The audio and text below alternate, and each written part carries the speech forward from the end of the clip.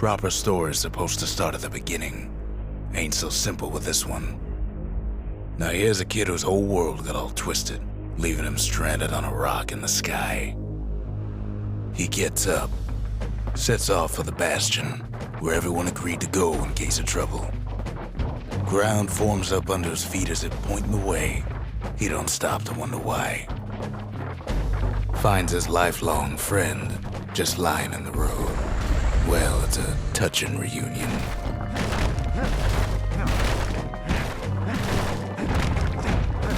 He sees what's left of the rippling walls, years of work undone in an instant, in the calamity. That a survivor? No, ma'am. It's a gas fella, forced out from underground. Kid pops him good. Fella got a piece of him, though.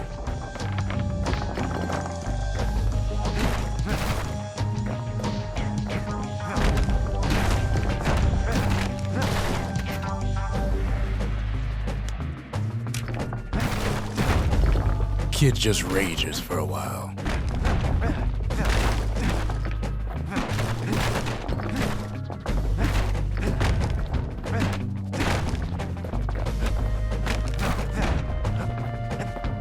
An old repeater falls out of the sky.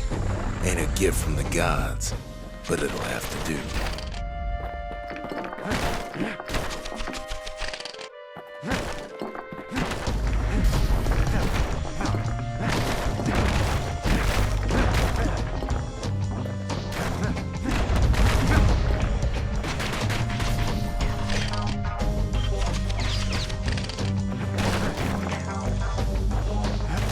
Kid's worked up quite a thirst by now, so that fountain looks real inviting.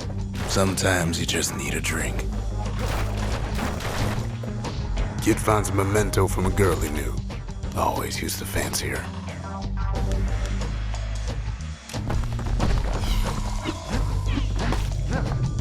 A school of squirts tunnels up around them.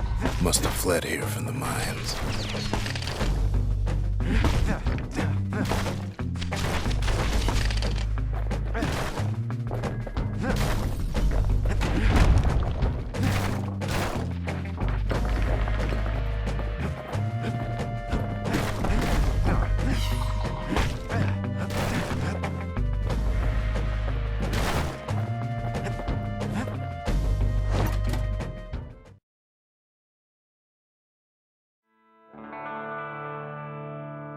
He sets foot inside one of Celandia's famous watering holes.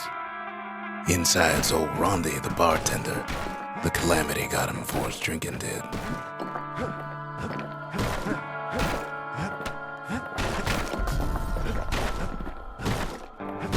Then Kid finds his trusty shield.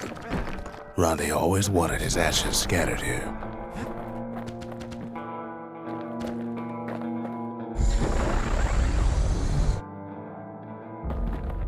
But just as he's getting a handle on it, the security takes him for a petty thief.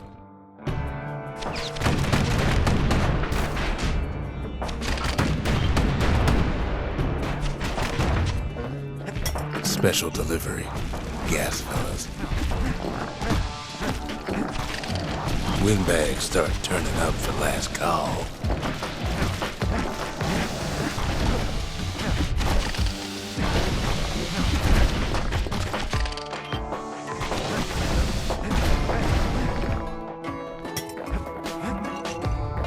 More squirts start coming out of the woodwork.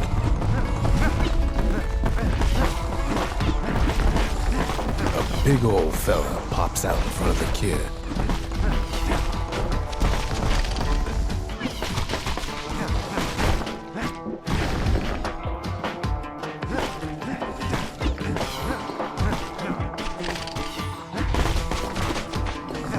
Kid sees the way to the Bastion out the window. It's a bit of a drop.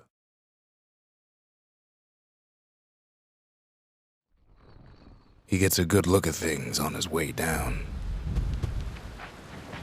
He lands on top of a breaker's bow, and it ain't broke.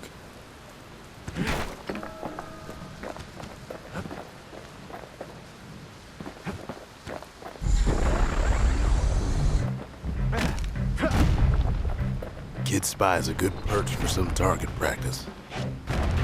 He knows he should draw the string all the way back. Wasn't long before the kid could loose an arrow, strong and true. The kid pockets a memento from a breaker, once the fastest man in the land.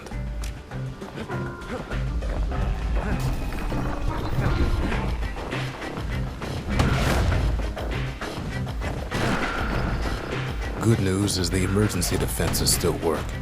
Bad news is they're aiming for the kid.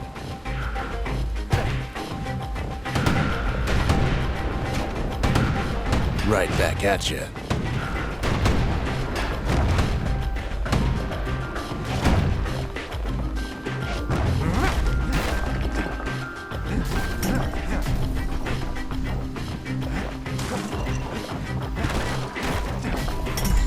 Picks up a few pointers from a dusty old tome.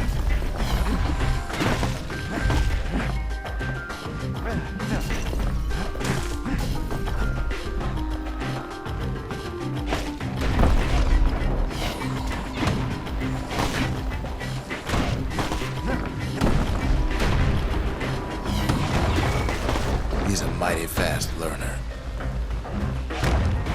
He finds the distillery right next to the arsenal. Tough part of town. One sip of the spirits in that distillery, and the kid'll feel like a new man.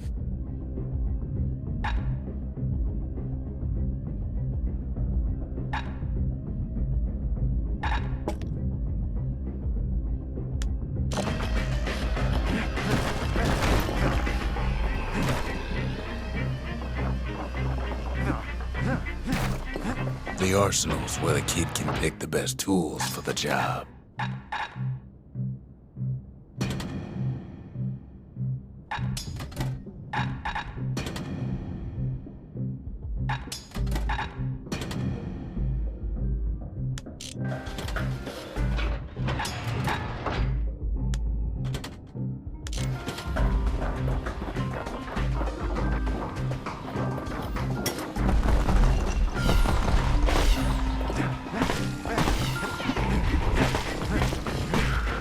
Some of them squirts birthing like crazy in a couple of corn bins.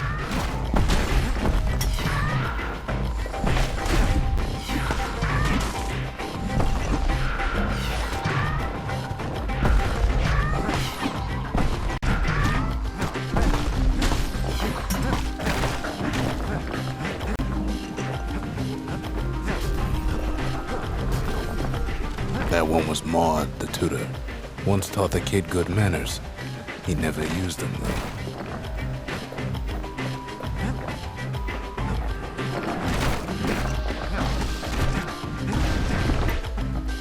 An old ferry barge sends the kid on his way. The Bastion's real close now.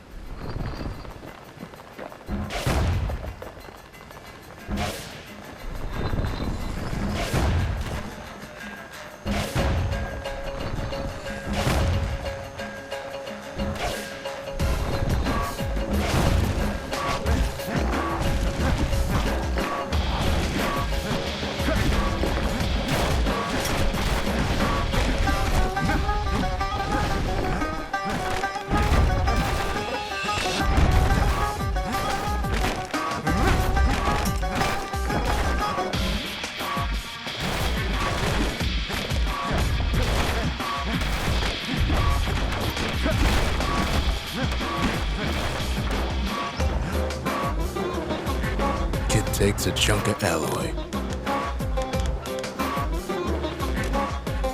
Smell of barley and spoiled blueberries fills the air. Scumbags. Kid maybe shouldn't have done what he just did.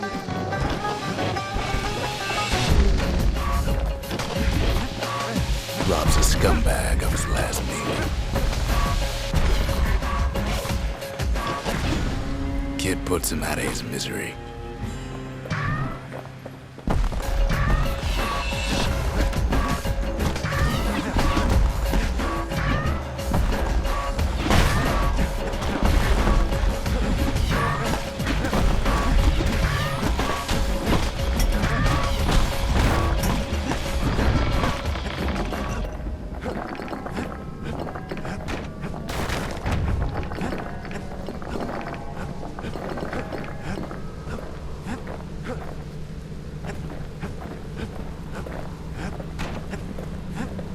assigns the core to the Wharf District. He steals the city's heart.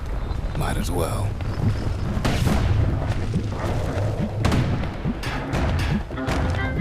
Kid has a feeling he better get a move on. The place is starting to fall.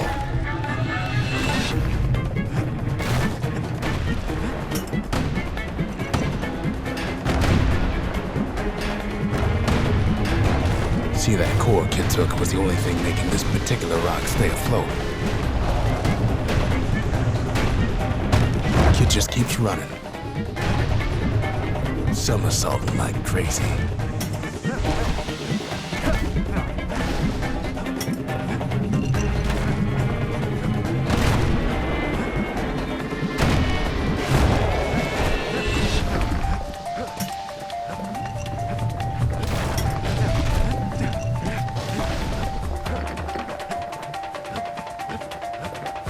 At last, the Skyway is in sight. Whisks him where he needs to go. Now the kid sees something stranger still. His mind races.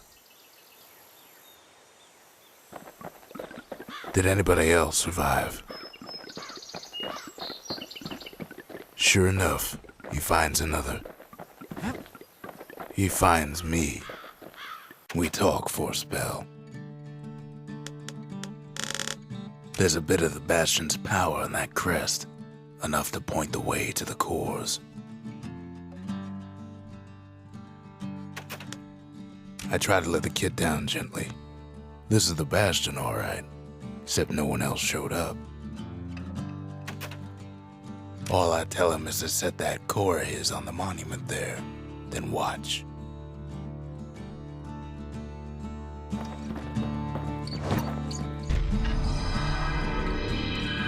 Just like that, the Bastion comes alive. Starts growing again, growing stronger. Kid's gotta put its power to good use.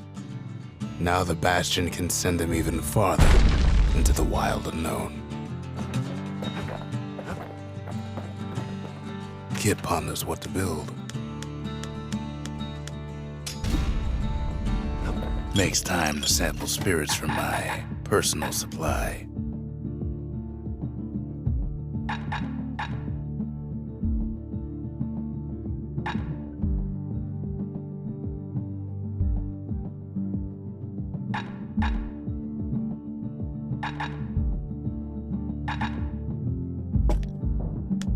Cinder brick stout sure goes down smooth, then stays in your gut like a rock.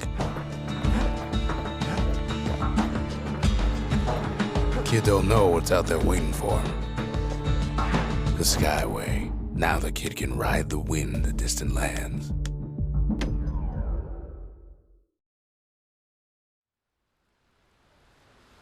The breakers used to come here for target practice. Used to play a little game. See who could bust the most targets and the fewest shots.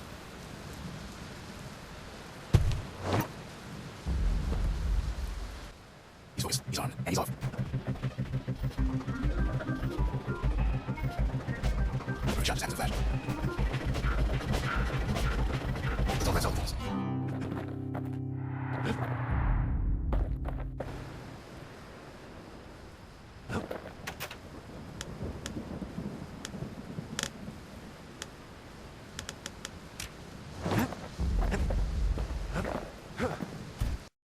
Kid ain't had enough of the breakers' barracks.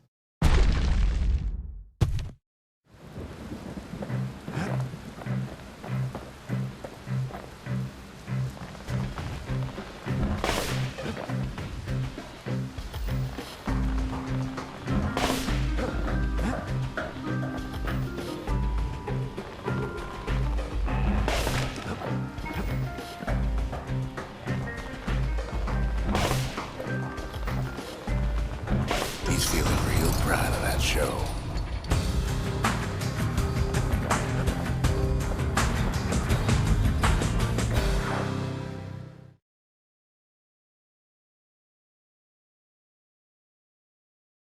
I almost don't believe it when he says he passed the Breakers challenge. ain't always much to say.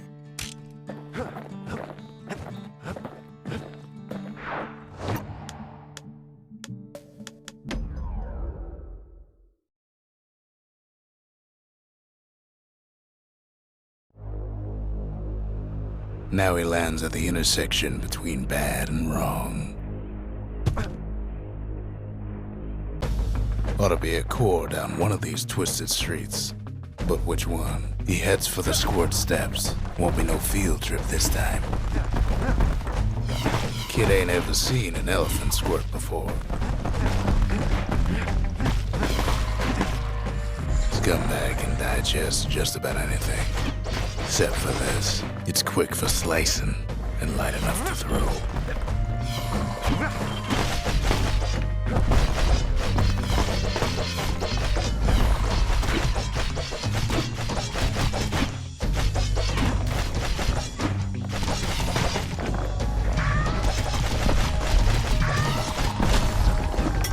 They say even the most rambunctious squirts can be tamed.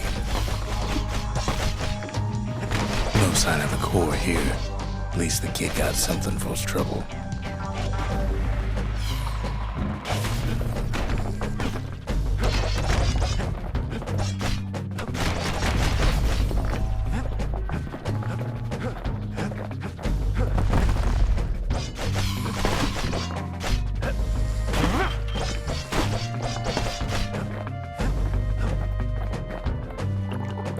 Them squirts just don't know when to quit.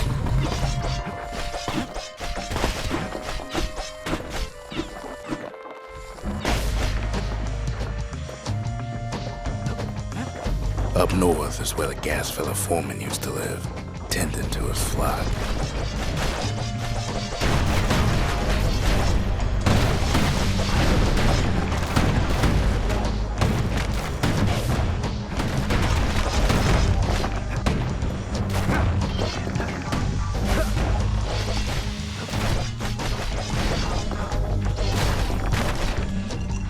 Know why gas fellas all dress alike? Kids wondering the same thing.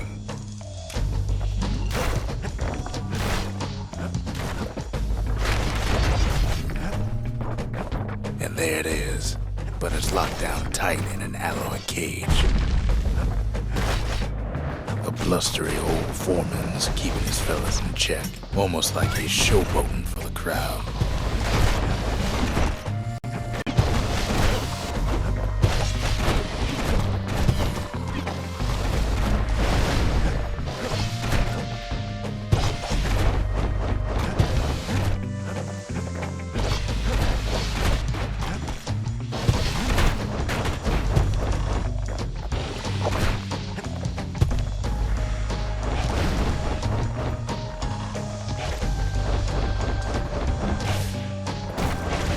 And now there's a new marshal in town.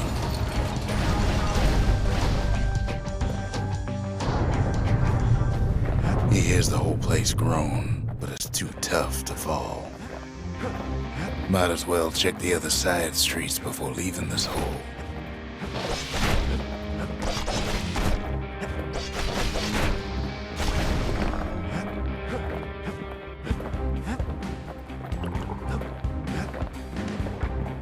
He heads for the east side, where windbags used to keep the local forge. Somehow that old forge is still standing.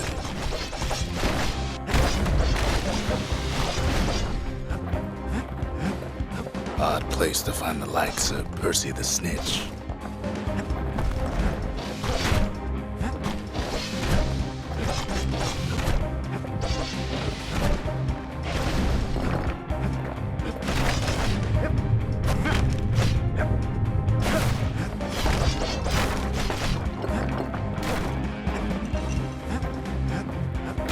Inside the forge, Kid can fine-tune those instruments of his.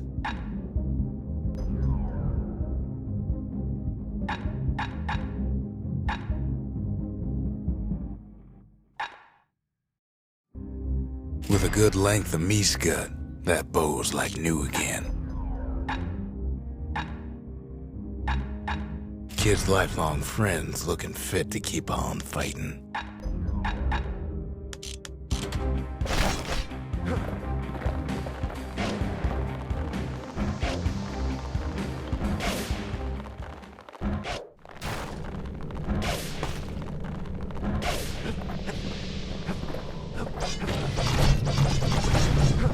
heads for the biggest dump in town.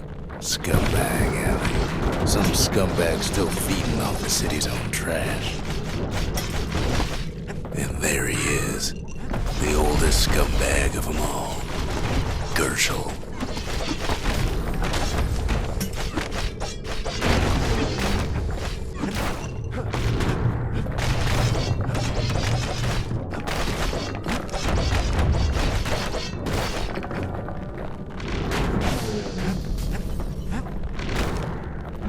The calamity ain't done much for Gershel's sunny disposition. Shame old Gershel can't float like when he was a young fella.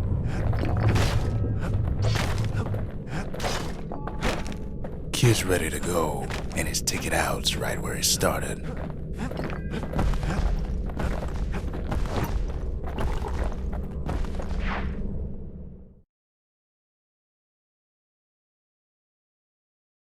He comes back, just like I knew he would. The core hums in his pack. The monument's calling for it. The windbags used to be all right, then the calamity took the floor out from under him. Kid does it again. Only fair he decides what we build next.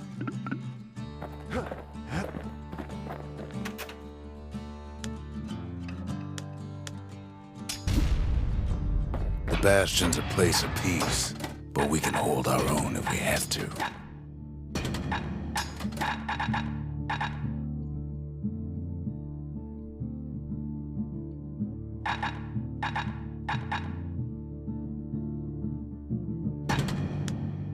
Ain't much Kid can't handle with hammer and bow in hand. Picked up traces of other cores while the Kid was out.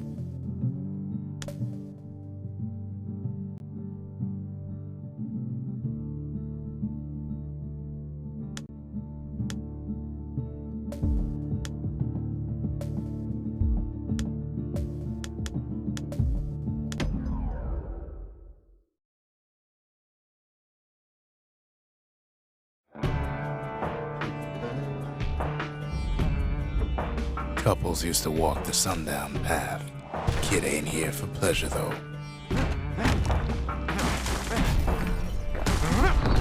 Quick and careful's the only way to go.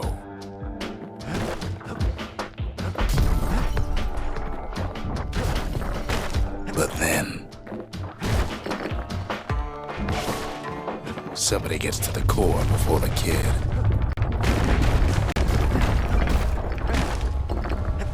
Floor starts giving way under the lightest step. The single panic squirt could bring the whole place down.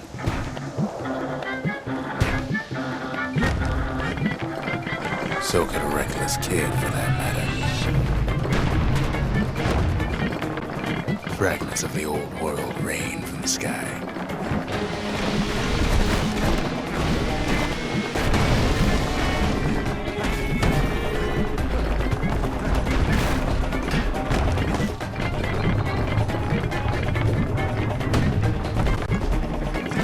Stray valuables are lying everywhere. Kid thinks twice about risking his hide for him, though.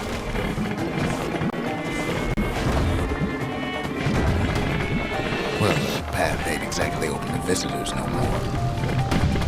Security's all fired up.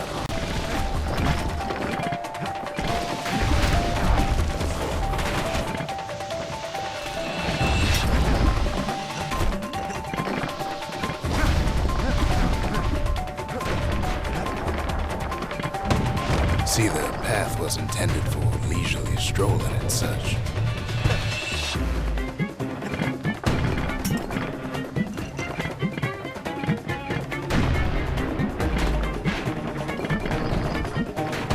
Not so much for noise and tomfoolery.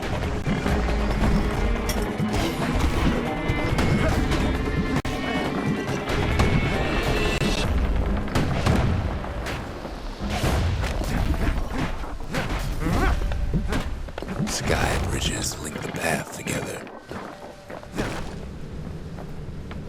One of them bridges whips the Kid along. Finds a spyglass. like the ones they'd use to search the stars.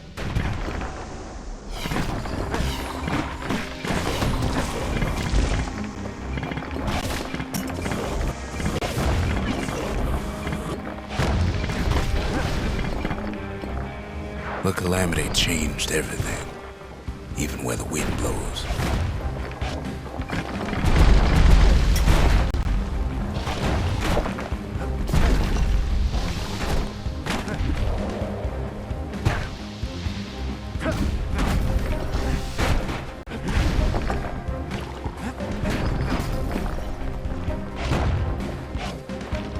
Well, if we mastered the winds in the old days, we can do it again. But the question is,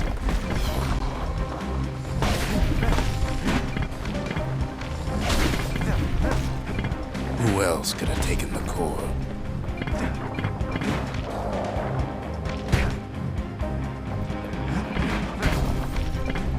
Well, ain't no survivor stole the thing.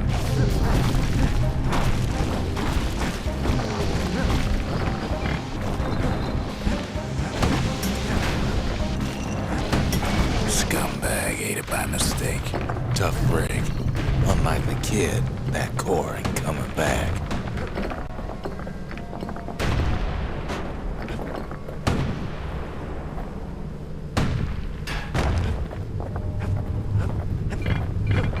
No, they used to ship live munitions down the path.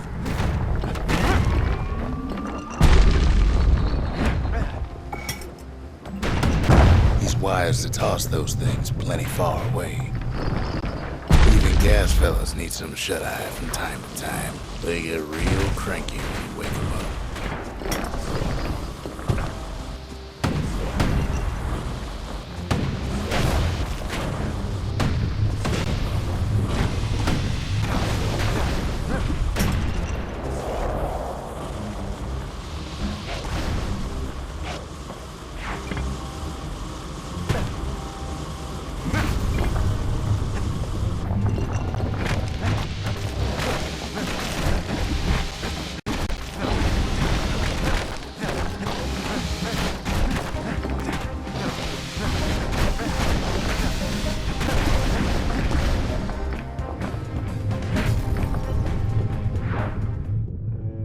In all this toil, Kid keeps coming back to an overwhelming question. Who else could have survived the Calamity?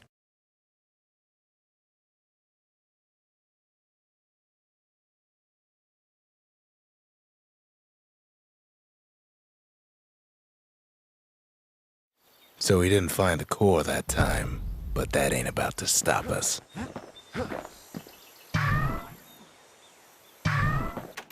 We could always see the stars. We just never could reach them, no matter how high we built.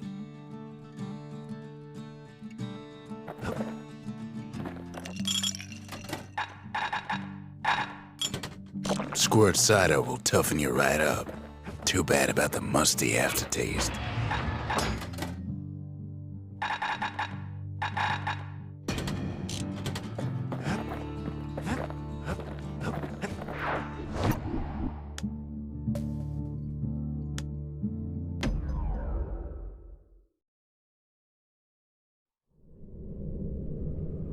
No place better than Trapper's Shingle for learning to tread light and shoot straight. Trappers had to tread real careful here, else take a nasty fall. They trained themselves by clearing out the targets, while not clearing out the floor.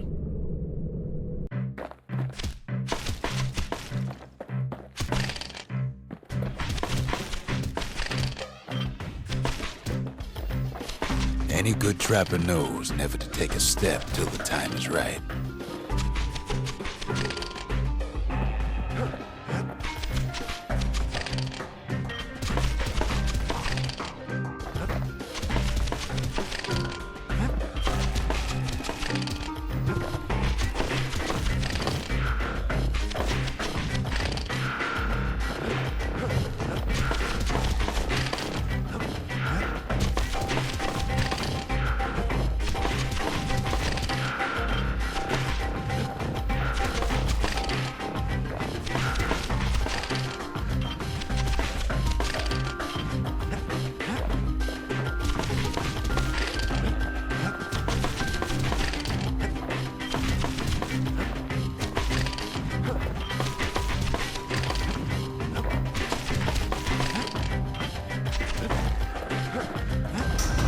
master trappers got what they needed for a better hunt.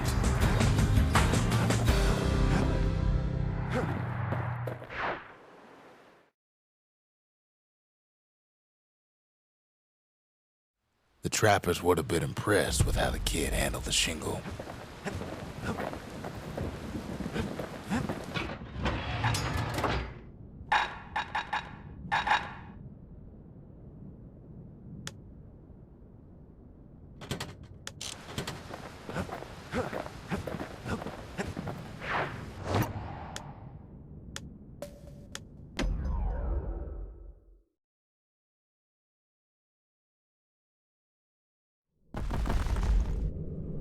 In better days, the melting pot was sealed tighter than the skin on a squirt.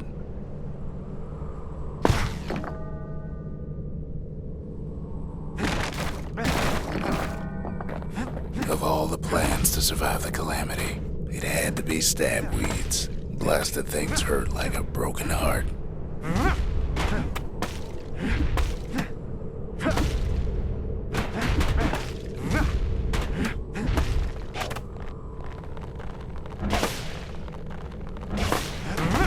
He cuts down every stab weed like there's gonna be a prize for it. If there's a core, he figures it ought to be deeper down.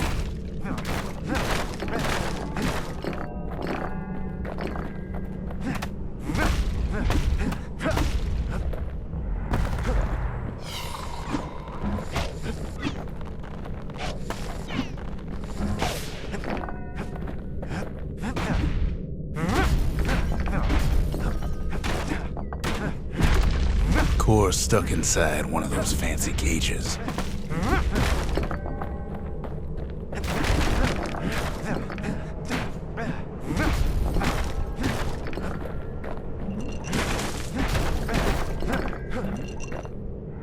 Some of the stuff lying around is downright dangerous.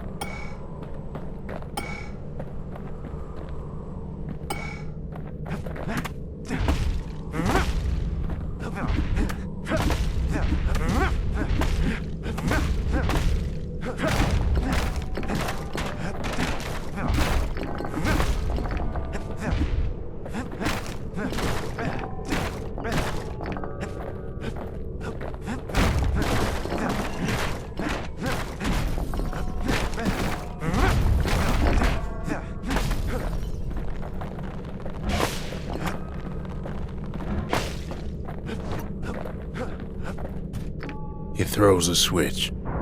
Now what could possibly go wrong? Quite a bit, as it turns out. The cage starts lifting from the core ever so slow. All Kid can do is wait. Shipments start falling in.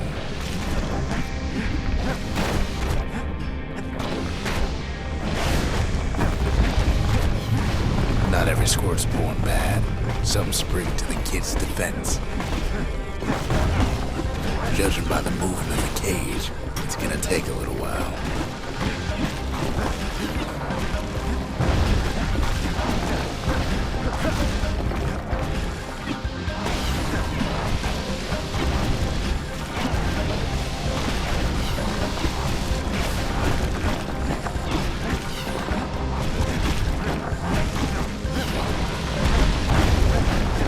Scumbags don't take kindly to interlopers.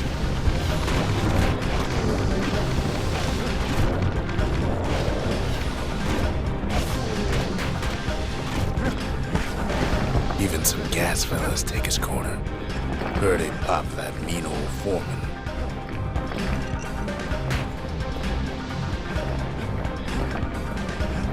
At this rate, maybe 5 more minutes, maybe 30, hard to tell.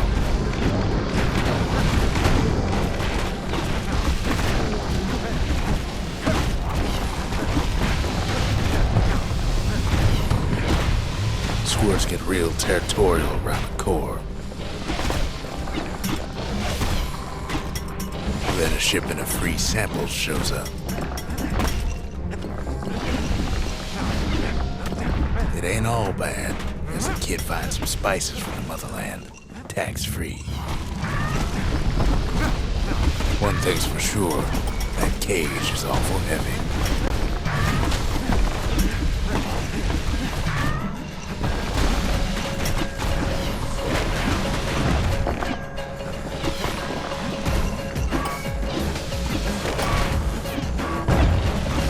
It's a troublesome scene to be sure.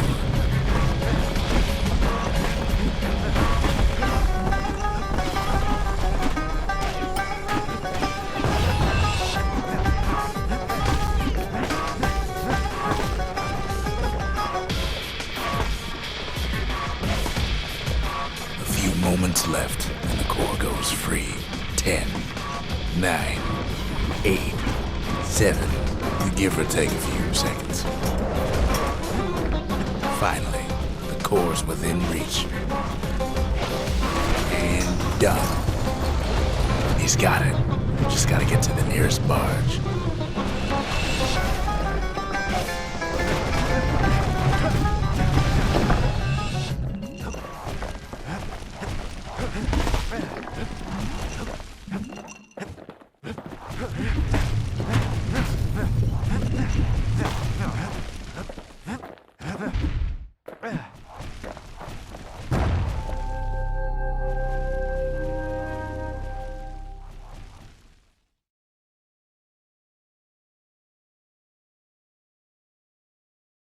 I still remember the look on his face after that one. The old world's finished, but the new world's just getting started. Folks voyaged across the boundless sea to found Caelondia. It was good living here for a while.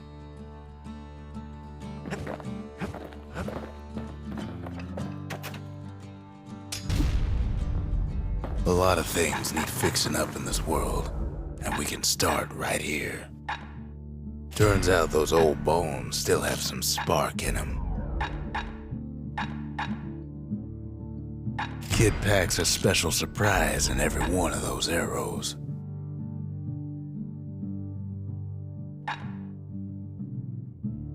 That ought to make those fangs sink in nice and deep.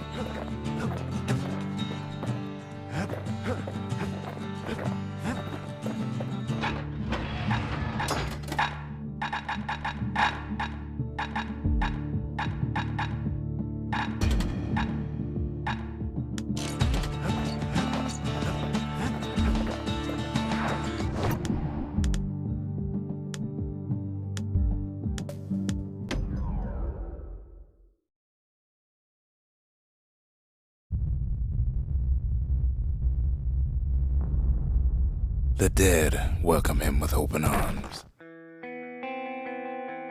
The calamity took everybody after all. Kid sees it plain, frozen faces all around.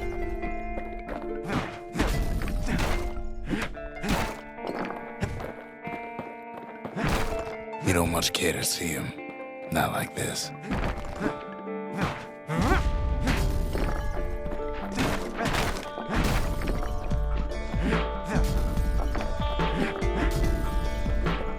These folks never saw the calamity coming, but someone did. Someone close.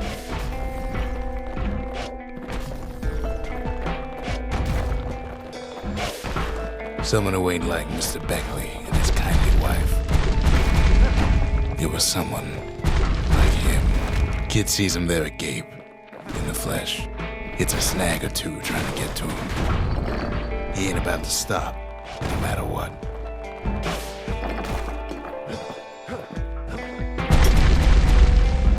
He's got so many questions after all.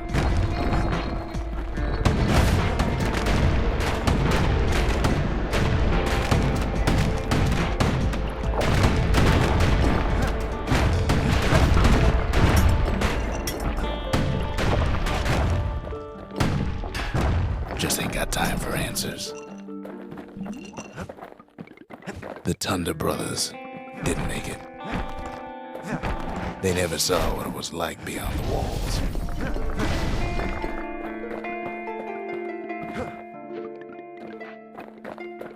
Nor did the bird boy. Didn't make it.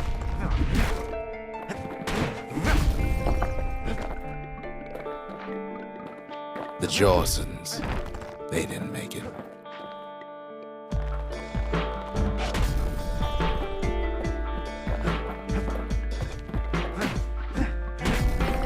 Grady Sr., Grady Jr., they didn't make it. But him, he survived.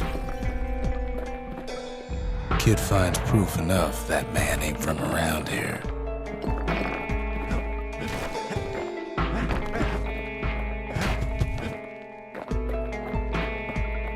Just think, without that man, we wouldn't be here right now, would we? The Corps survives as well.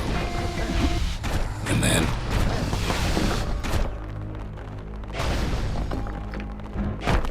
Kid does what he has to do.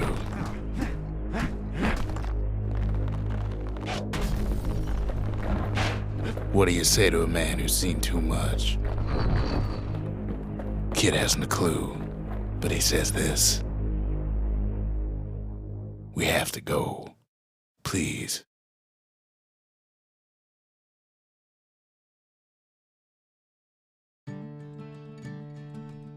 He's a proper gentleman, that man. His name is Zolf.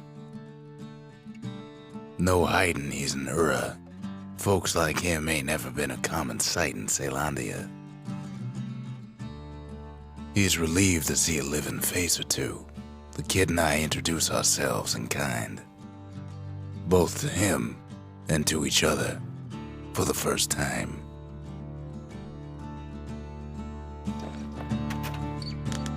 For Zolf, Caelondia was like a second home. He's real worried about his first home, too. Far to the east. We all lost loved ones in the calamity, he says. I don't know how I'm gonna go on without mine. Zolf offers to help me plot the skyways for the kid.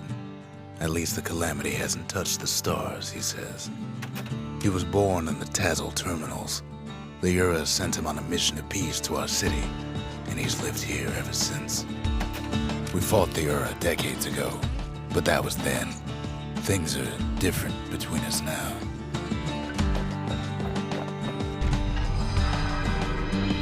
The Corps, they remember.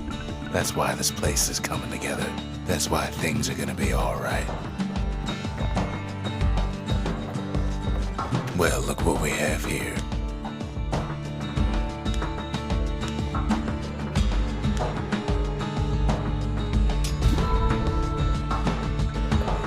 The memorial. Here, a kid can pay respect to the old world and earn it in kind. The valediction. Just another one of my sketches. Nothing more.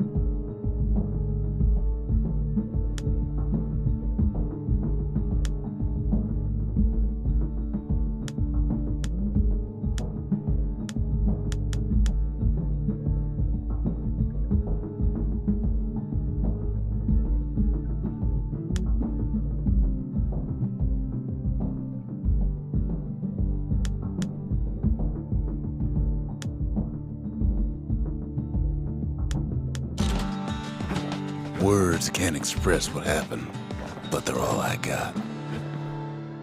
We tracked down a couple more Corps near the edge of the city.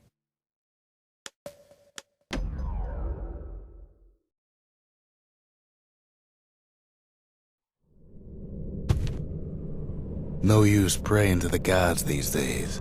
No time for it either. Kid says a little prayer anyway. Couldn't hurt, right? Pith Orchard. Place is a dead end in more ways than one.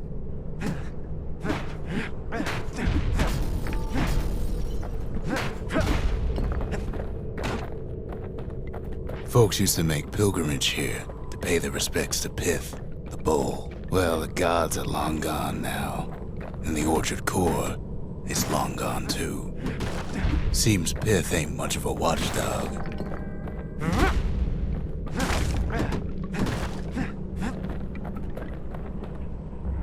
The gods don't care about trinkets, but the kid ain't no god.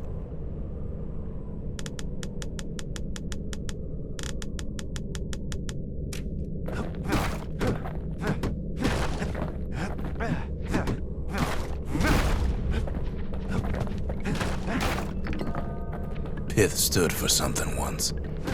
Something real. In time, though, the bull stopped being a symbol and started being decoration. He couldn't even save his loyal subjects.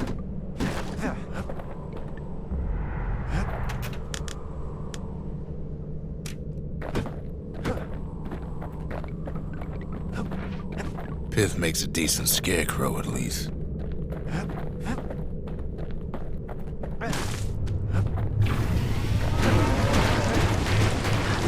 Then Pith lights up like a rodeo.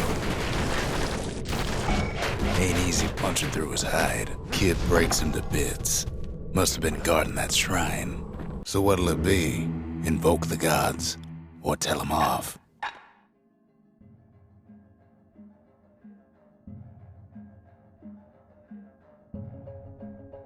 Pith.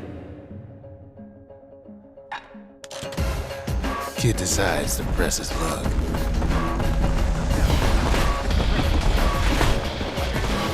Well, if the gods are alive, they must be plenty sore.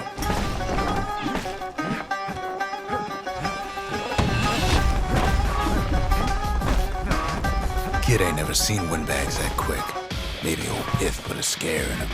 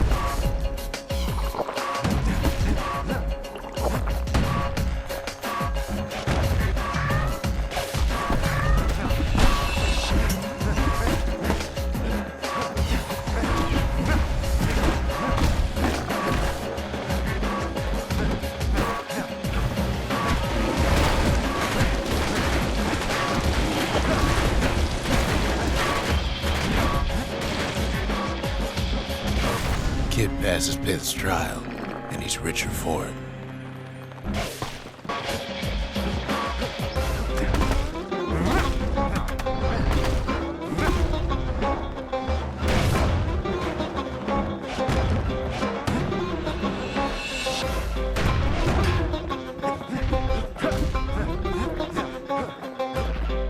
Kid ain't found a core, but at least he found Zolf's precious shrine.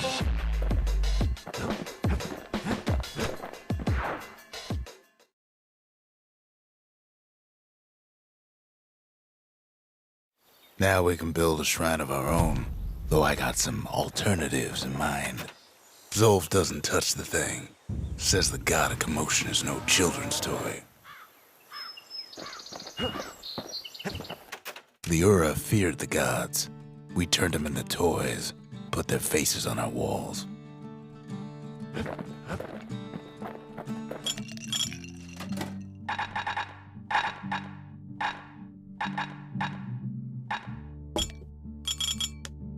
Hearty punch is so zesty, it'll let you carry on through the worst of times.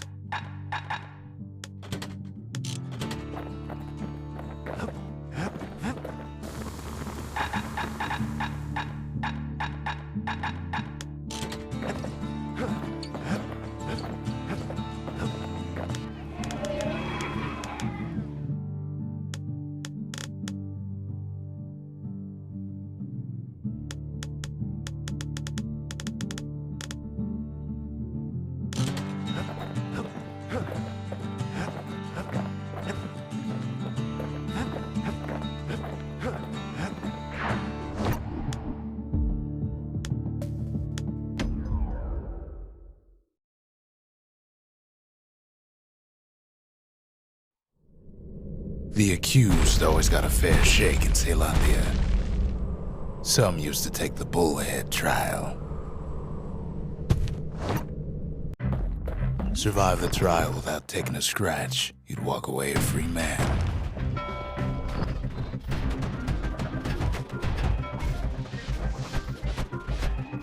Hold the trial top things. First, good defense of the offense. Second, they always watch back. Third, ain't got that bullet in the second.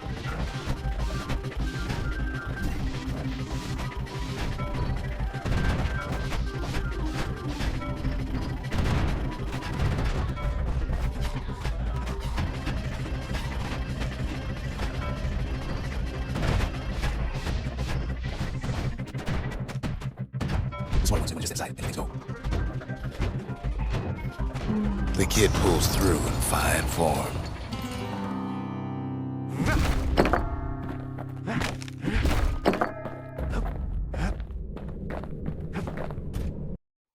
Court is back in session for the kid. Old ritual from when folks believed there was this godlike bull watching over him. Had to make do with nothing but a shield.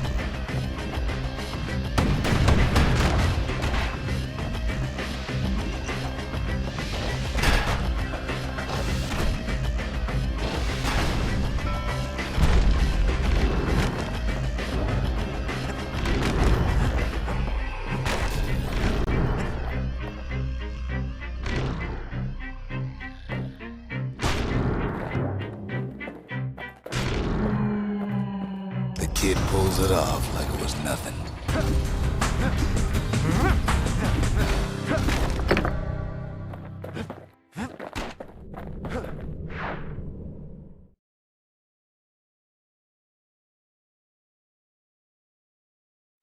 There's a hint of pride in his eye when he gets back, and more than a hint in mine.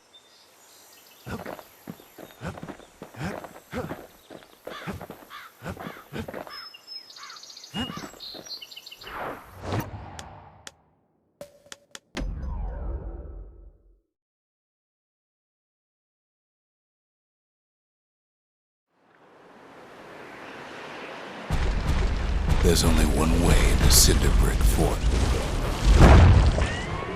The hard way. Sure, the city marshals may be gone, but now the fort's crawling with windbags.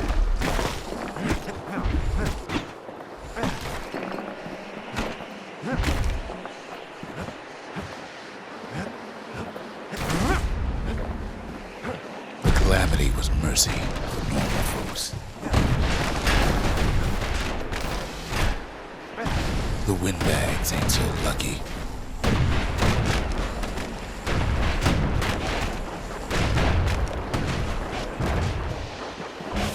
They've been left to freeze or starve or face the kid.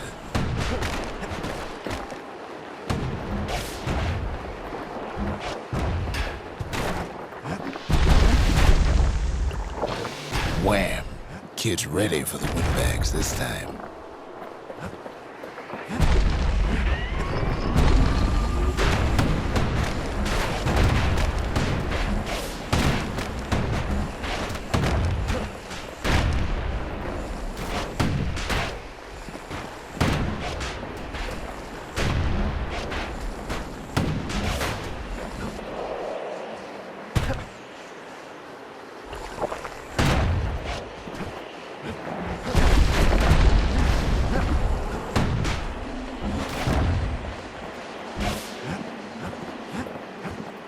Well, windbags young and old keep fighting for the fort.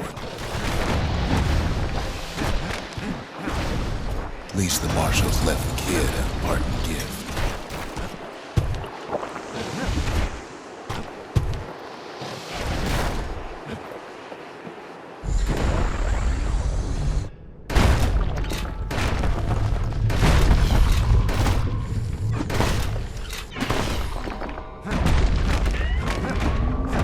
Windbags ain't much different from normal folks.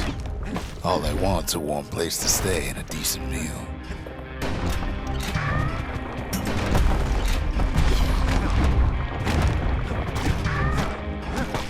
The Calamity drove the windbags topside. A lot of them wound up here in this very fort.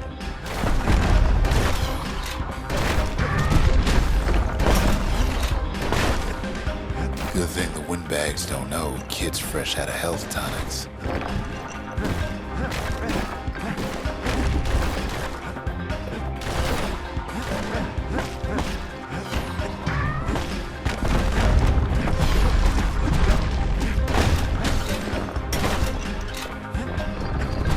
Could have been minding the business underground like in the old days.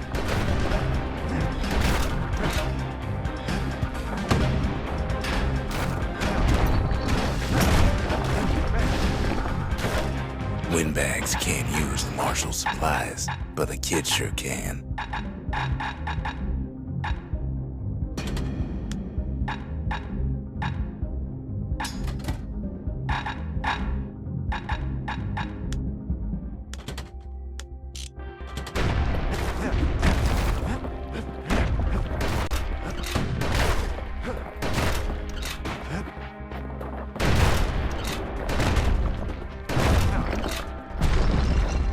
As for the windbags, Cinder Brick gave them enough heat and metal to munch on for a while. Well, the fort ain't theirs by right.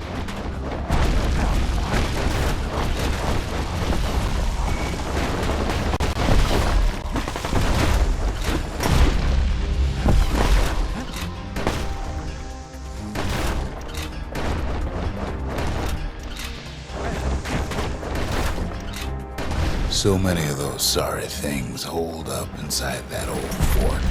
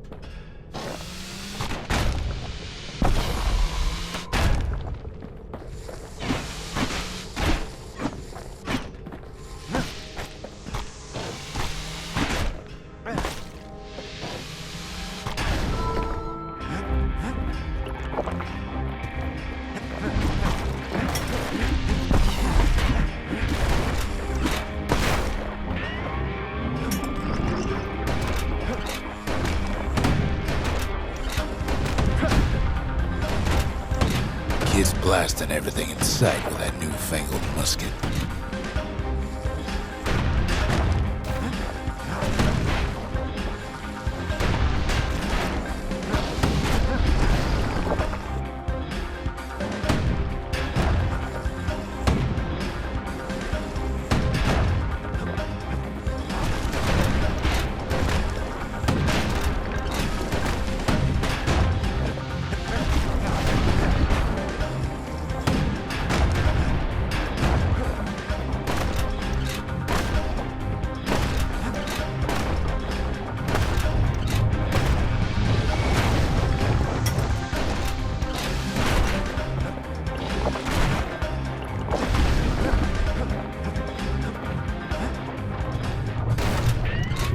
Security's plain gone haywire. Windbags gummed up the works.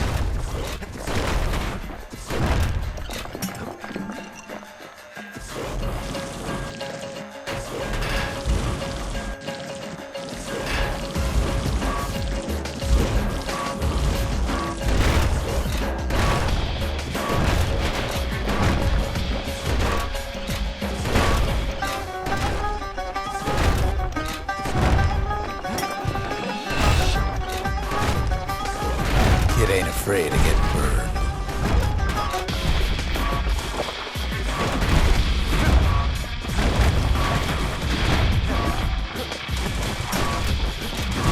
They trapped the kid in the middle of the fort's parade grounds.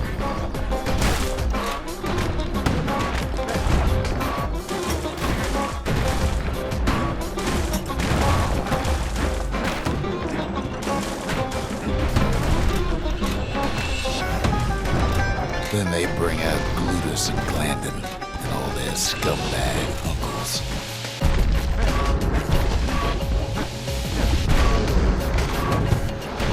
They got something to gain, and only their sorry hides to lose.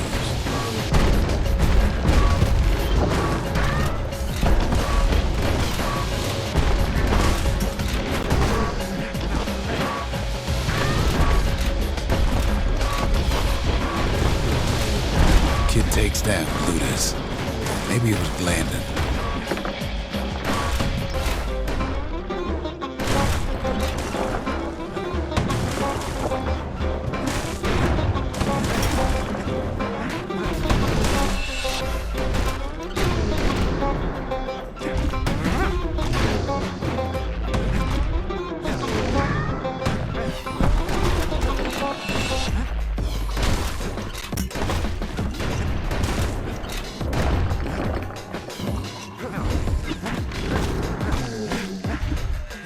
Windbags finally get the message.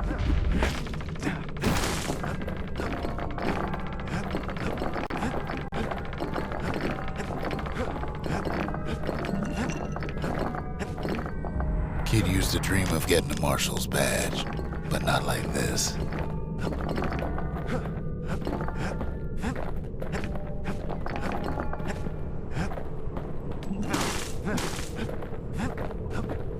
The Skyway's a welcome sight after all that. And now ain't nothing left for nobody down at Cinderbrick Fort.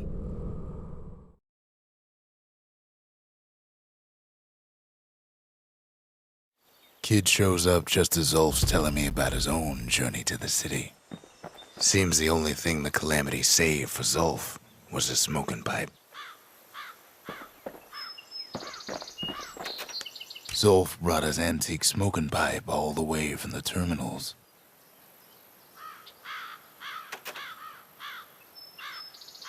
The marshals seem like good men, he says. They treated him with dignity.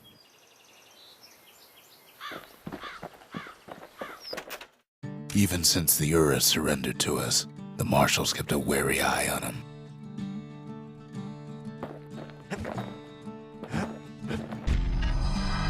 Zulf's travels ain't much compared to what the kids had to go through for all this.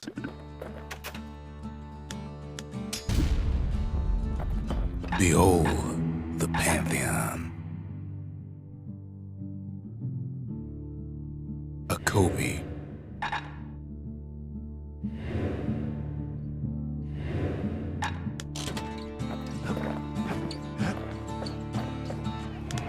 The Menders. They had thankless jobs, the most important kind.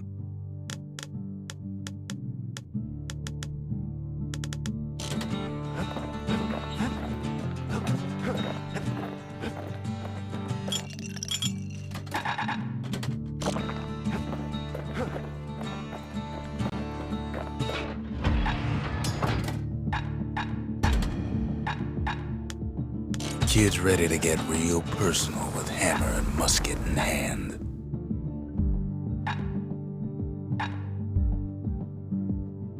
You want to tune a scrap musket, you start with the barrel.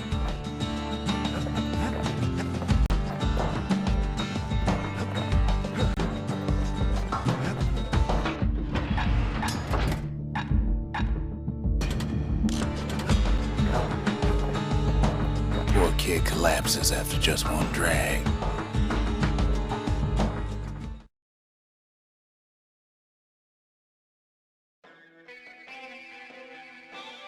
The past.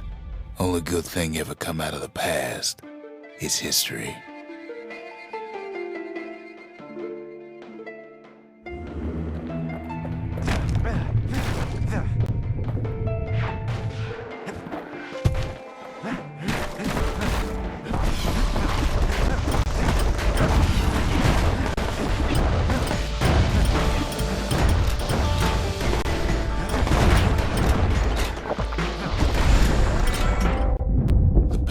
Catches up with the kid. Hardly had a moment's rest since all this started.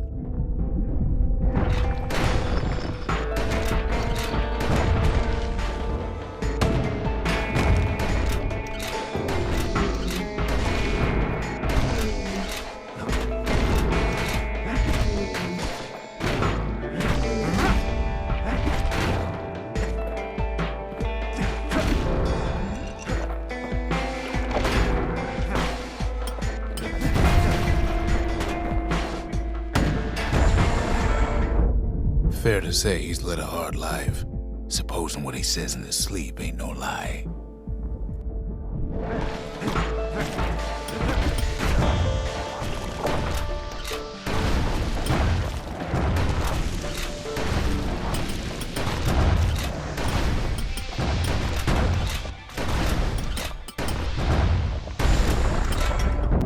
He never knew his old man, but he had his mama to take care of.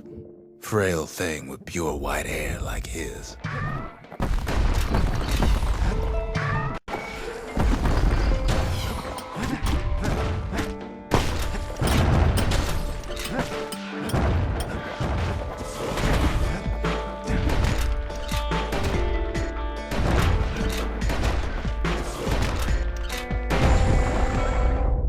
Having his mama's hair did the kid no favors while he was growing up. But he learned to hold his own out there.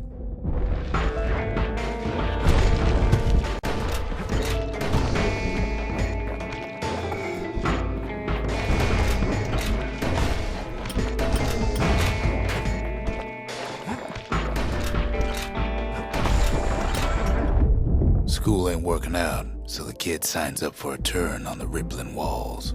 Make his mama some money.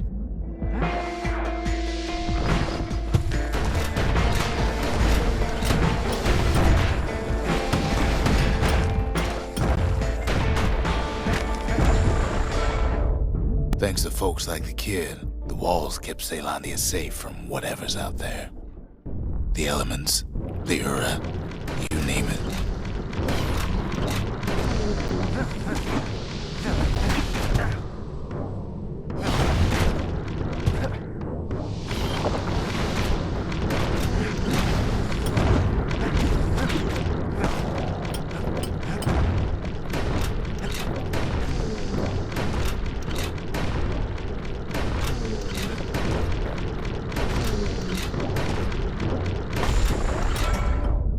Once the kid done his time, he hurried on home. Turns out his mama's time was done too.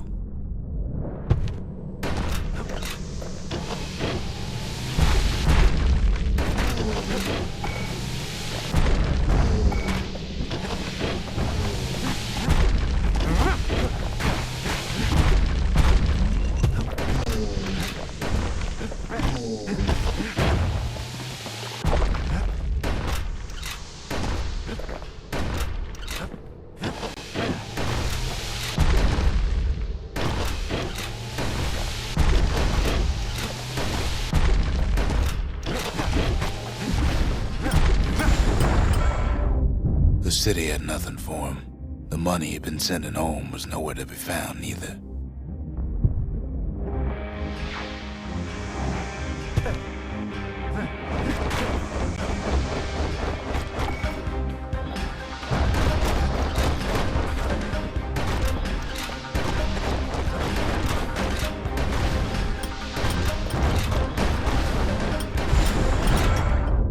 So what'd the kid do?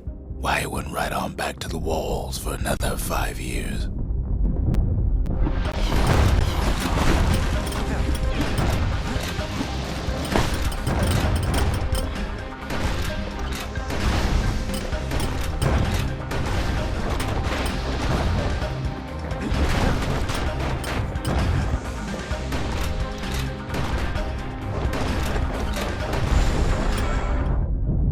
history of Caelandia, nobody's ever volunteered for a second shift on the walls.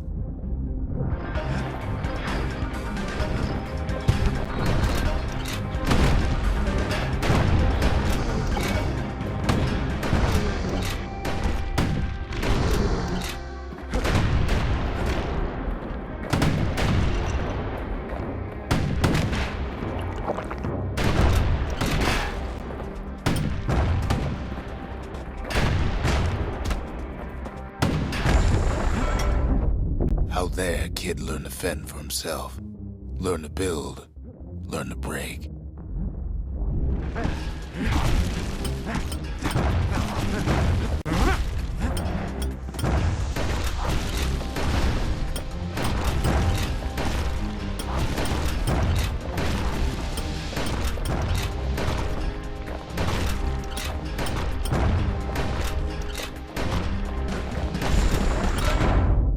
In time, the kid earned good standing with the marshals. They trusted him to scout out farther than anybody.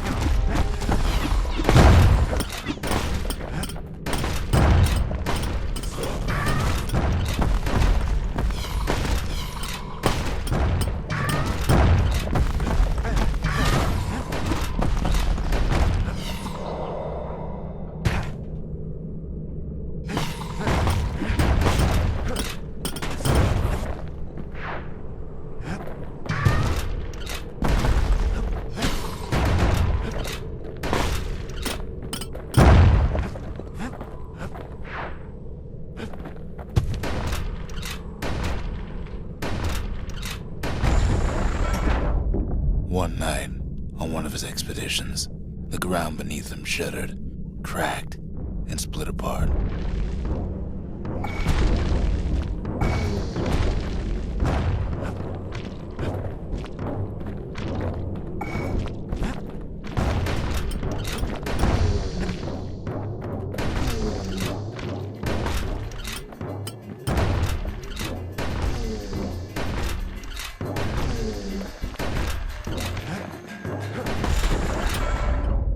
He saw nothing where the world used to be. The calamity happened just like that.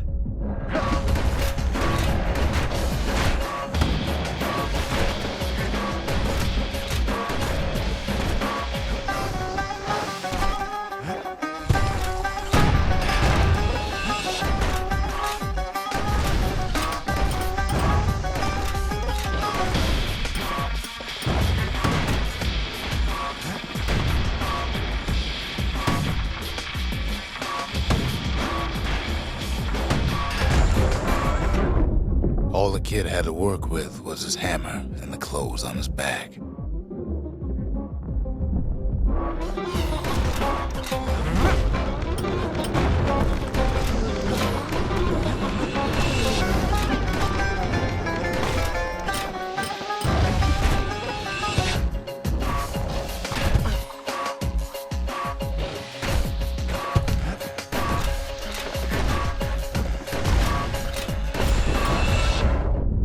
Through twisted streets, he ran with nothing but the city crest and an old stranger's voice to guide him.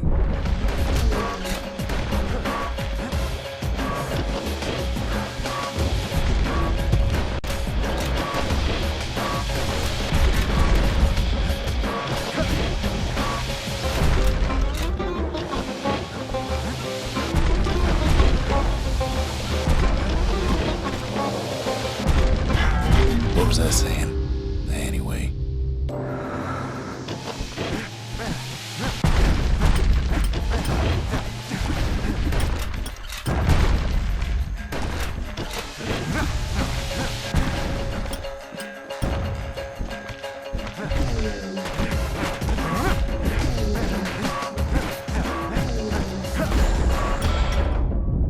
finally arrived at Ceylandia's vaunted safe haven. He and no one else.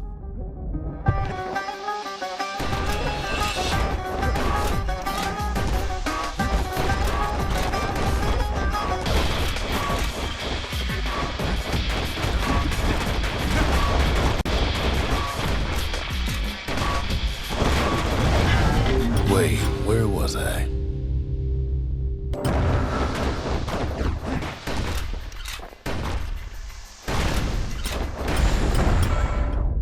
But then, all I got was more thankless work from a man who ain't even asked his name.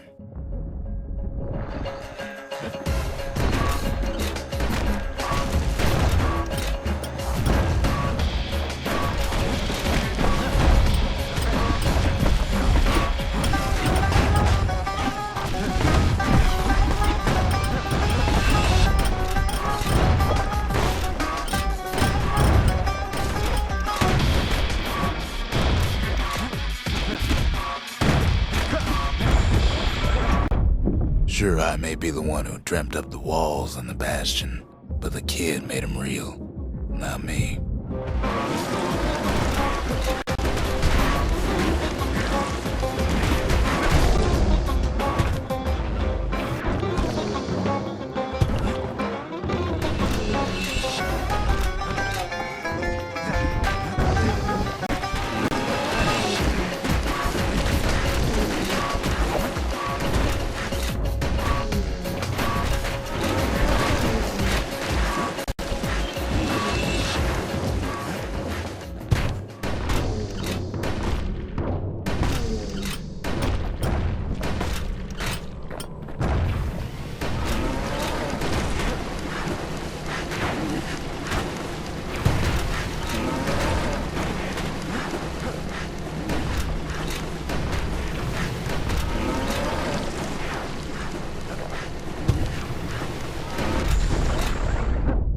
I'd like to say I'll never forget him, or what he's doing, what he's done. I surely would.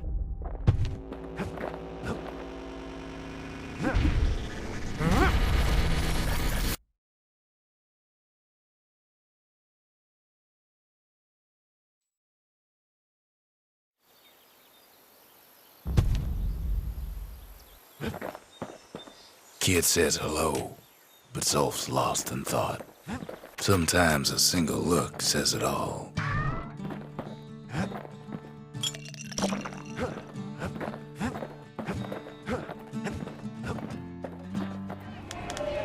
The marshals kept the city's peace. They can rest easy now.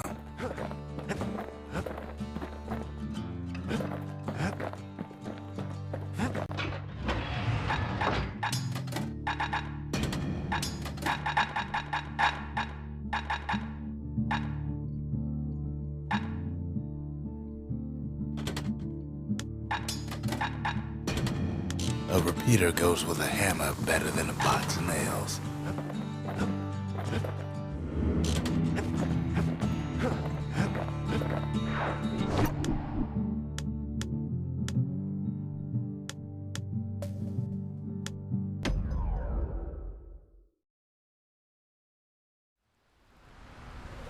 Ever felt a Zolwood gourd, like picking up broken glass barehanded? At Zolwood Grove, marshals learn to make every shot count. The trick was to pop all those nasty gourds without wasting ammo. Those marshals didn't follow the first few tries. And his marshals was the same shot. It took a keen eye, not an itchy trigger finger.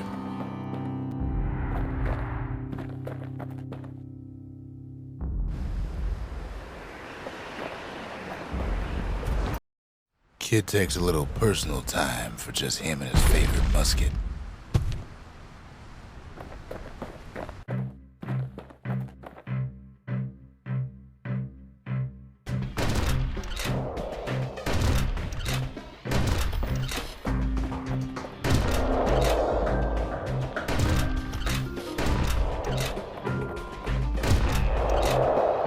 Plenty of gourds to go around, even now.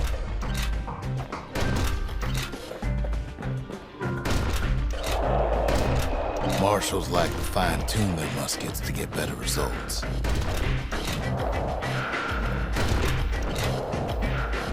The best of the best cleared the course in just a few shots.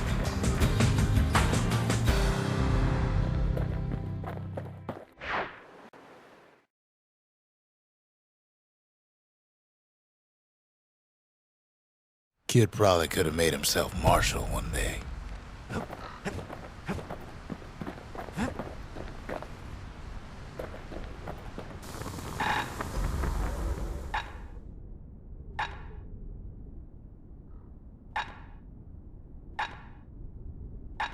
The marshals learned to pack those shells full of fire.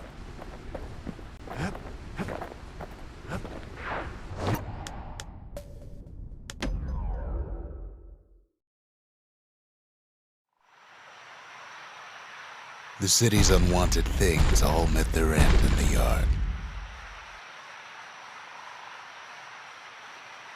Folks who fouled up would do their time here, smashing things to bits. The quicker they worked, the sooner they could go.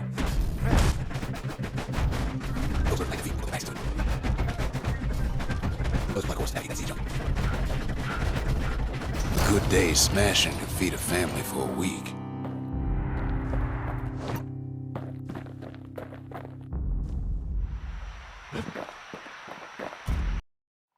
Kid pays another visit to the scrapyard for old time's sake.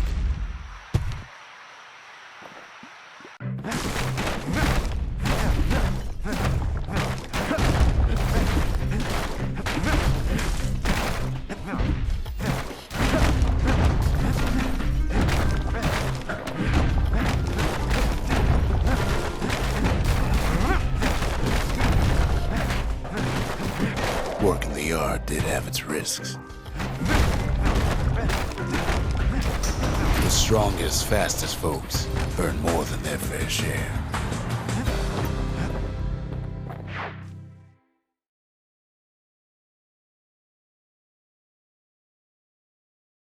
The kids worked the yard before, but that time it just plain destroyed it.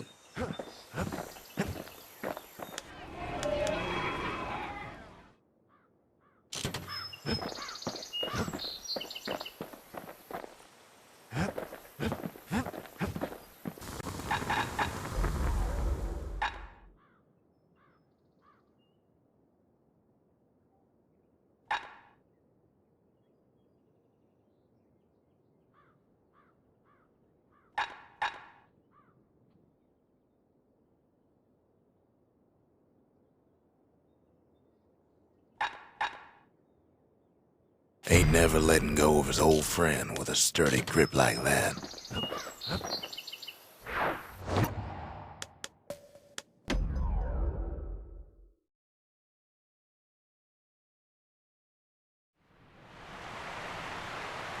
The Langston River flowed free and wild till the calamity drank it all up. Maybe all that water just grew wings and flew off.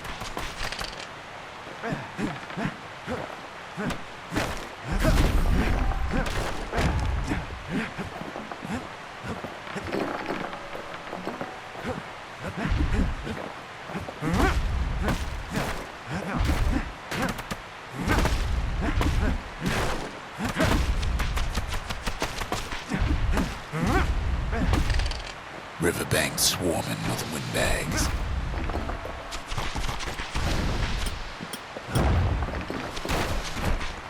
They're so bent on finding the core, they hardly notice the kid. Lucky for him, a certain famous ferry barge is still afloat. Weepin' Nellie. She sends some squirts crying home as she leaves port. Maybe Nellie knows the way to the core.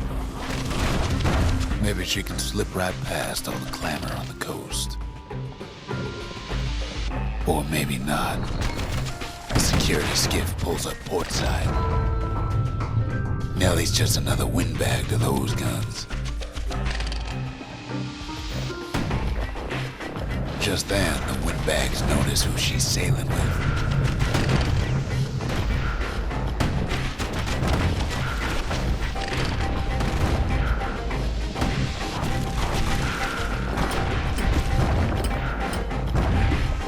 try to cut her off.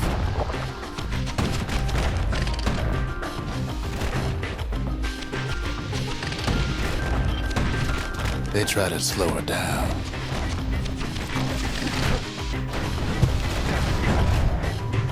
They try to knock her out.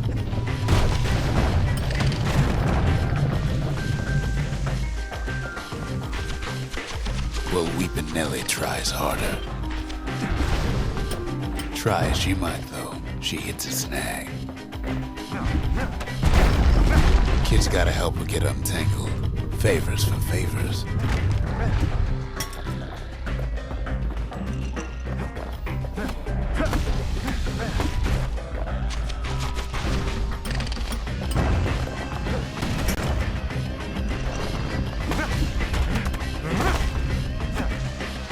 At least she picked a good spot for a break, 'cause the core is right there.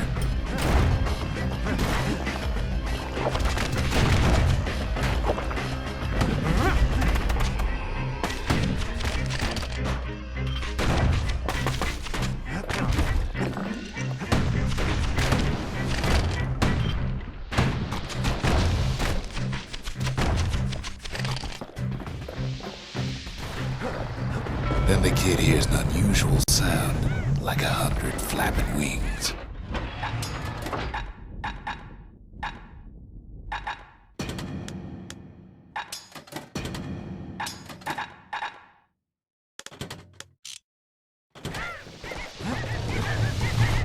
Peckers. Kid almost falls again.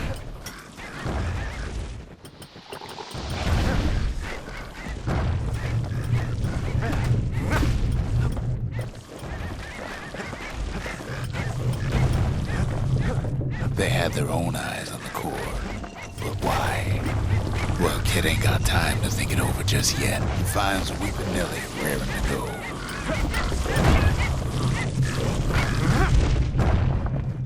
Turns out she's got a special surprise for when the waters get rough.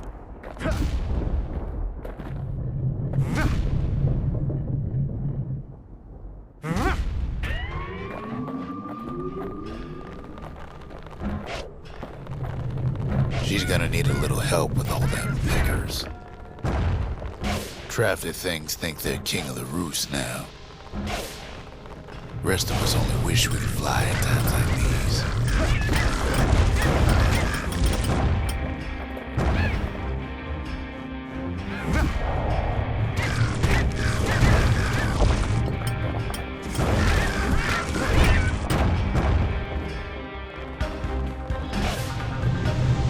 Security skiffs keep on coming starboard side. Don't seem to care what they shoot, as long as they hit something.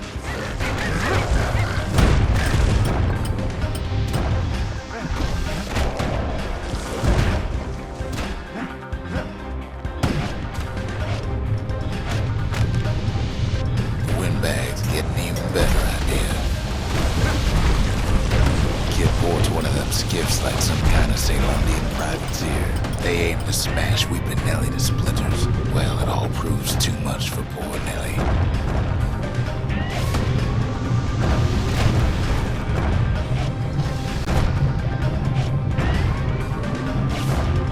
She's just gotta make one last stop. With her last breath, Nellie gets the kid to solid ground. Solid ground in Pecker country. They want that core real bad. Seems the calamity ain't hurt the Peckers' appetites. Might be they want it just as bad as a kid.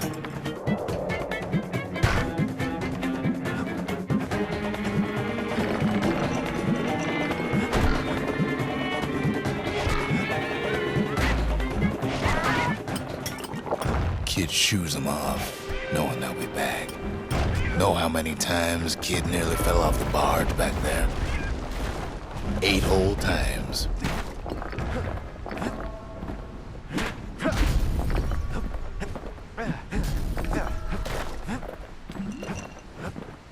Now, listen close.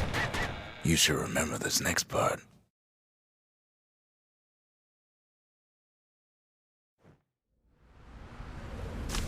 Why go to Prosper Bluff?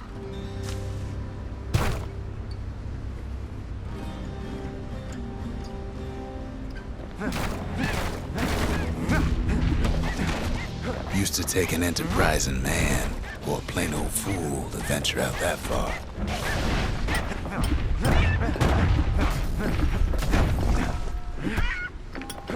The city was the most beautiful place in the world. We all knew that.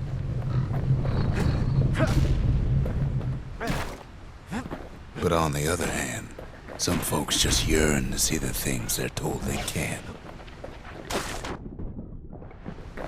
And that's why you go to Prosper Bluff, ain't it?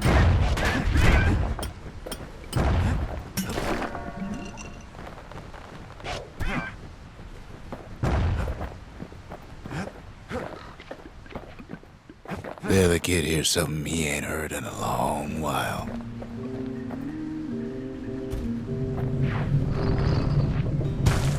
How's it go again?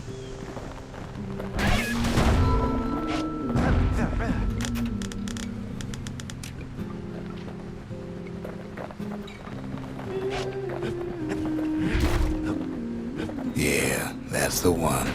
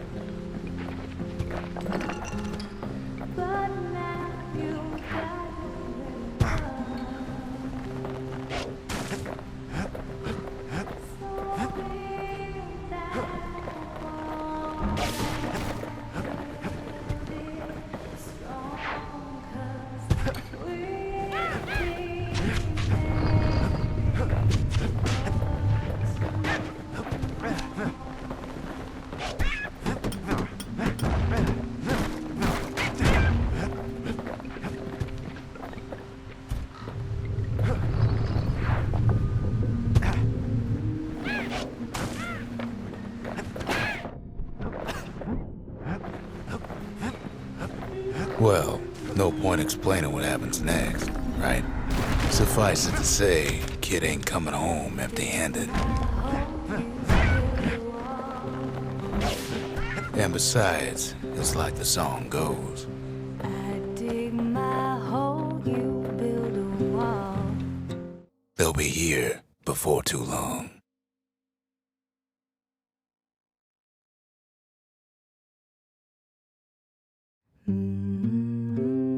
We darn near celebrated when the kid got back, didn't we? Zolf never thought he'd see a fellow her again. We become fast friends. Calamity has that effect on people. But there was more to be done. There was one last core to find. If only I'd known half the secrets of the Calamity were tucked away in that book, I'd have worked to translate it right away. A scientific journal written in Zolf's native tongue. He learned so much from it. Too much.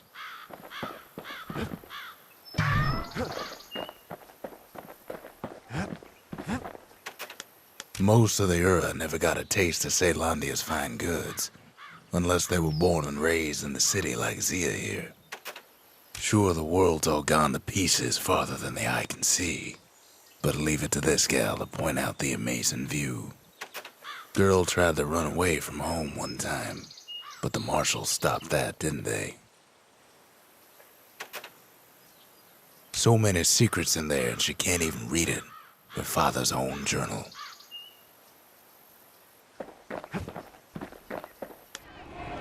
The trappers, daring bunch of fools. They'll be missed. The breakers, ain't no one could outrun them, or their arrows.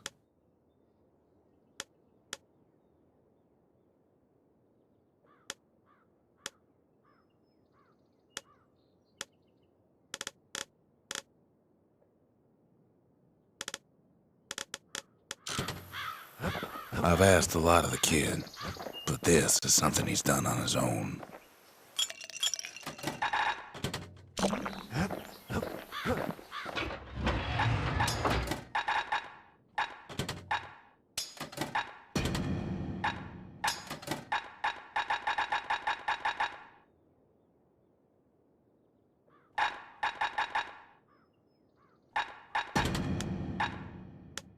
Kid's ready to slice him up and pound him to bits if they get in his way.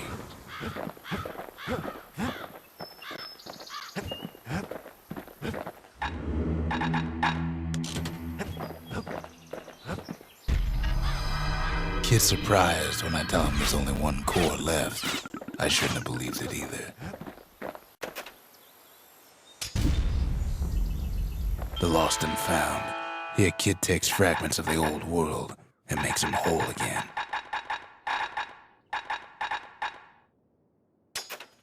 All it takes is some fragments, and the Bastion makes it good as new.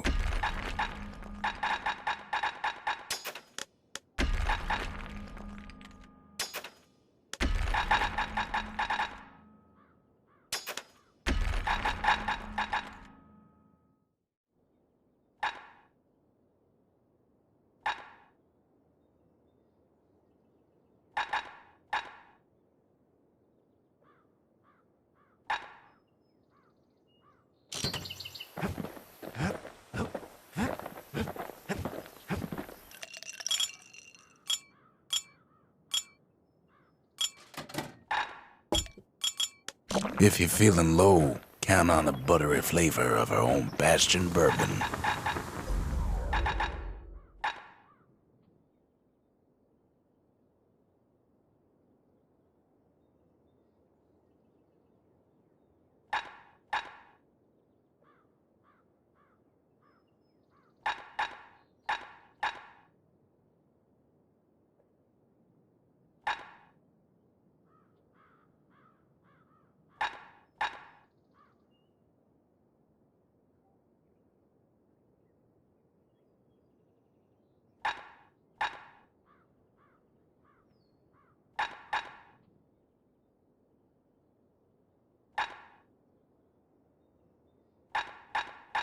A sail hammer's only as strong as its spine. That's a strong spine. His bow's looking lean and mean like a prize fighter.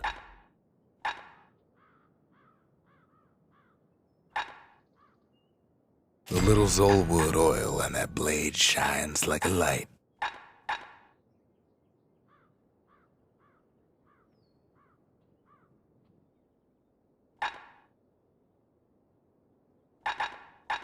War machetes are so quick, you gotta keep a good grip on them.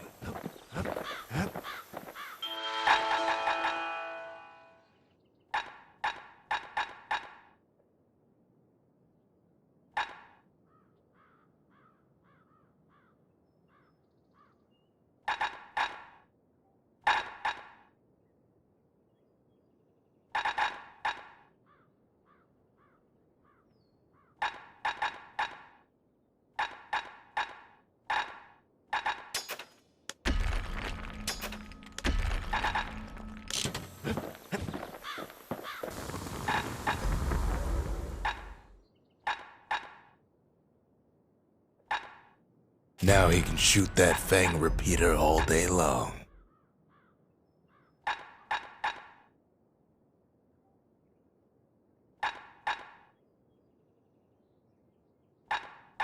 To master the musket, you gotta get rid of the recoil.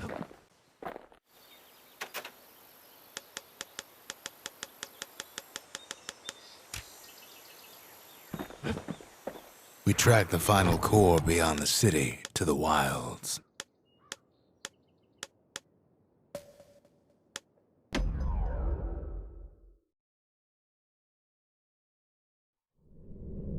Windbag Ranch was built for gathering squirt extract in copious supply.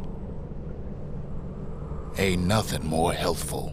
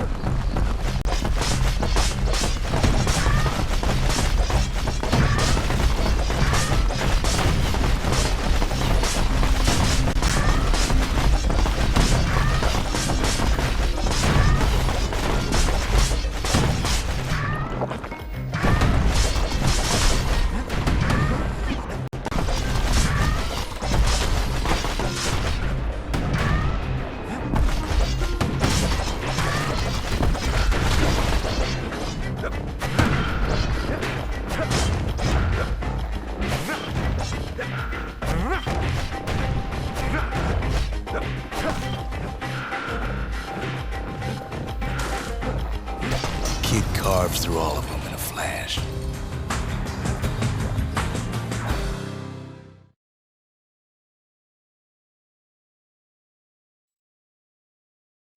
Well, the kid's gone and struck terror in the hearts of squirts everywhere. The Gravers, the arm of justice, they seemed unstoppable.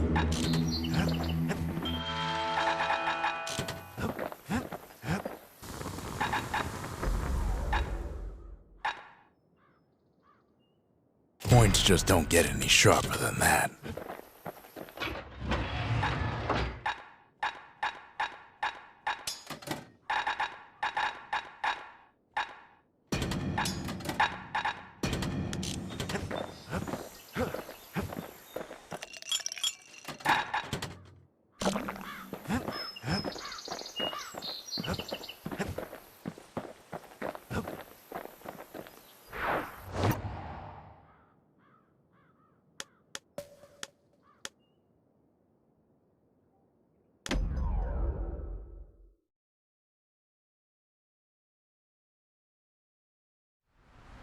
The wild unknown. Place can eat a man alive. Place is so raw, even the Calamity couldn't cook it. Not all of it.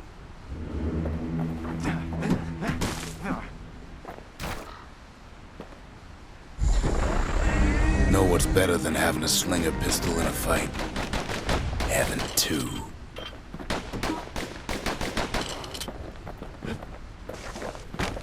Savage things lurking at every turn. Pincushions ain't the worst of it either.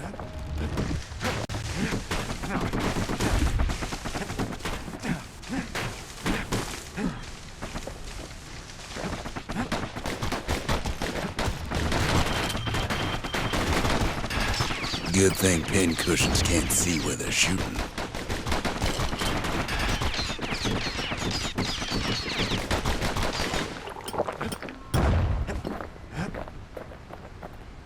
Pecker's got the core, like they're building a bastion of their own. The welcoming committee scrambles to attention. Didn't expect the kid so soon.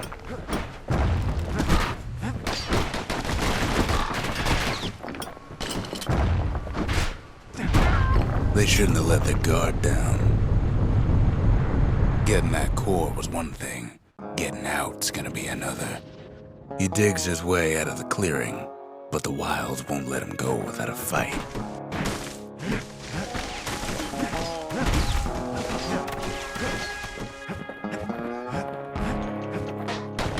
Wallflowers survived the calamity. It toughened him up. Same goes for the kid.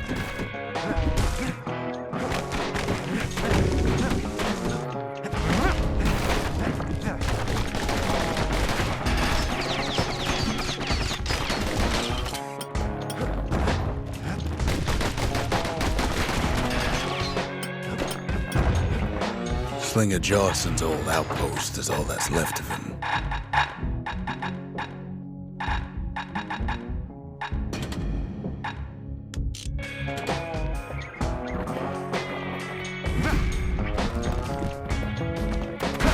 Kid learns the hard way not to touch those things.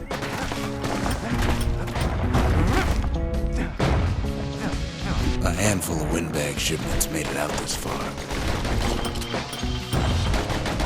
Kid's seen the last of them.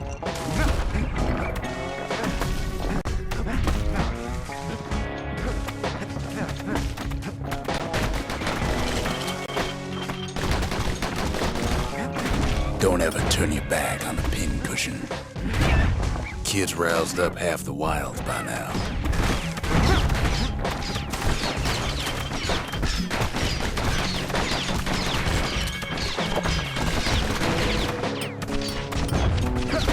Then Kid gets the feeling he's being watched.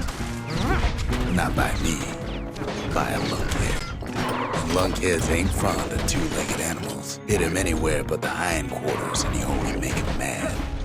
The calamity must have scrambled their eggs. The wilds already reclaimed this place.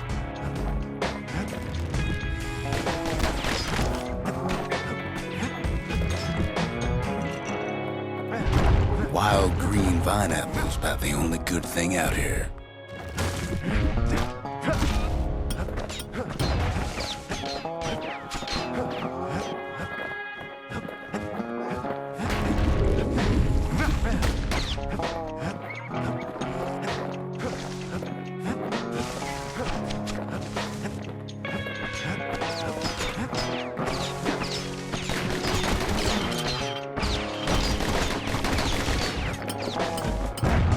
Sees a smooth black stone coughed up by the calamity. Be seeing plenty more.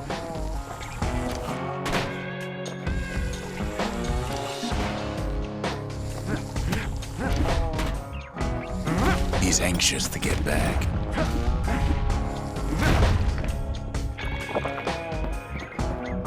After all, he's got the final core. His journey's over, right? Well, no. It ain't. Not by a long shot.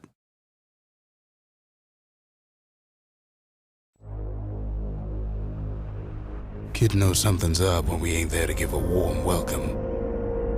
See, Zolf and I were just wrapping up a heated discussion. Zolf can barely muster the words. The calamity failed, he says, but I will not. And with that, Zolf leaves us here, alone.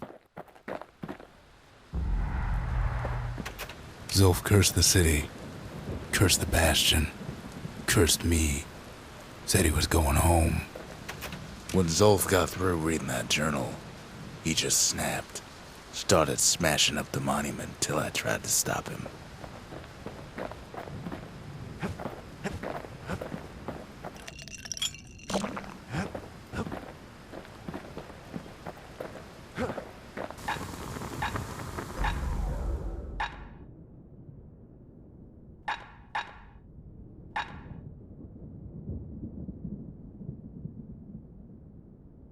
Takes a lot of moving pieces to make a dependable sidearm.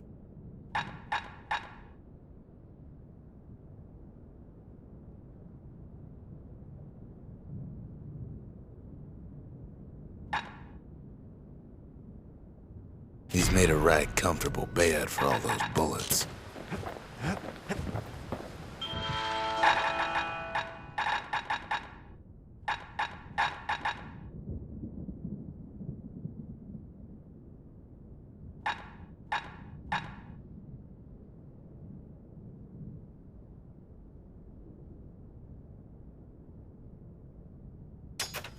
Finders keepers.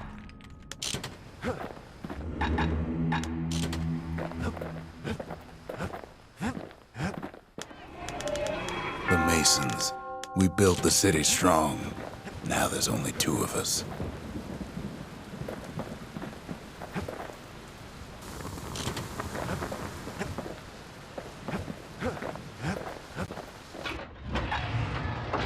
A pair of slinger pistols is just the ticket if a hammer's too slow. Zolf banged up the monument pretty bad.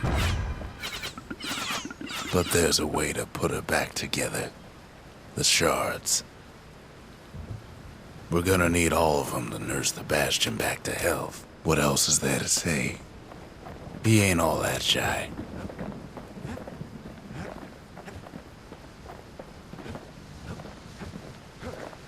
The city brought the shards to the wilds. Now the kid's gonna bring them back.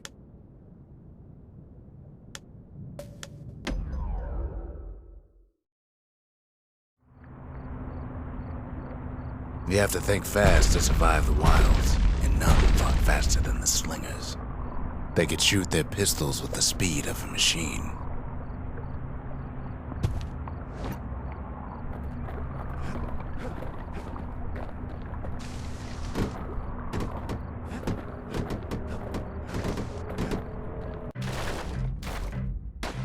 They knew just when to start shooting and when to stop.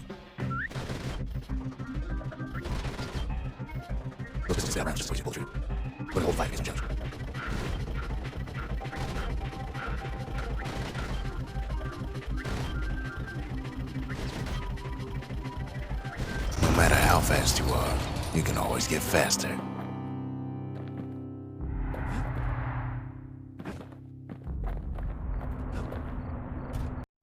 The slingers could plug you full of holes faster than you could say draw. Well, even the slingers weren't quick enough to escape the calamity.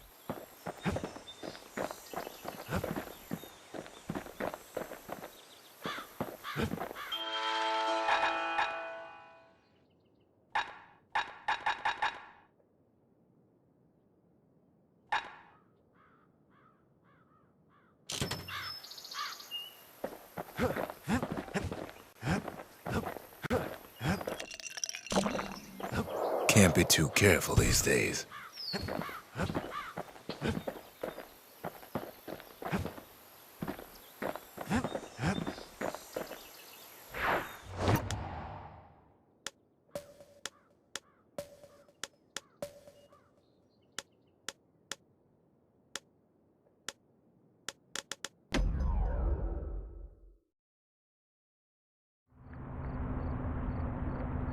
After Zolf's little episode, Kid sets off in search of shards. First stop, Jawson Bog. You'll get lost in that bog, I told the kid, and I won't be able to guide you back. Well, I let him go. What else could I do? What could any of us do?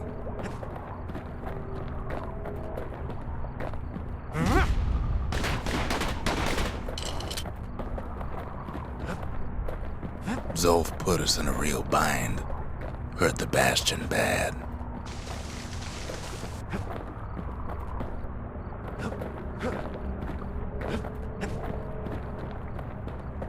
But the shards can make it better.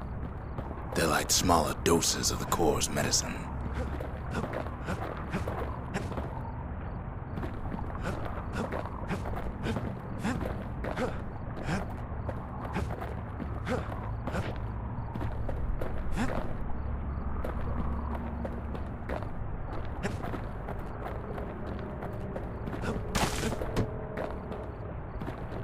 Shame the only place to fill that prescription is out here in the wilds.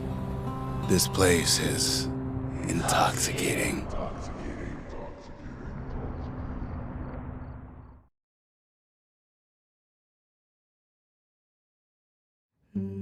Don't know where he's gone. Might be gone for good for all I know.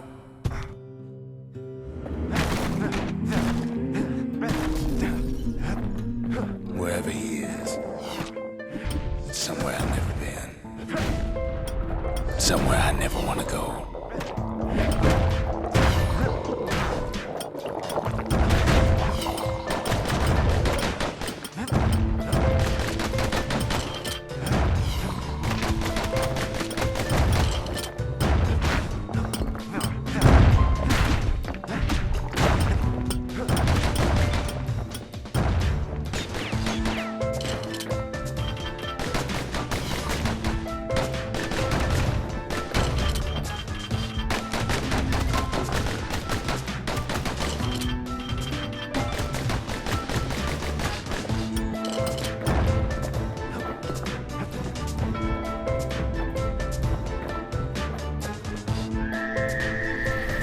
The dead welcome him with open arms.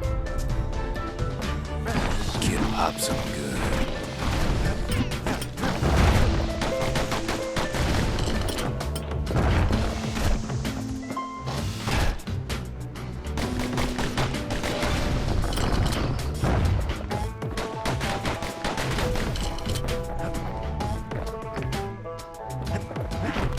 That a survivor?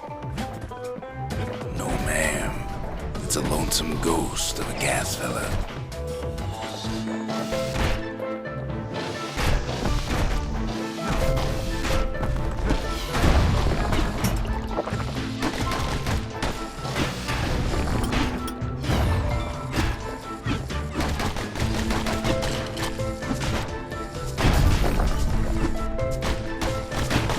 What do you say to a kid who's seen too much?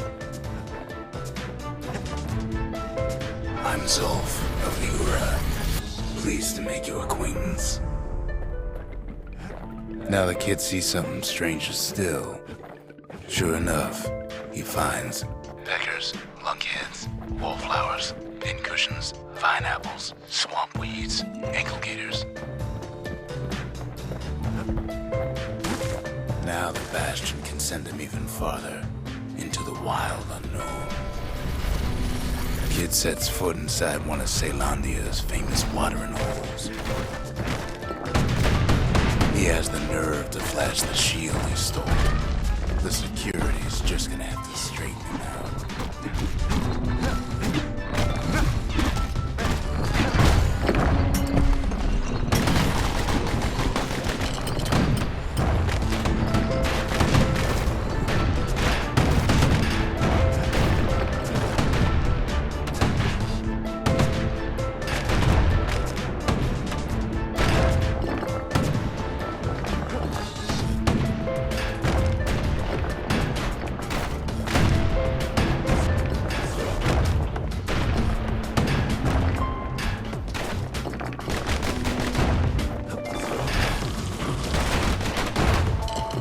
Succeeds where the calamity failed.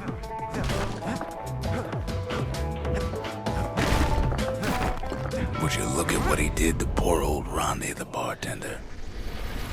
Proper story's supposed to start at the beginning. It's so simple with this one. Now here's a kid whose whole world's alright, snoozing there on a rock in the sky. He wakes up. I'm just fooling. He sees what's left of the rippling walls. Years of work undone in an instant. He sees what's left of Pith, the bull. The gods, they're all undone. He sees what's left of his lifelong friend.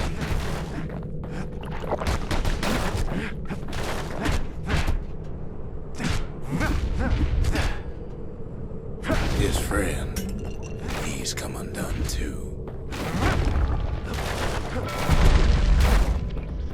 He sees what's left undone.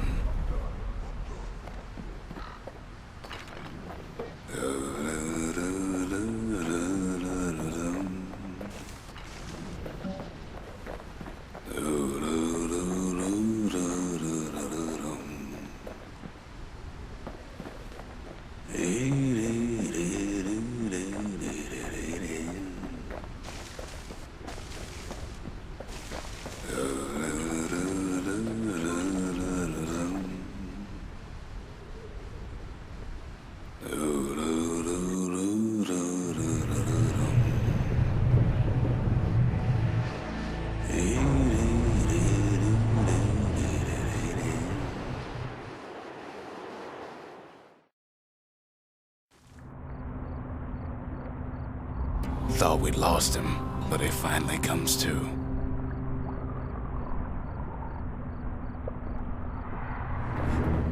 The shard ain't lost either, not anymore. Now to find a ticket out of this hole.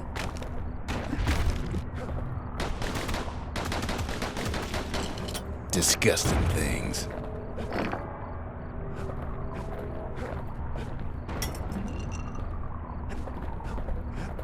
Ever heard of a lung blossom? It's bigger than the stories say. Put breath on that thing, like a scumbag sprung a leak.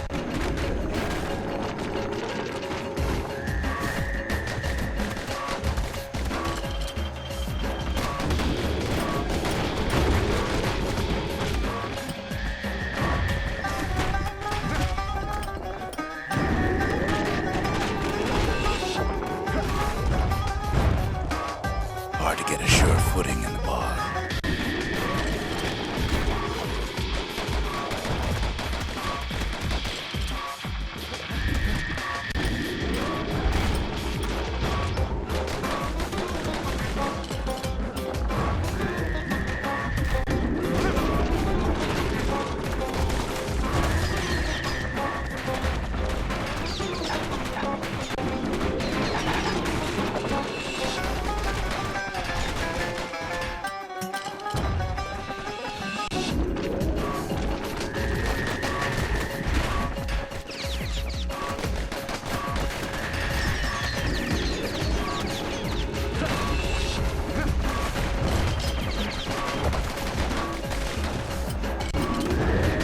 They say one whiff of lung blossom can make you lose your mind.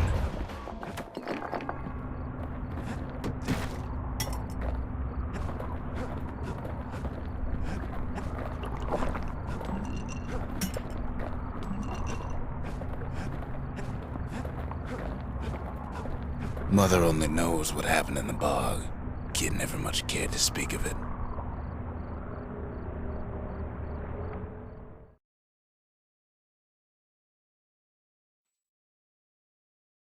A shard is like a poor man's core, but beggars can't be choosers.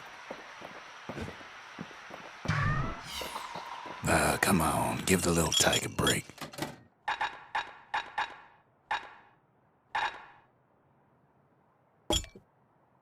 Where whiskey has no scent, but tastes like a peppered boot heel, it's not for everyone.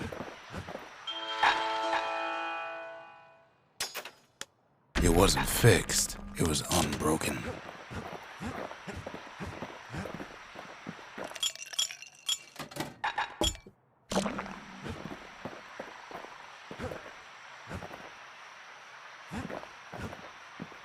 Never could ask for a song.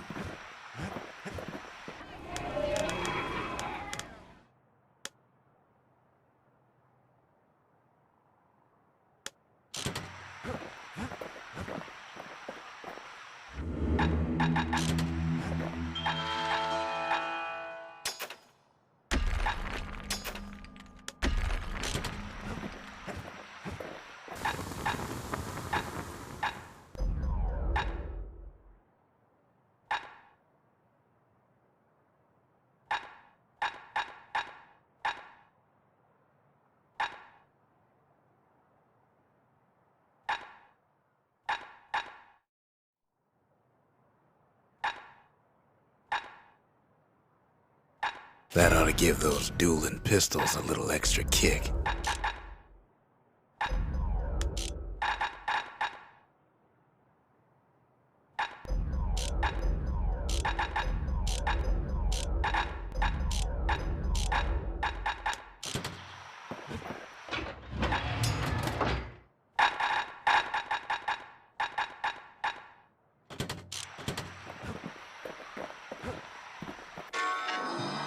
That's it. A few more shards like that, and we'll be back in business. A single shard can breathe new life into this place.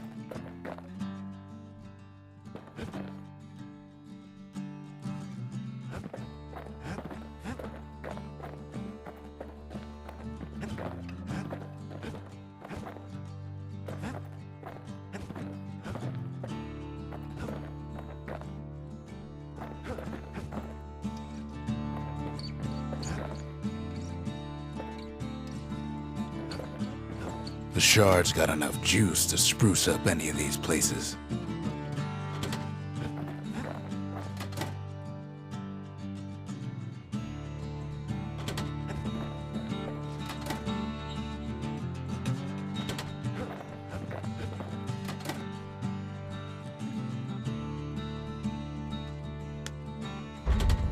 Ain't saying much, but that's the greatest forge in all the city.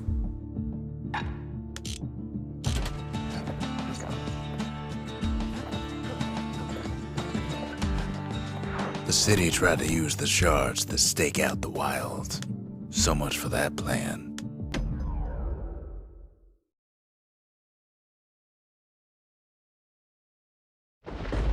Ankle gators used to roam the wilds, and they nested at Rothes Lagoon.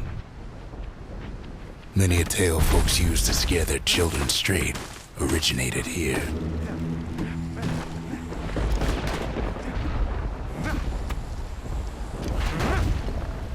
All kinds of beasts we don't know up from down, still lurking about.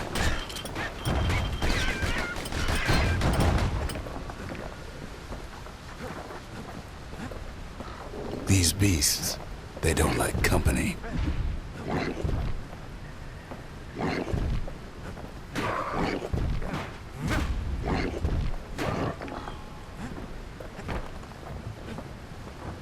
Only the city's brushers knew their way around the lagoon. Even the brushers learned to fear this place. They used to think that ankle gators were extinct. Well, they ain't. One of them's been living in the tall grass. They called her Queen Anne.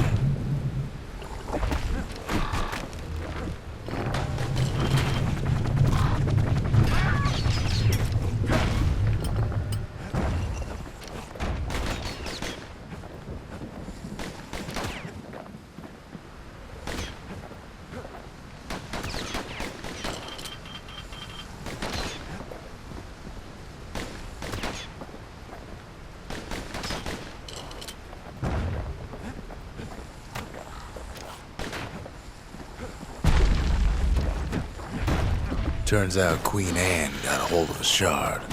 Ankle gators love shiny things.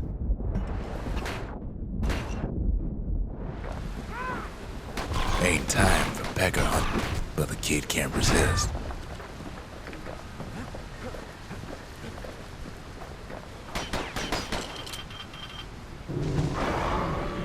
The brushers use their pikes to keep their distance around here.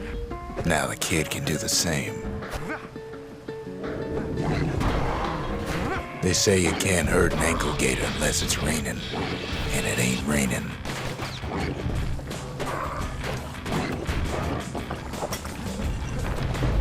Sharp sticks make Queen Anne nervous, so she backs off a bit.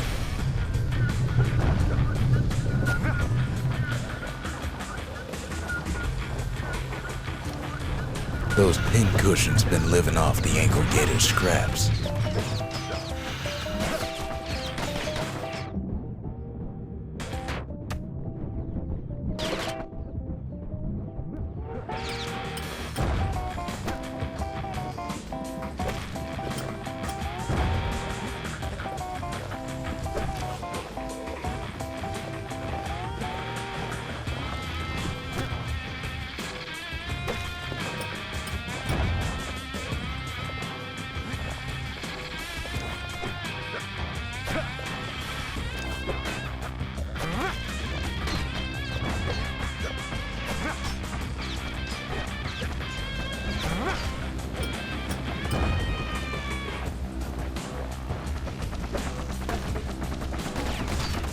Queenie leads the kid into some kind of twisted trap.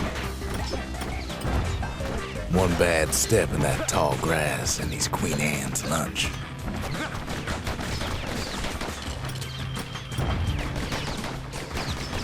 He holds his ground. Seems the Queen's running out of options. He takes off after her, fast as he can. Still no sign of the shard.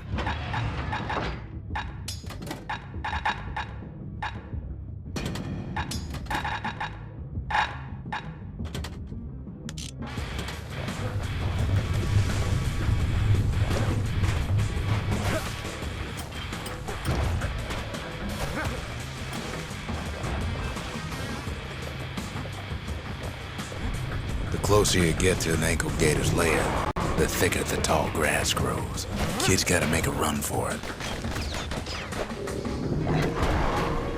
Those leaping lunkheads don't like Queen Anne any better than a kid.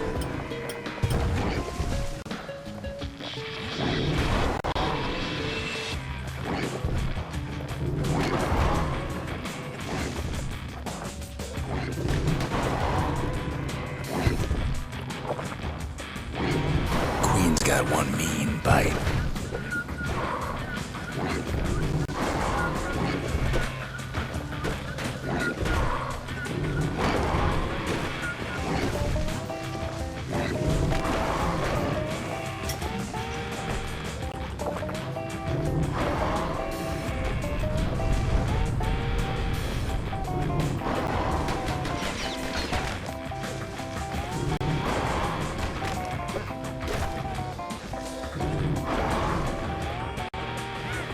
Queenie must have scared a bunch of peckers out of hiding.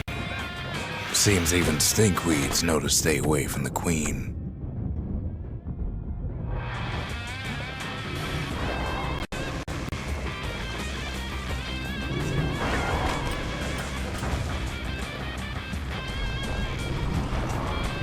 Ankle gators don't much care for their young. That's why there ain't many around. Wanna know how to find an ankle gator lair? You use a kid as bait. The shard's sitting in plain view. Now she's coming for him. She's got nowhere else to go.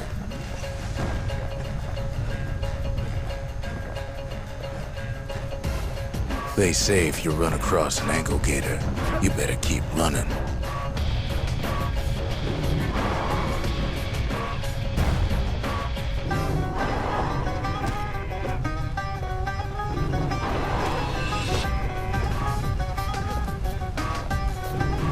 She's starting to get annoyed.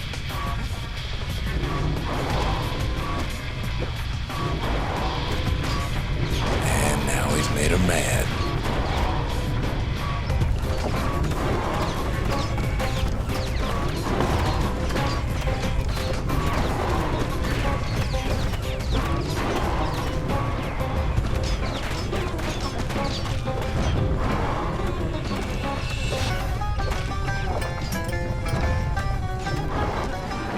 Rest in peace, Queen Anne.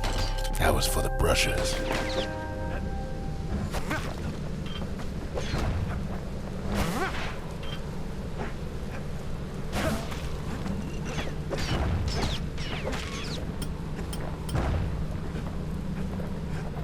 Kid's done what needed to be done.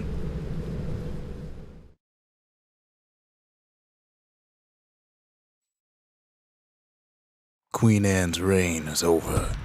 We even got a crown jewel.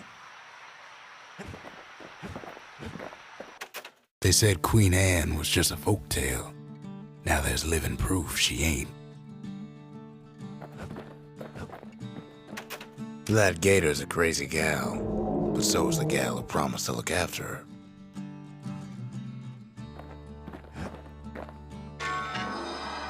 All that trouble for a single shard. But you know what? It was worth it.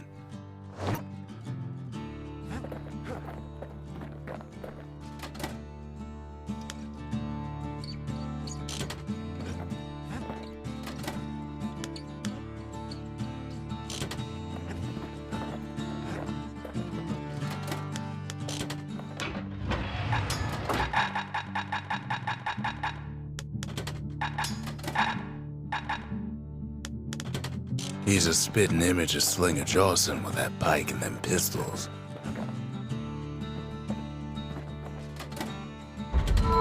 The memorial may be finished, but our part is far from over.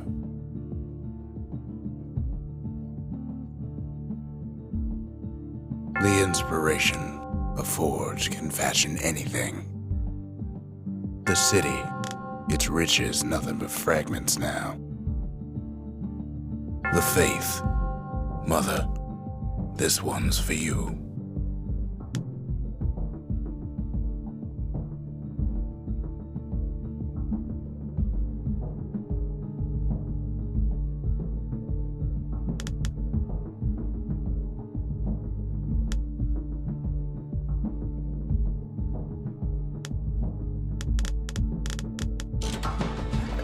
Sometimes I want to ask him, why do any of this?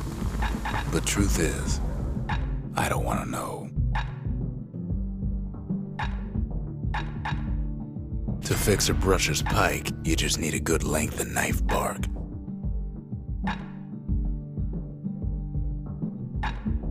Don't want that thing leaving your hands until you decide it's time. Arrows like that can practically find their own way.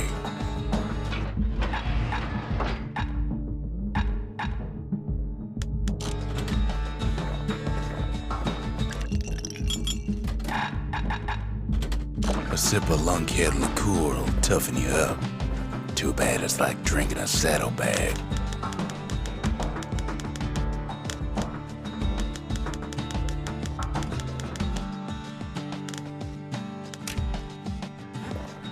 The next shard should be farther out there in the wilds.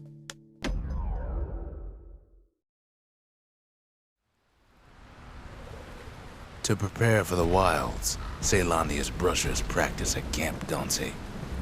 Had to navigate a maze of pincushions with nothing but a pike.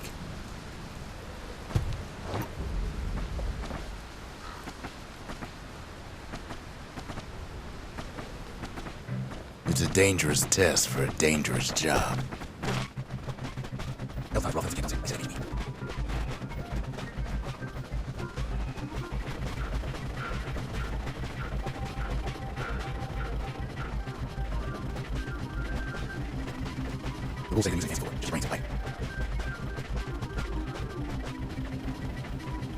If you did all right at Camp Dauncey, you got to go to the wilds.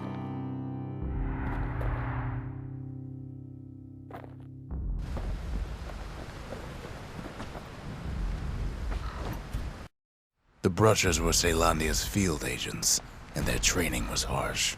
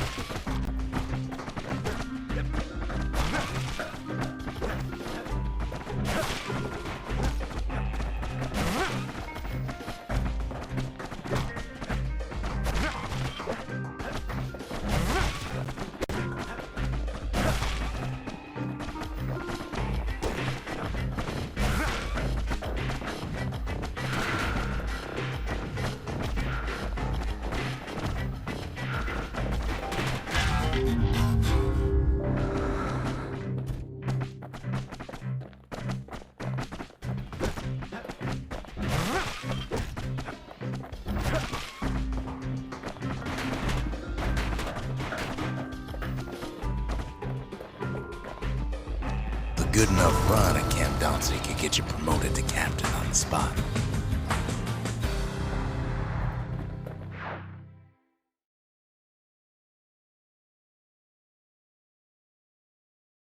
The wilds ain't so scary now, are they?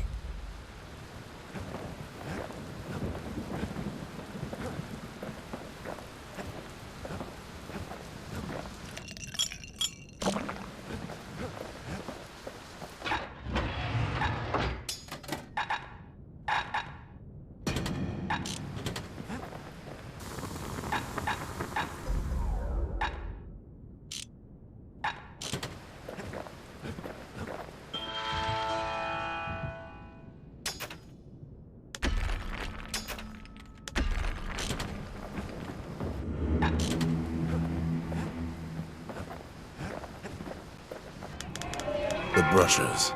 They moved in shadows, but the calamity found them.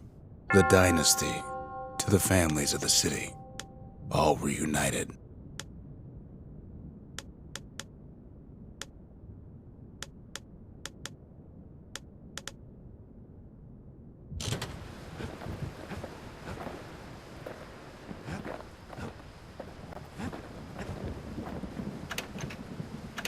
Still no mail. Go figure. We ain't much for pleasantries.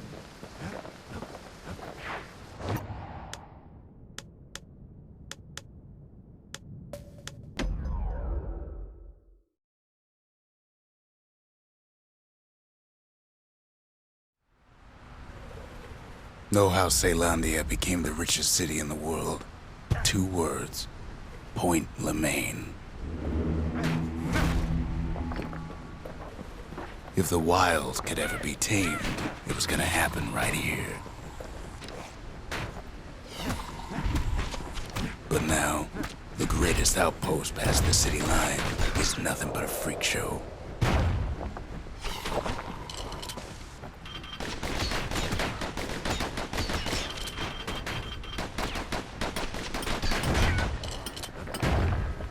The army's triggers once had the place on lockdown.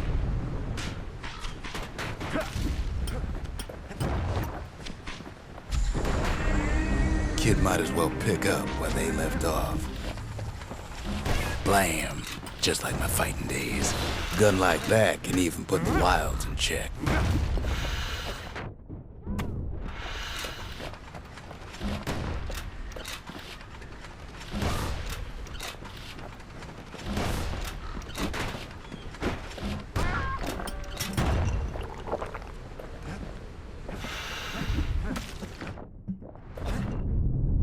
Point Lemaine seen better days for sure, but it ain't done.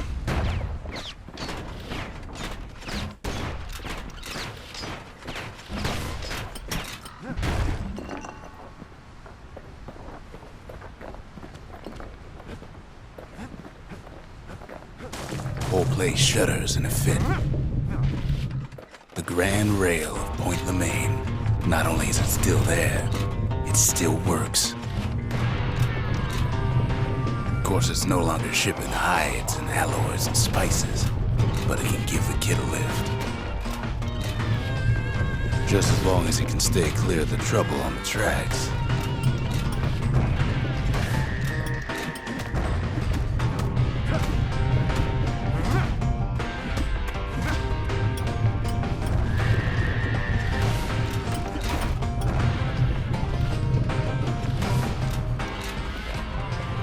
Grand rails all grown over with things the calamity chewed up and spat out.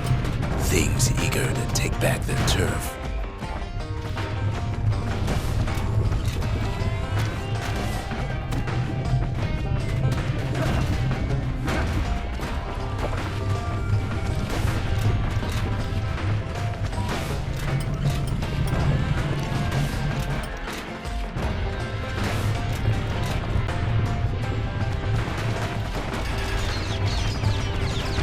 Kid lets a few of them slip by.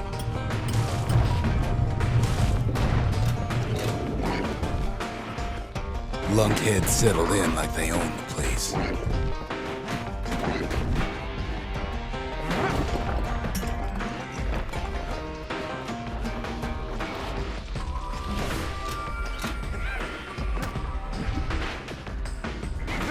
Takes fancy footwork on the rail, what with wallflowers coughing fungus everywhere.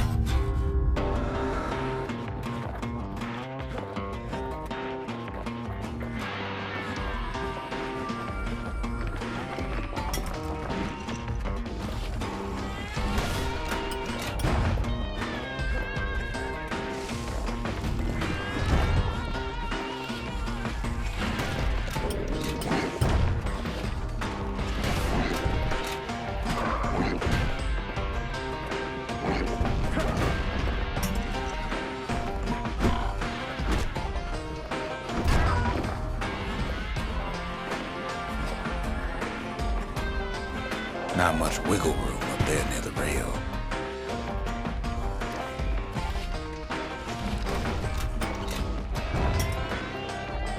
Place used to be closed off, but now it's split open like a rotten pineapple.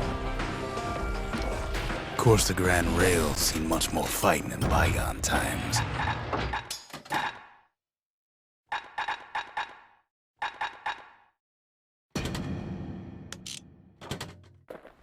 Near on 50 years ago, first shots fired in the Ura-Celandian War.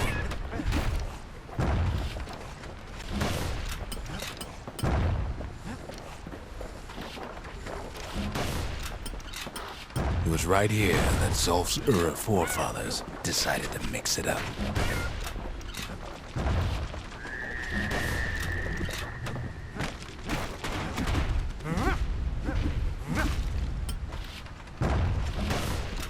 Okay, so maybe we didn't get their sign-off on the whole Grand Rail thing. That was bad. The rail must have shook the Ura to the bone down in those dens of theirs.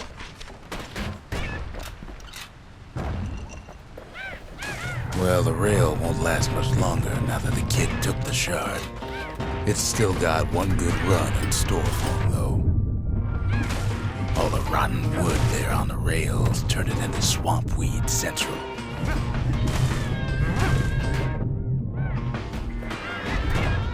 Ever tried dancing side to side while holding your breath? While shooting a genuine registered army carbine? While choking on swamp weed? While peckers trying to prick you in the eye? Well, let me tell you, it ain't fun.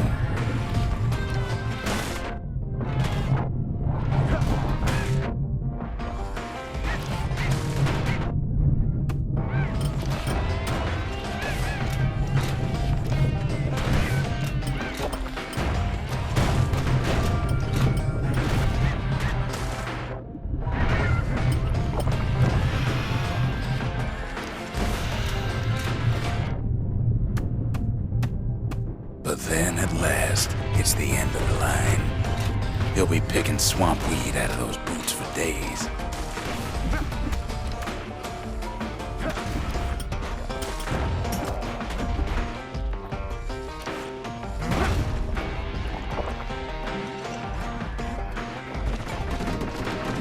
Turns out he's got company up at the rail station, waiting for him.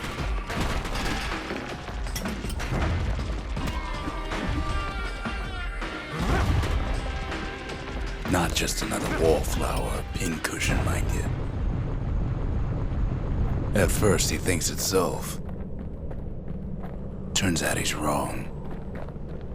This is for you, says the man. Then wham!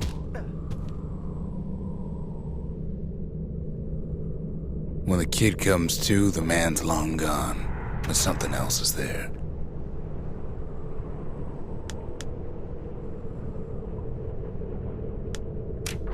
The only words kid recognizes on that parchment are for Zia. Well, what's a kid to do? He took the shard, he took the hit, and he took that note.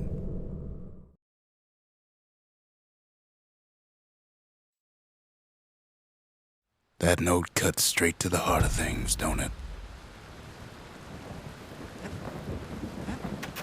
Finding gourmet ingredients ain't easy these days, but we'll take what we can get.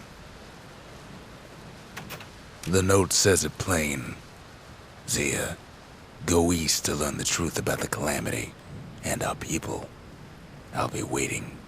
Sincerely, Zolf. Zolf's messenger was one of his people.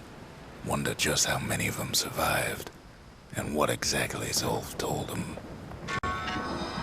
It ain't too late to unlock the potential of this place.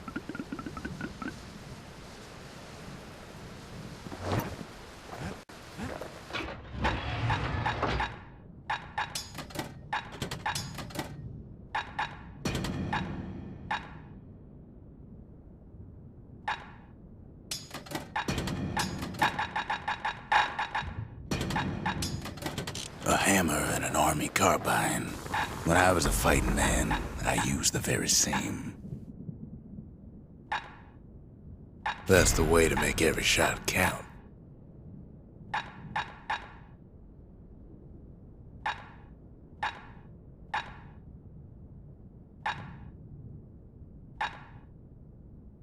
army never issued carbines in such fine shape.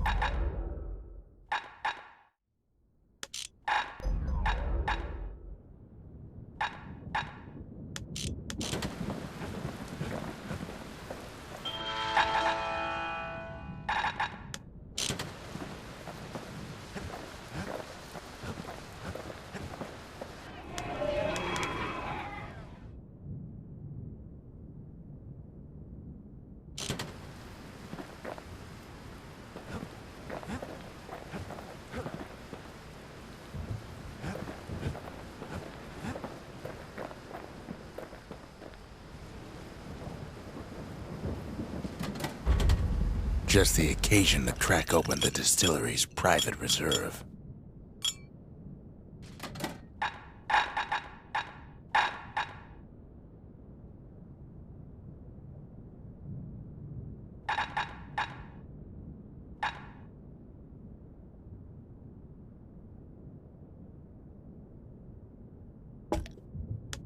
Live wine so rich, they say it's brought men back from the brink for one last taste. Kid arrives just in time to sample Zia's famous cooking.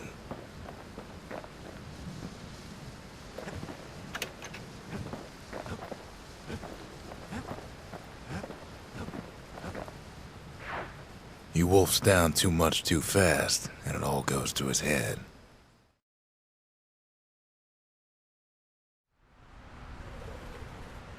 I've said a lot about the kid, but he ain't the only one wrapped up in all this.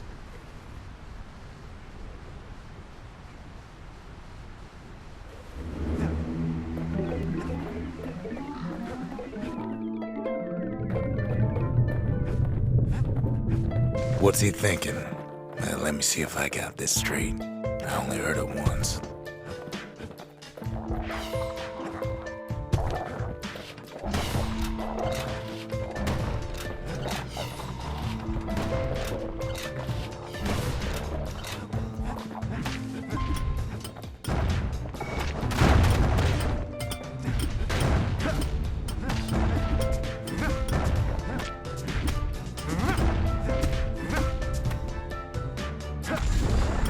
Once there was a normal Ura girl, but she wasn't born in the Tassel terminals like the rest of her people. She was from Zealandia.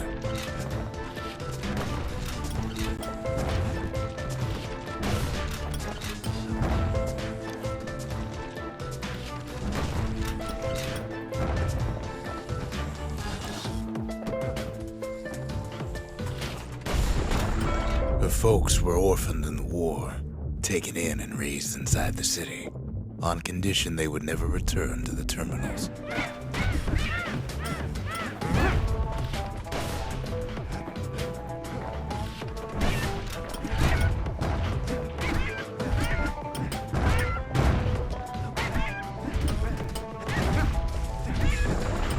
Ura refugees who came into the city had to stay for life. It was a way to reduce the risk of city secrets leaking out.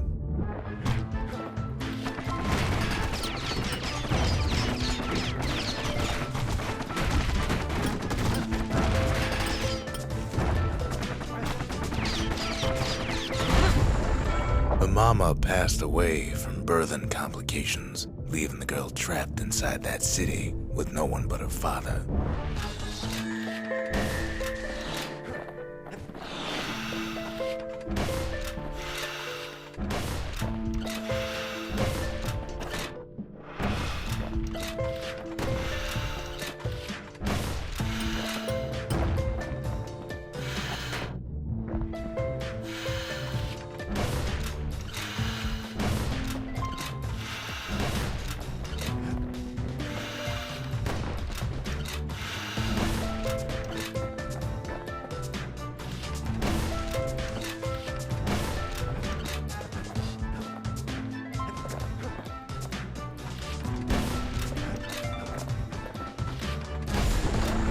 Her father was sharper than a brusher's pike, so he got a job working for the city's mancers.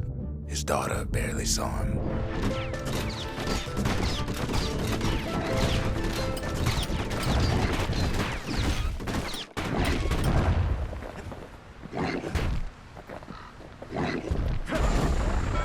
Her father told her nothing of her Ura heritage. He told her nothing of the Mansers. It's for your own good, he said.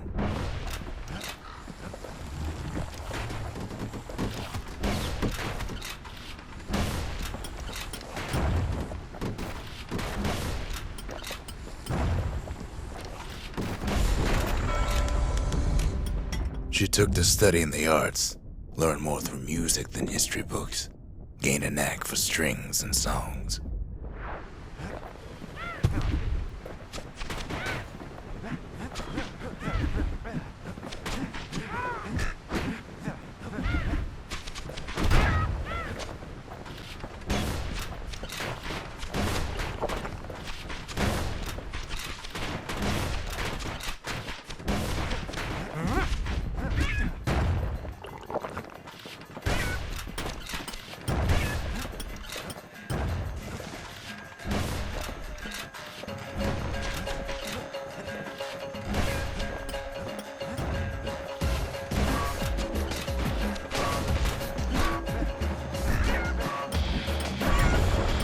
At first, she tried to be like other girls, but her classmates spread word that her father was an Ura trader, selling out the city.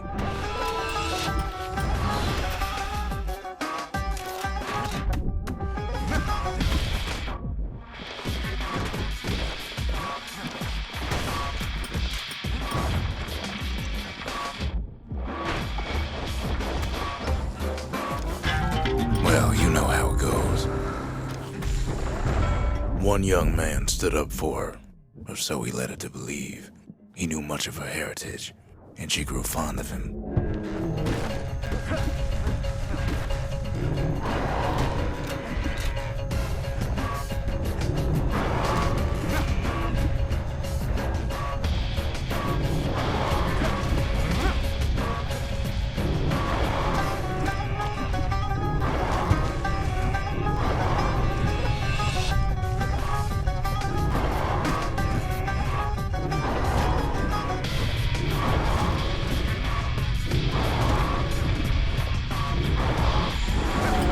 The young man convinced her to take him to her family den to meet her father. Spoke of how he wanted to meet a man from the terminals.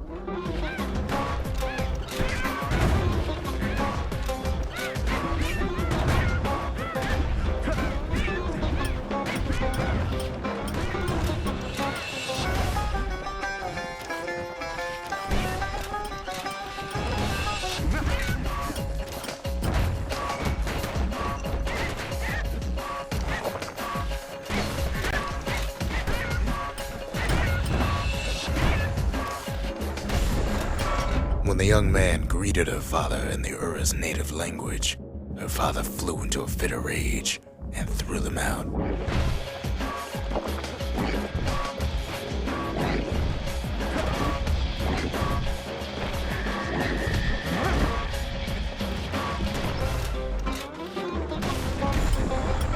The young man never told her that the Ura's native language is not to be used by foreigners. To do so is a terrible insult.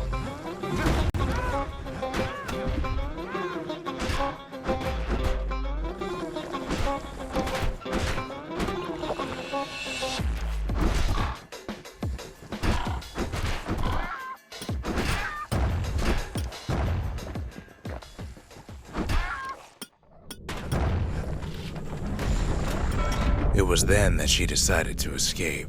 The two of them could flee the city together and go to the Tassel terminals.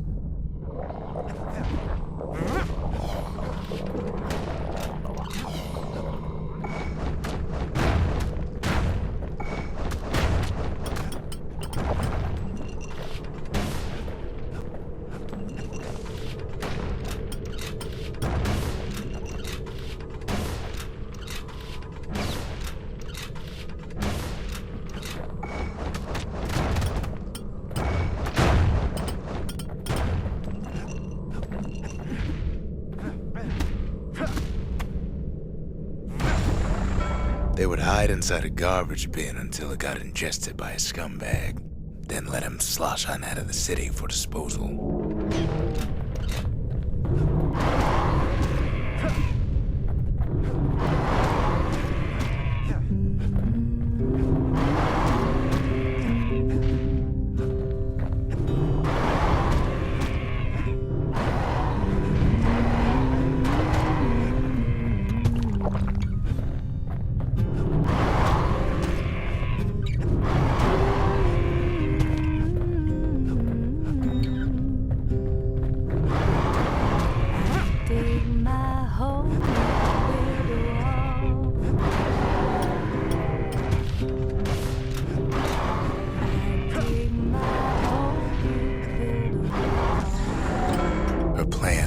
almost succeeded, but the authorities were already there when that scumbag sidled up to the city walls.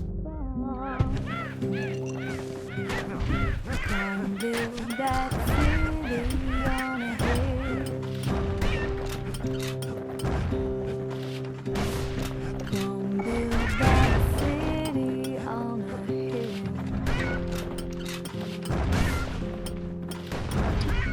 Someday those tears are gonna spill. The young man had sent the authorities a tip, told him her father was using her to sell secrets to the Tazzle terminals. We'll be begging for too long. Gonna build that wall up to the sky.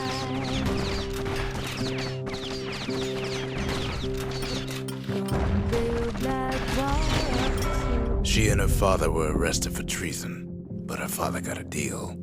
Returned to work for the Mansers, and she'd go free. Bird is gonna fly.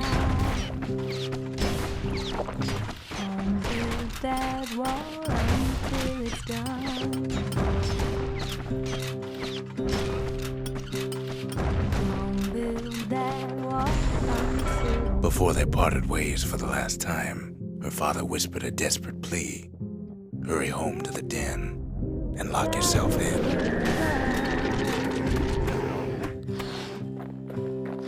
So build that wall and build it strong, 'cause we'll be begging for too long.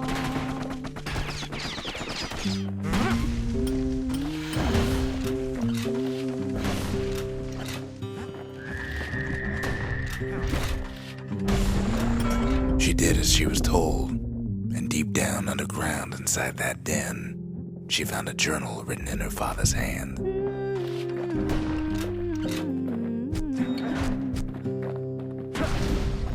I dig my hole, you build a wall.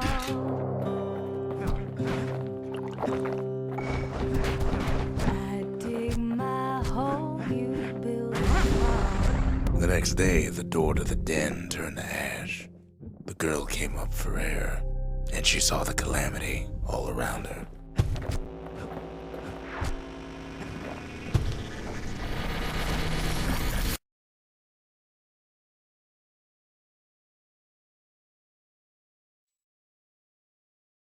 When the kid wakes up, his world's still in pieces, just the way he left it.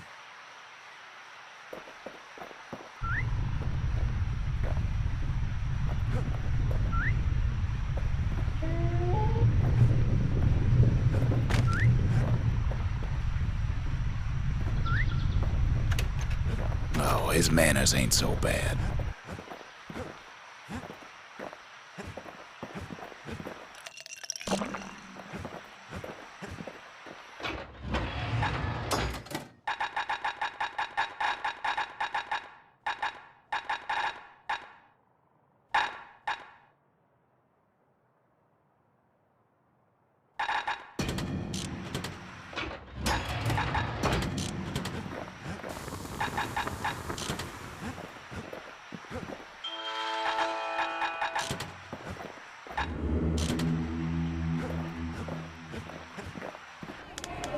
The Triggers, my brothers, bravest men I ever knew.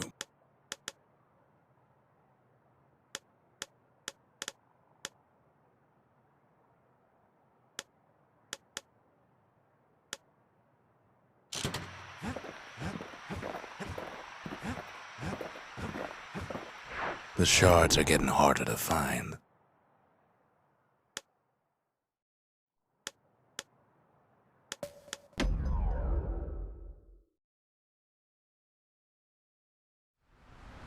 Caelandia's army only took the best, and the best of them trained on Trigger Hill.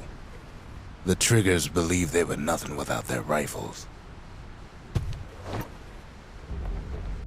Nothing beats the feel of shooting a Caelandian army carbine.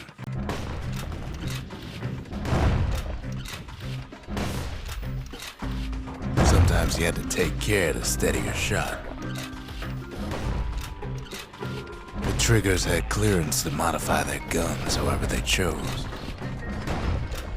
Some felt the course was too easy, so the triggers spiced things up a bit.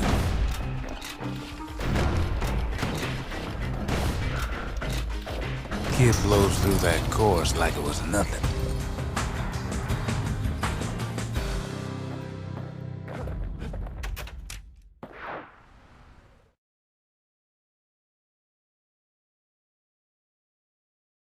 The Ceylandian army would have recruited him in a flash.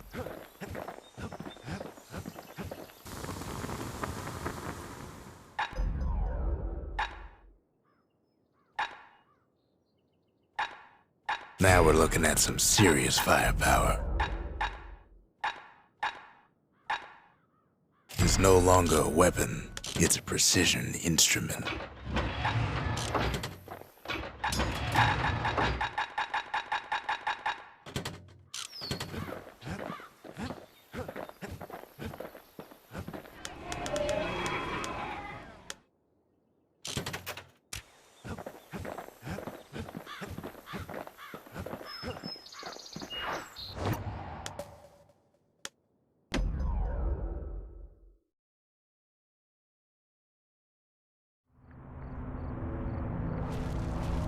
Not everything blew up in the Calamity.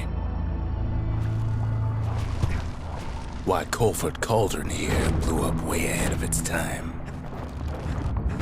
The cauldron boiled over some 300 years ago. They say it filled the skies with ash and the lakes with molten rock. If you wanted to survive something like that, you had to learn to adapt.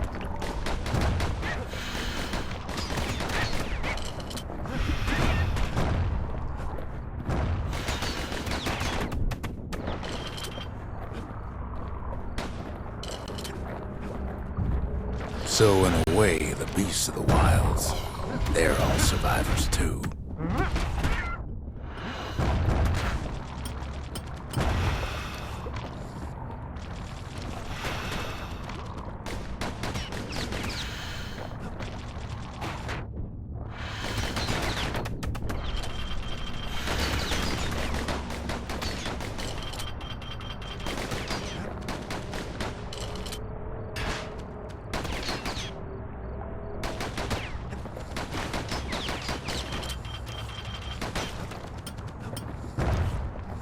It takes a certain stubborn pride to keep on living in a place like this.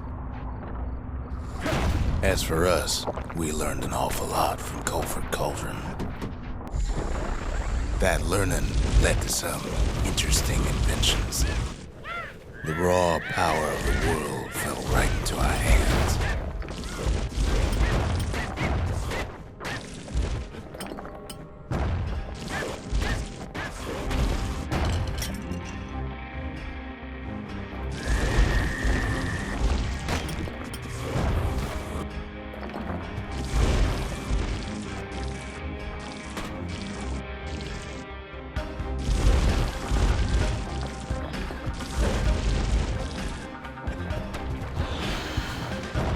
Can't fault other people for their natural curiosity now, can you?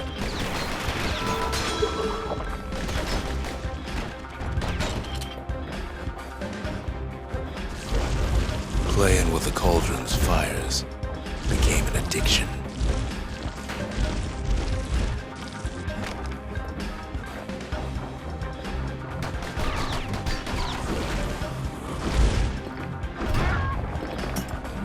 Sure, we dusted off a good many secrets out here.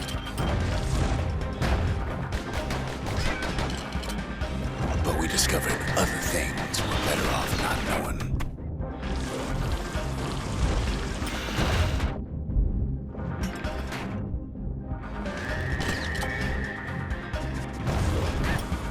The unforgiving scent of sulfurous dirt. The taste of air so hot it sticks to your lungs.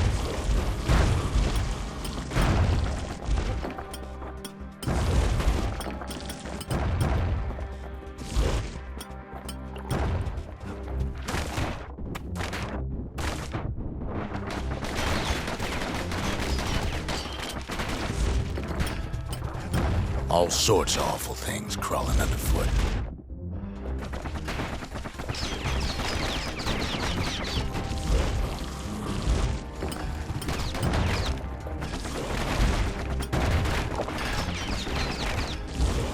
You can cook those things, but you can't eat them.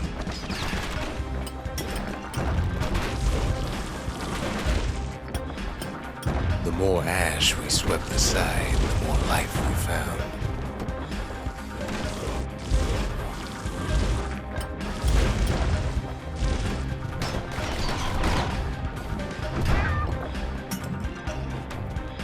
We kept on sifting through the cauldron's secrets anyway.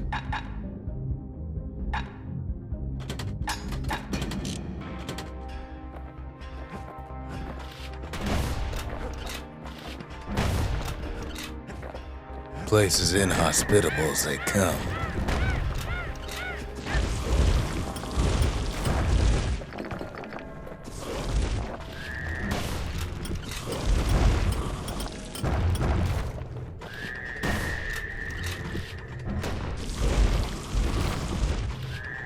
But still we pressed on.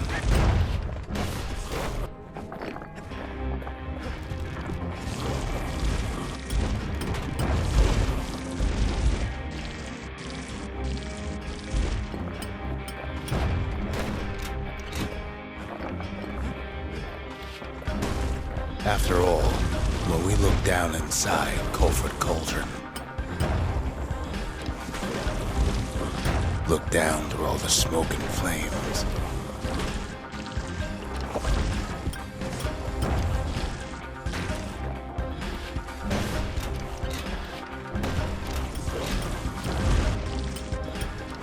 we saw in there the heart of the world, the heart now laid bare by the calamity.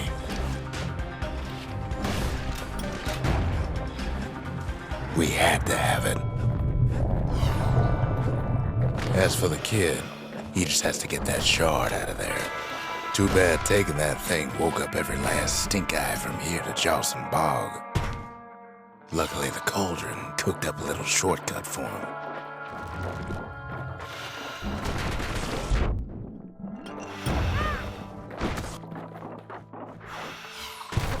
Biggest stink eye he's ever seen's waiting for him on the other side.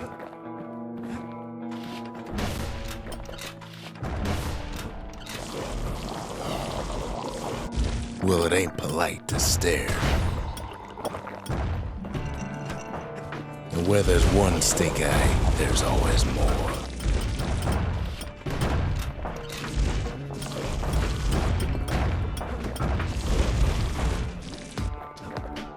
The cauldron's tenants all gather up to bid the kid a fond farewell.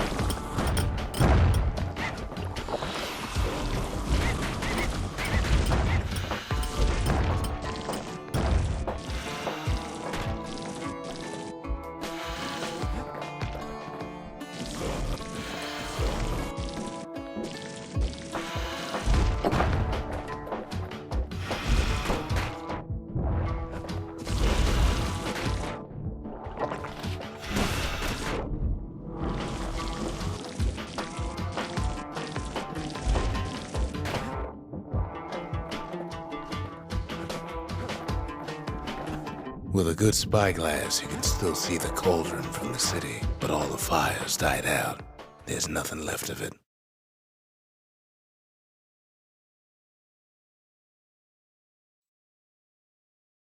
It comes back looking like the inside of a chimney.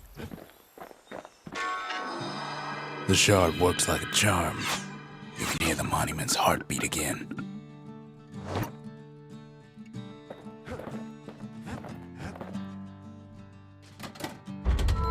The arsenal's complete, in case we need protection.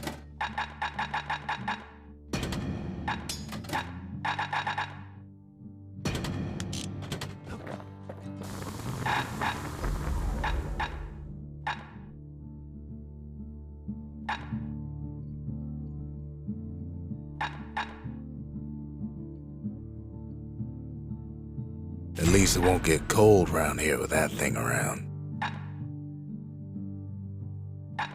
On the inside, a fire bellows ain't nothing like its more popular air-spitting cousin.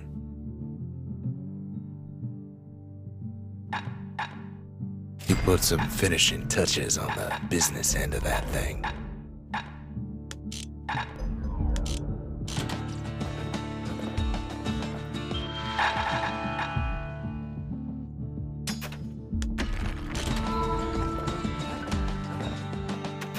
They said the wild could never be tamed, if only they could see us now.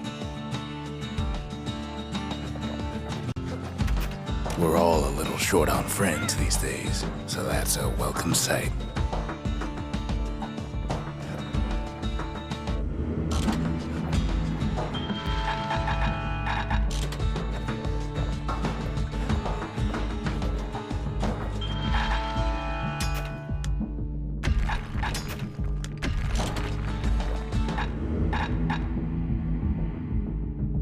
Hensa.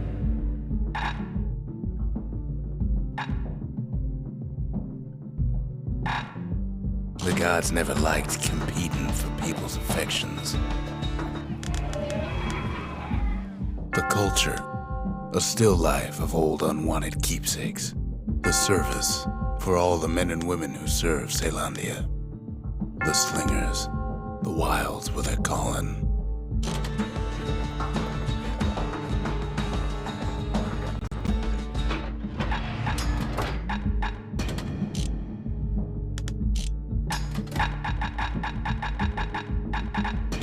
Got a feeling those tools ain't just for use at the old forge.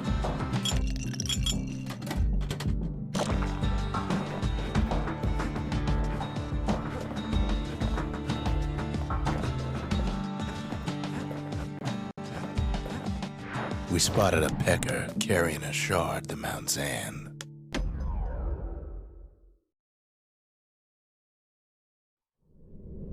Welcome to Grady Incinerator, home of the hottest wings east of Caelondia.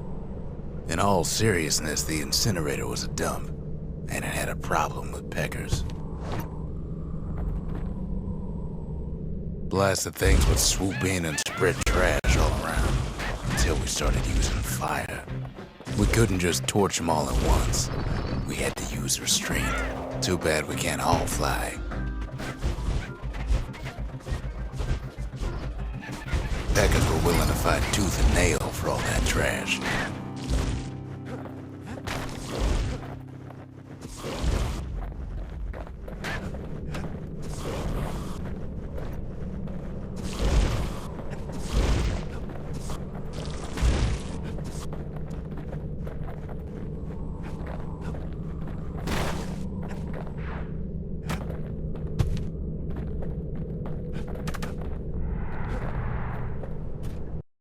Know how we kept the city clean?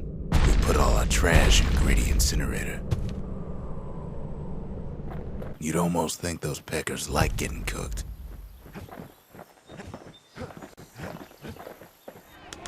The cinders kept the city good and warm, made it thrive.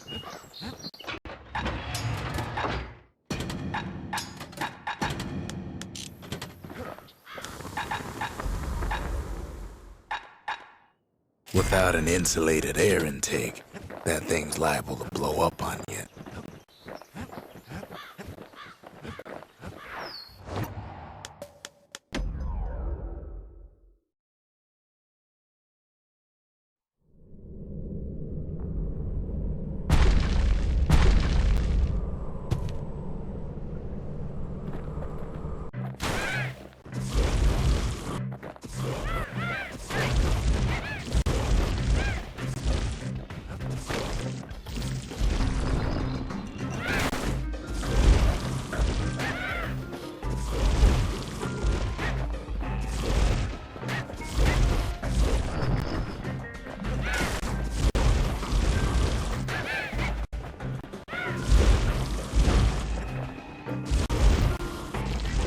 Wasn't any other way to teach those peckers some respect.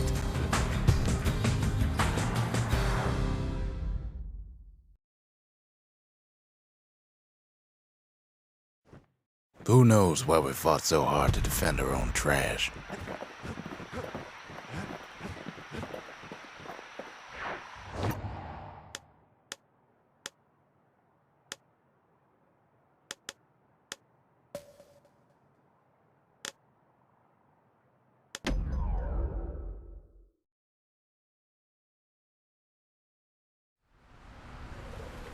can't rightly call Mount Zan a mountain anymore. There's no more mountains now.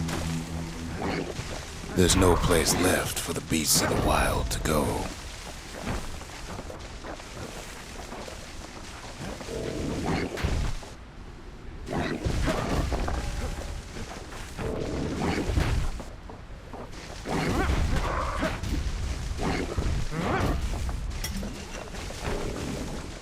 Good thing for those beasts the Calamity saved leftovers.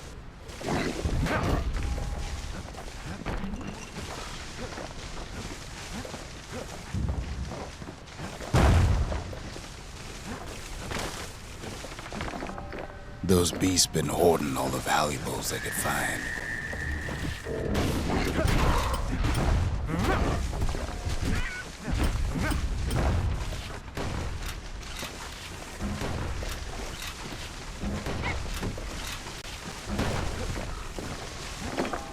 We only found their little lair because they found themselves a little shard.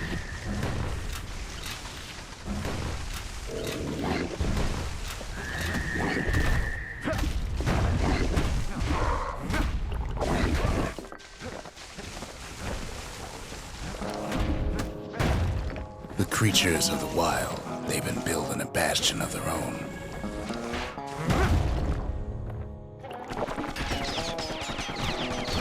But they ain't yet prepared for any company. It's a delicate situation.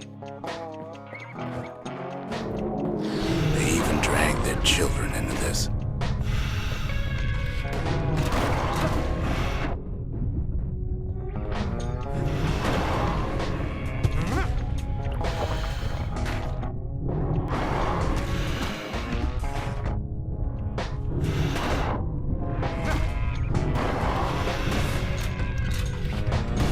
Without a doubt, the situation stinks.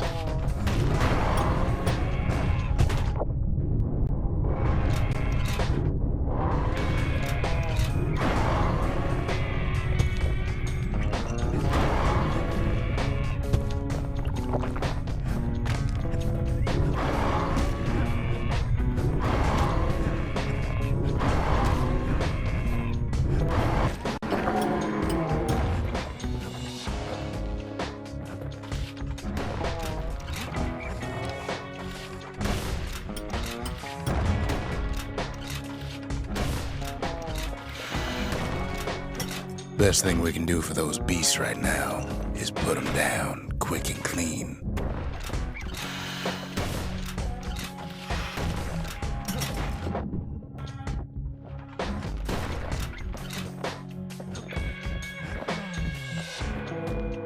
There's only one kind of mercy left these days.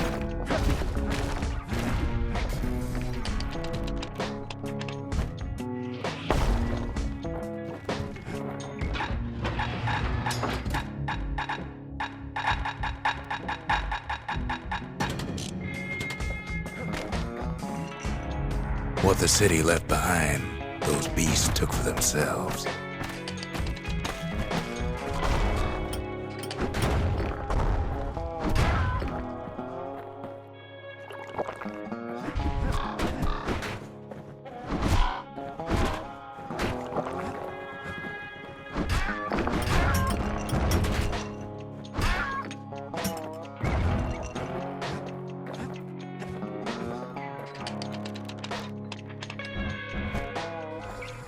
Takes a lot of convincing, and our mortars have to do the talking.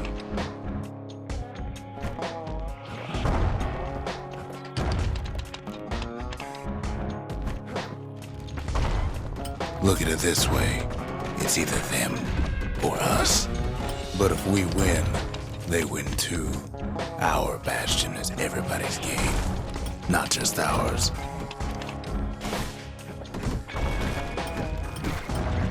Unfortunately, there's no explaining that to a simple beast.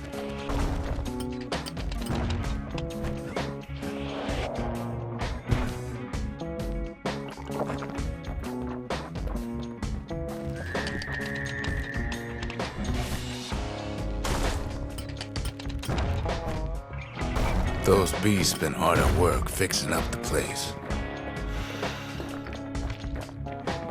They've rounded up their survivors, just like we have.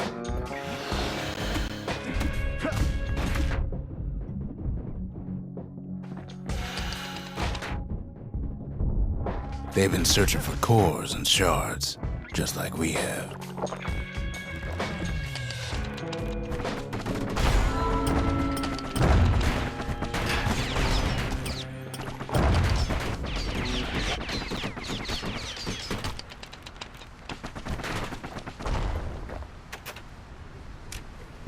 Maybe they've thought about turning back, just like we have. We just really need their shard. Kid got it fair and square.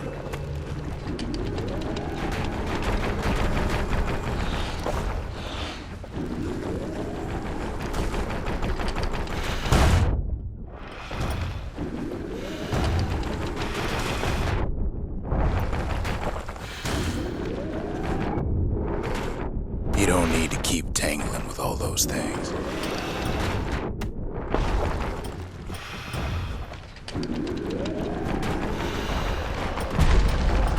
That's the way.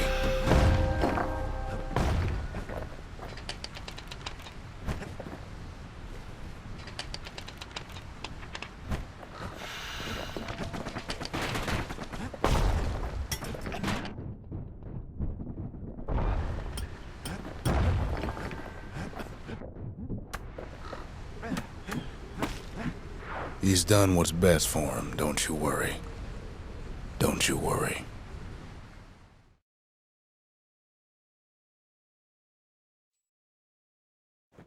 We'll all be better off once the Bastion is complete. The monument's getting better. Zolf sure did a number on it, though.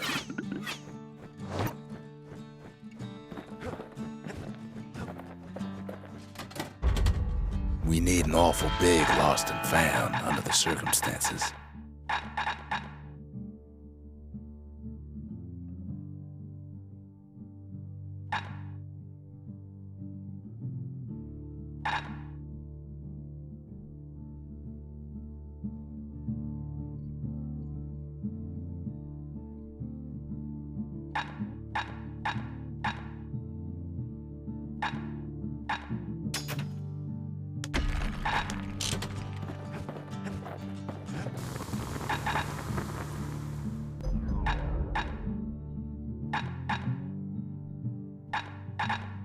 That mortar's gonna leave a lasting impression.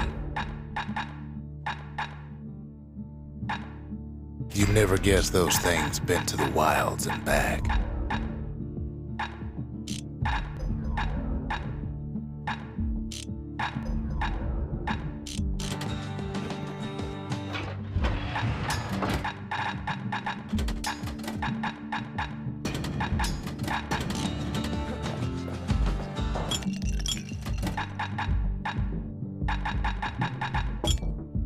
Bull brandy is thicker than paint. Makes your skin feel as tough as knife bark. Fixed that thing right up, didn't we? Made these goings-on a little livelier. The conscience. We haven't lost everything, as long as we have that.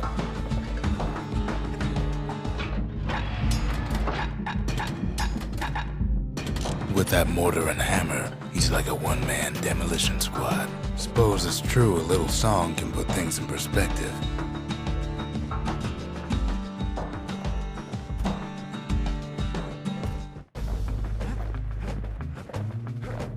Just a couple shards left. The quarry's gotta have one, right?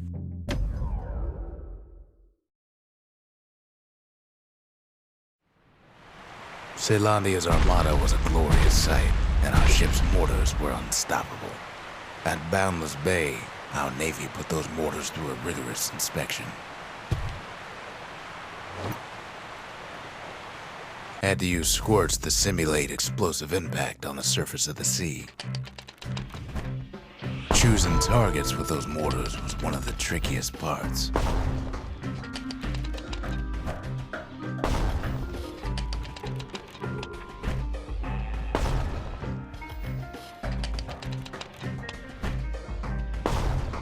You could almost see the fireworks over Boundless Bay.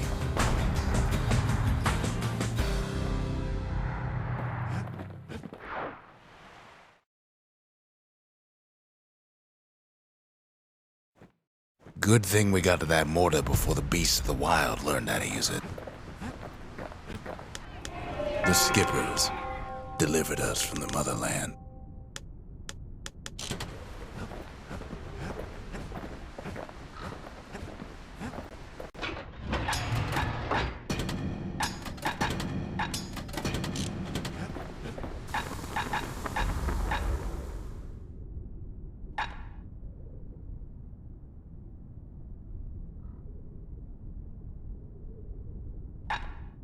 Now the weight of the world behind us every swing.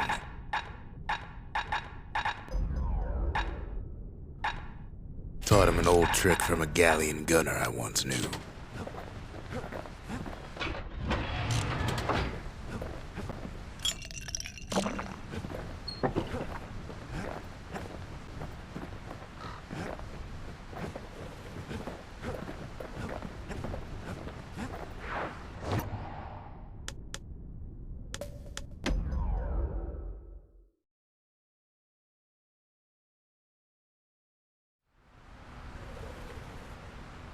Imagine everything you'd need to build a city like Caelondia.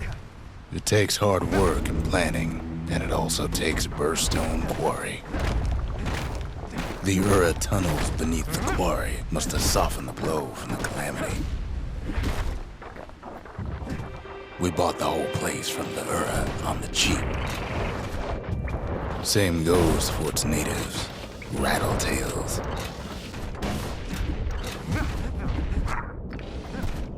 Why would the Ura put up with those pests? Rattletails ain't the worst of it either, but more about that in a little bit.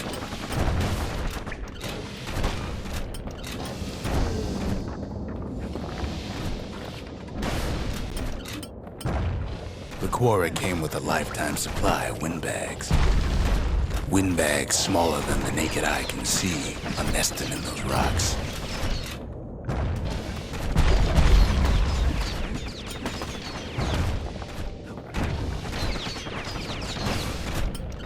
But there was even more to it than that. Not only are these rocks a source of life, we found that the oldest ones remember things.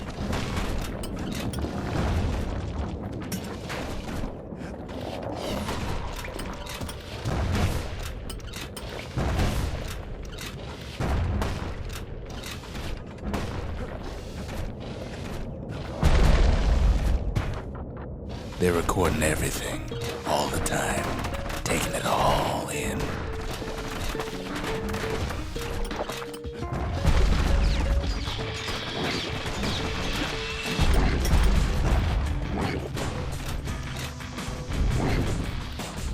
No wonder all those beasts were drawn to the quarry. The rocks were calling them. Keeping the quarry free from pests turned out to be a problem. Rattletails kept tunneling in to snack on windbags. Without those windbags, the quarry might not have its special qualities. Even stink eyes started taking root in here. Now why would the Ura sell off such a fascinating place? Might be the gods told them the quarry's bad news.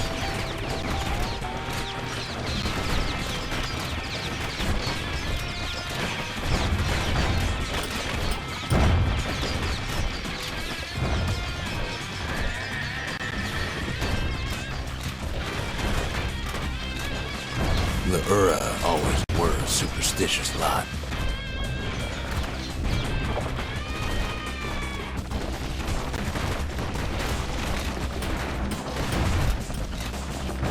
In any case, it's fair to say the quarry was a godsend.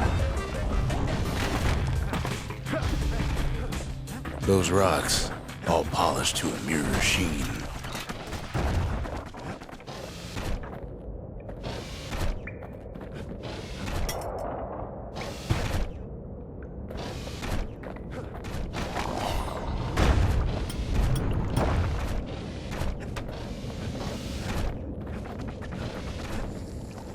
largest ones you know as cores.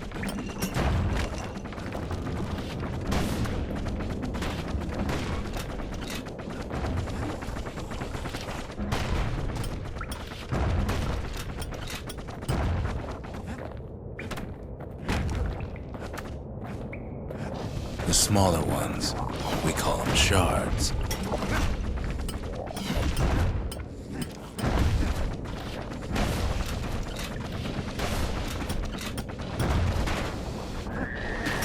The shards got a fraction of core's power, enough to fuel a voyage to the motherland.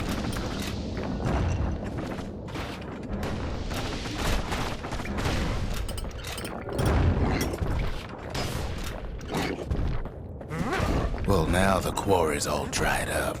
These rocks are much too young to be of use. Remember how I said rattletails ain't the worst thing in the quarry? That honor goes to a beast we took to Colin, Sir Lunky. We never could get stubborn old Lunky to leave the quarry alone. Massive things stomped many of our boys. We just couldn't get rid of him. Then the kid hears a voice calling from down the hall. "Are you all right?" it says.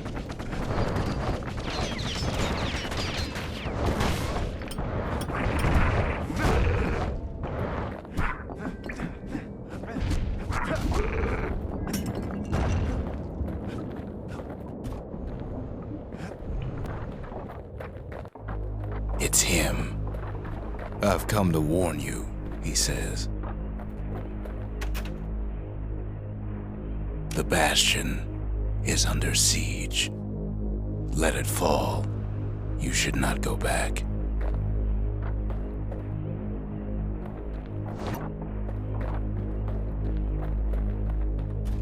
Kid hears him, but he ain't about to be deterred.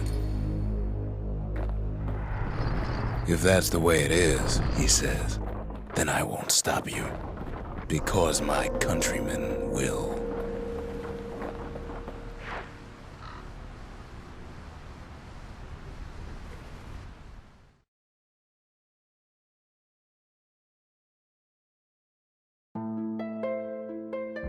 Say what you will about Zulf, but he's a man of his word. His countrymen don't much care for pleasantries, though. Too bad for that.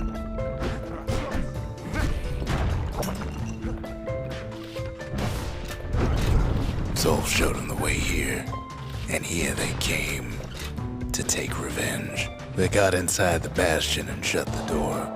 Kid's gotta go in through the back. To make matters worse, seems the Ura took the girl.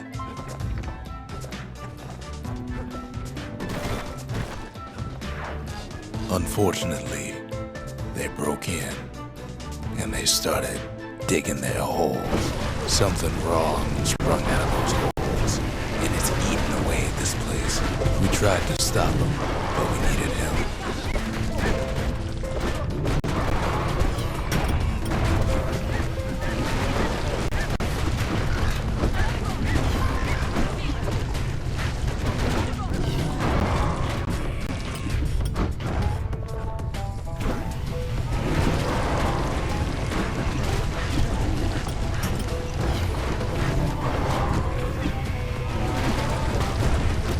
Little squirt, you don't make it.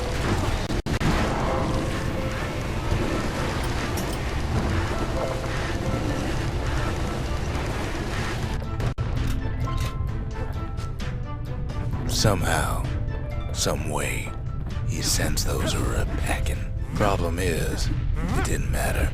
Zulf's plan worked.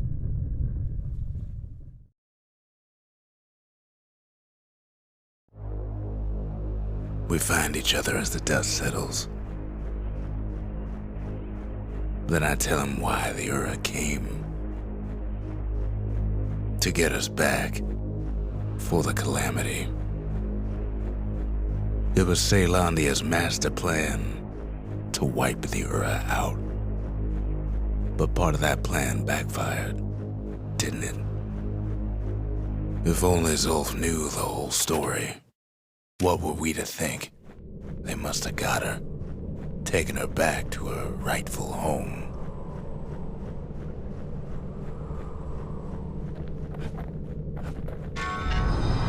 The shards can put this disease in remission, but there's only one cure. We need to finish what we started.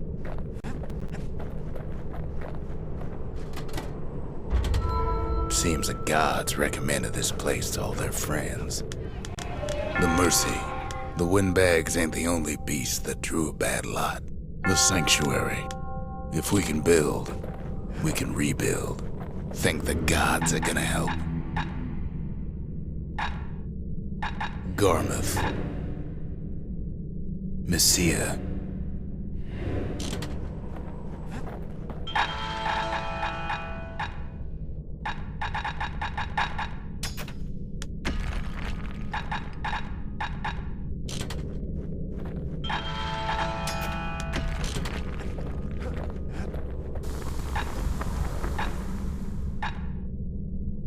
That'll spice things up next time he gets in trouble.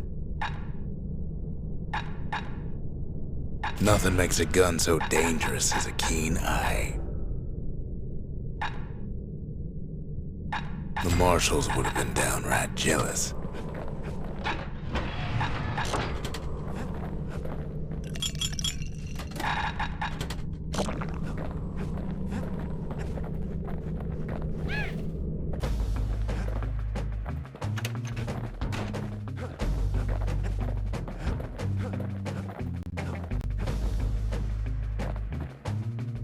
The Ura swooped down from the east.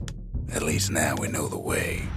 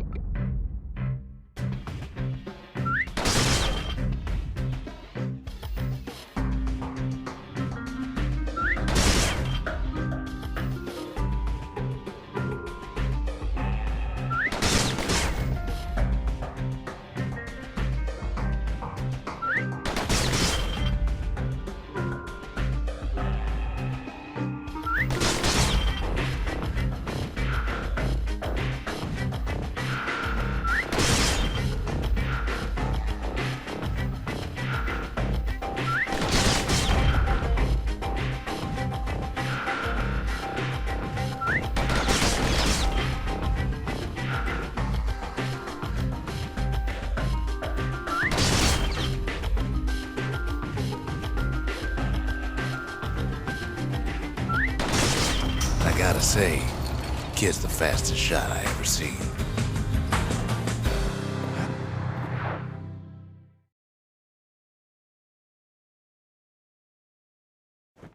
He blew through slinger range like it was nothing.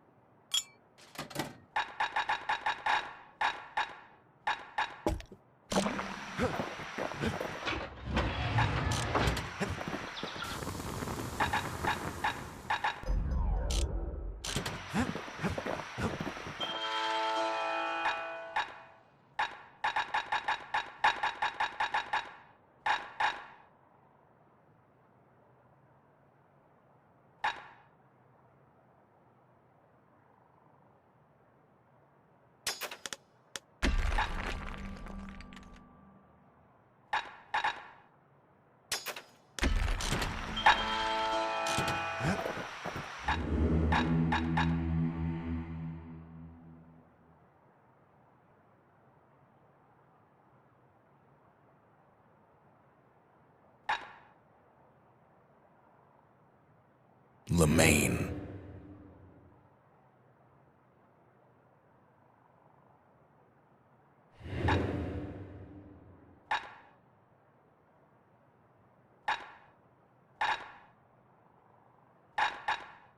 Udrig.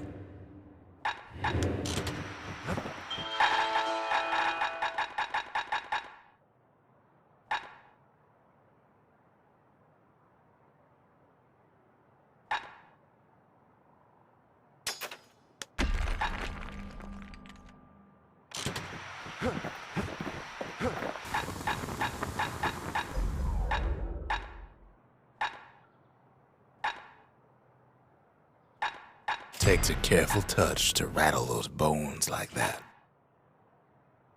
You don't want to know what he did to that thing, but believe me, it works. A solid frame can put an extra sting in every slice. Gotta make sure the pointy end's fastened on real tight.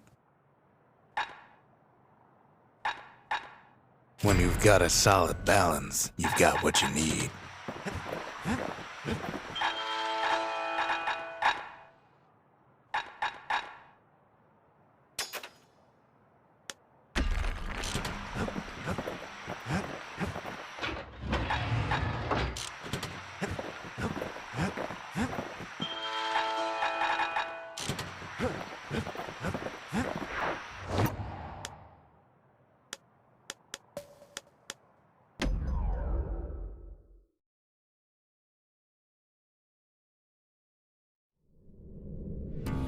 One last shard. It's all we need to put this mess behind us. And mother, what a mess it is. A mess like that could have only been made by hand.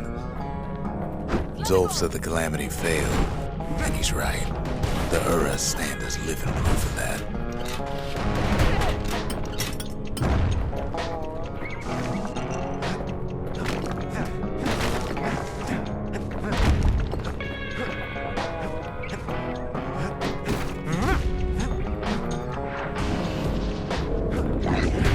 At the heart of the calamity was a simple idea.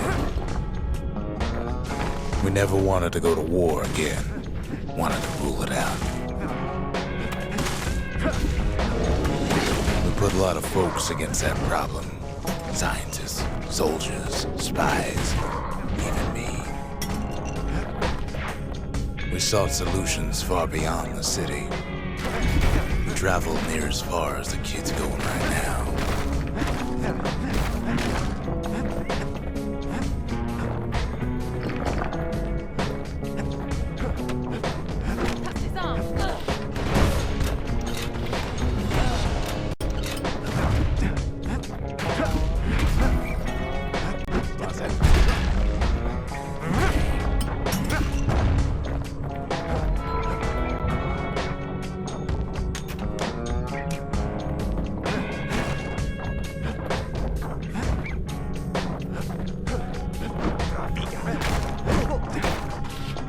Most of our efforts didn't bear fruit.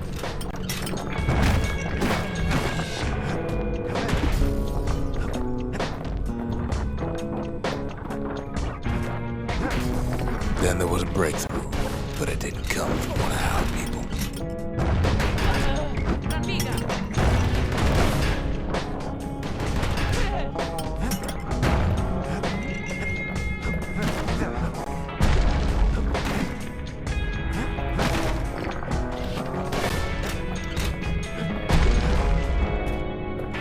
It came from an Ura, a brilliant young scientist named Ven.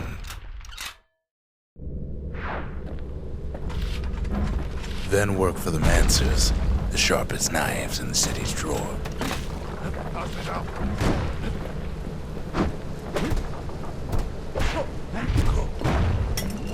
With his help, the Mancers devised a way to seal the Ura tunnel shut in a flash.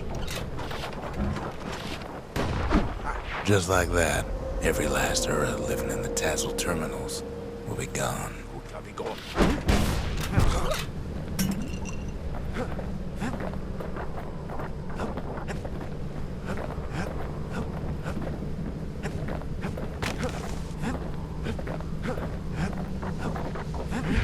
This discovery was never to be used, they said, except as a last resort.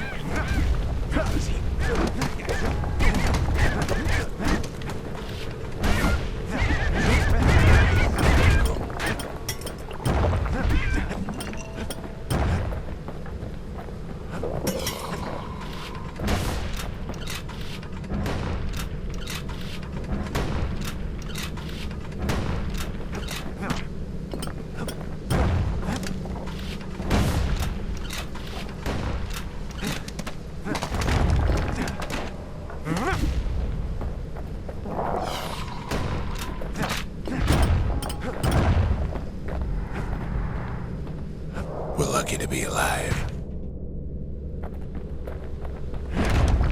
But Ven didn't like being manipulated. He had plans of his own.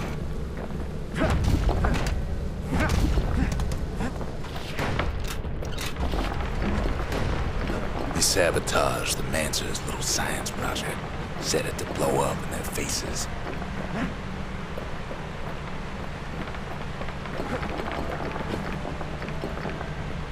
Imagine how Ven must have felt when they finally made him pull that trigger.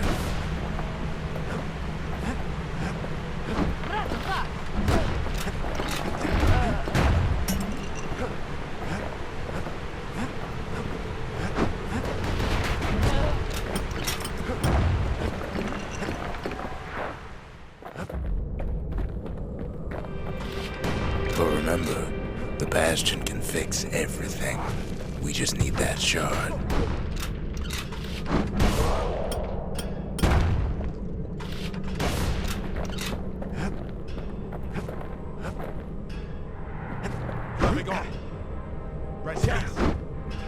Too bad the Ura ain't exactly been willing to collaborate on that front.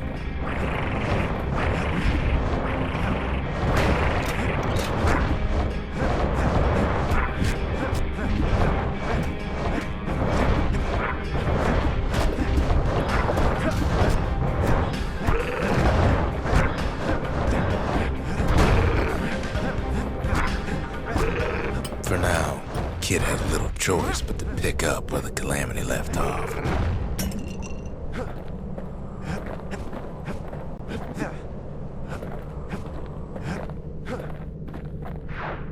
First things first, though.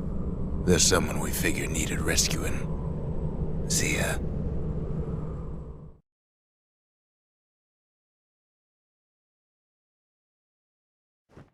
The Ura fell back, no doubt planning the next move, but we knew ours already. We talk a little here and there.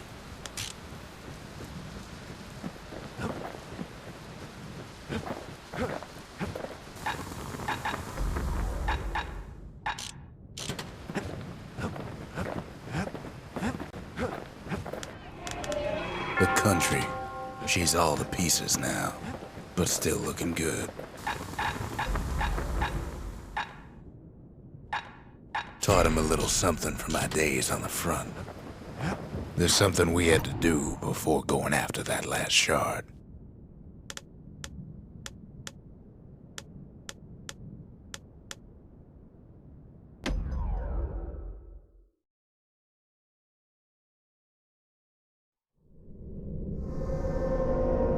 Well, now it's personal, ain't it? It's personal for him, and it's personal for me.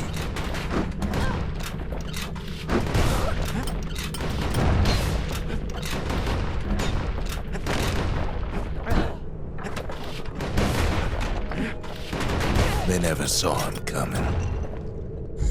He gets his hands on the care package I sent him.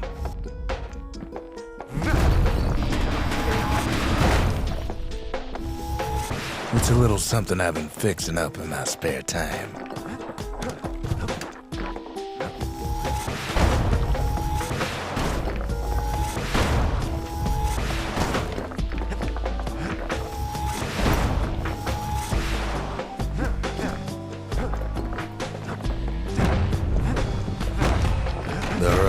way to keep the calamity from spreading through Sultan's Hollow.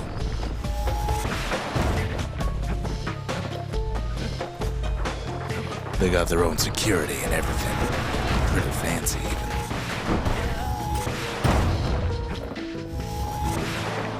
They've got these conductors that are all what's keeping the place together. Break enough of those things and the calamity rocks slink back into the ground.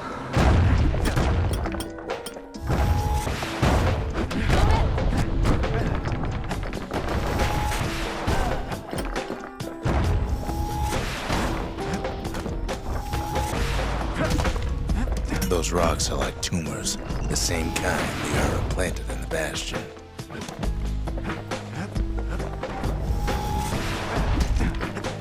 Well, the Ura must be in a panic right about now.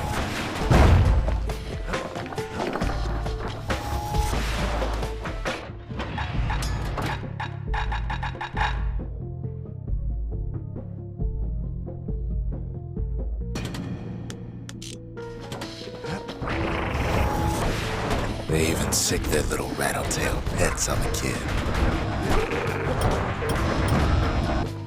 Those rodents are just a bump in the road.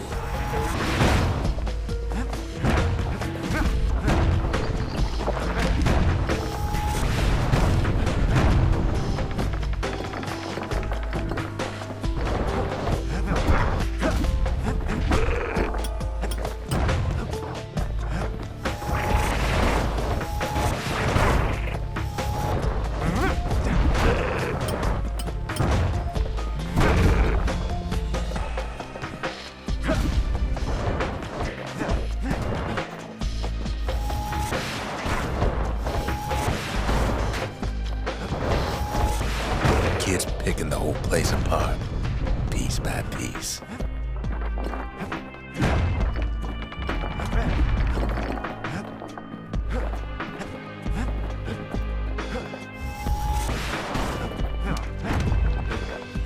By now, every Ura from here to the terminals must know he's in town.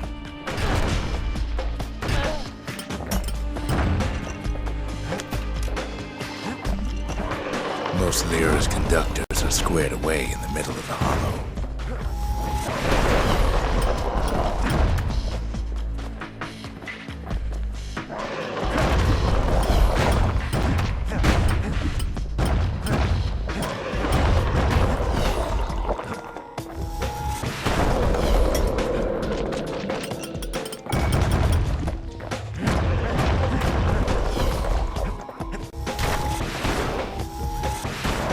The Ura keep hanging on to their barricade. After all, their homeland's not much farther.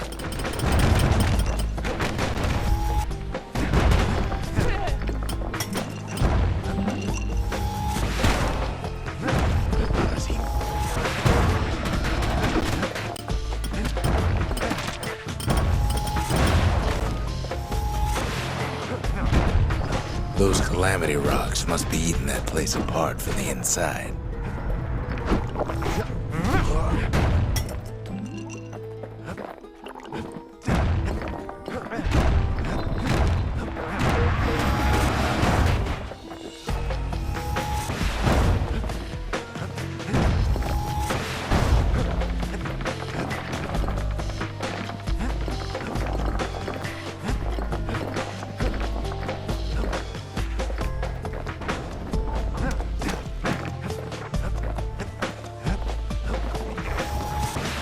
Some of them are downright bewildered by what's happening.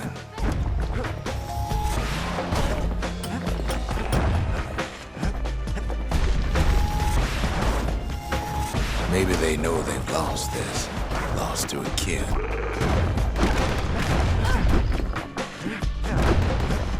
They underestimated us, had us pegged all wrong.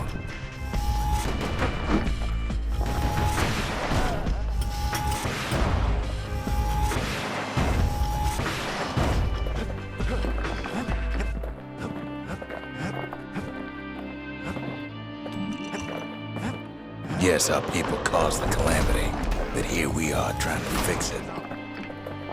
That makes us different from our people now, don't it?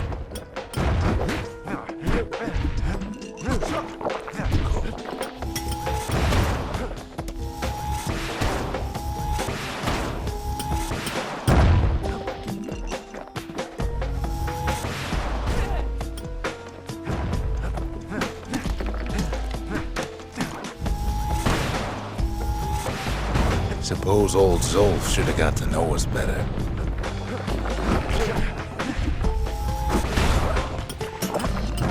Maybe I should have trusted him. Told him everything I knew.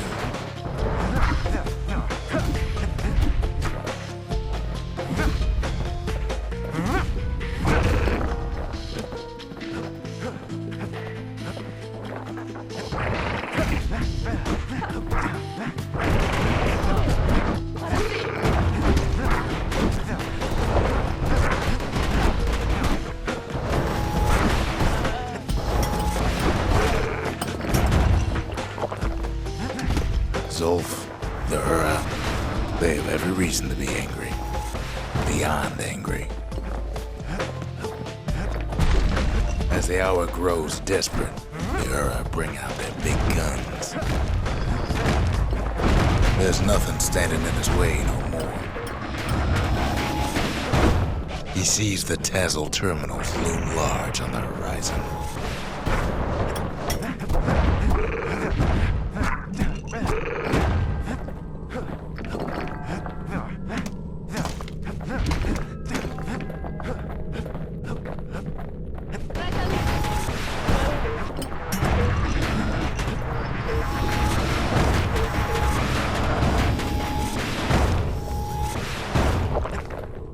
But when this is all over, it'll all be water under the bridge. Way out there on the edge of the world, that's where he finally finds you. But it ain't like Prosper Bluff this time. Ain't nothing for this gal to sing about now. Zia, you weren't kidnapped. No, ma'am. You just had to see what happened to the Ura. To your own people.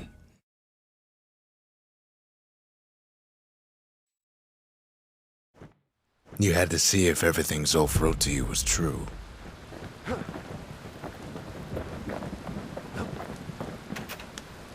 Sure you didn't drop that twangy thing on purpose?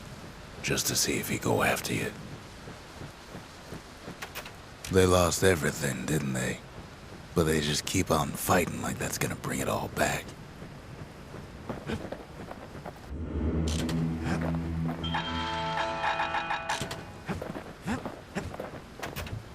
I don't need to see what happened to the Ura.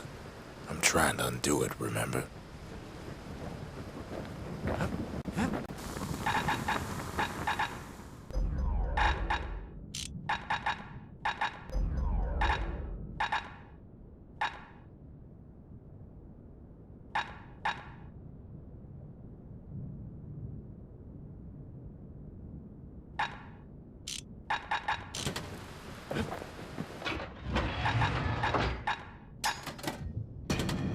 The power of the Calamity ain't well understood, but a hammer sure is.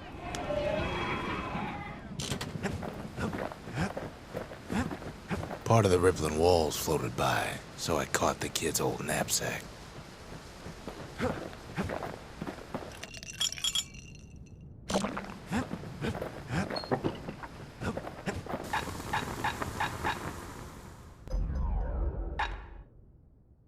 First step to learning the Calamity Cannon is knowing about the machinery overrides.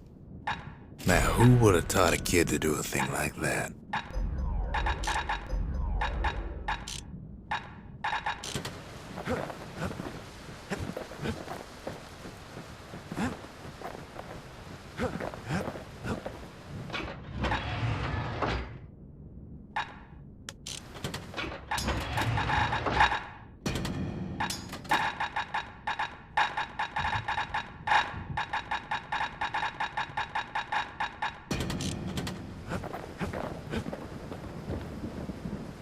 It's hard to sleep easy these days, what with everything that's happened.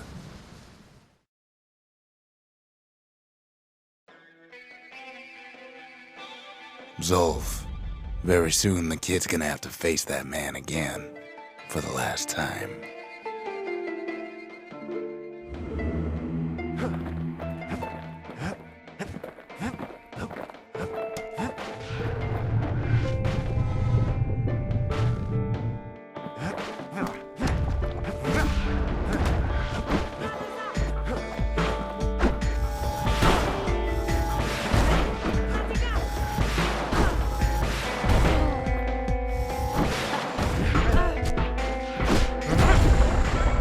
They met on the worst day of Zulf's life. There in the Hanging Gardens, he aimed to throw it all away.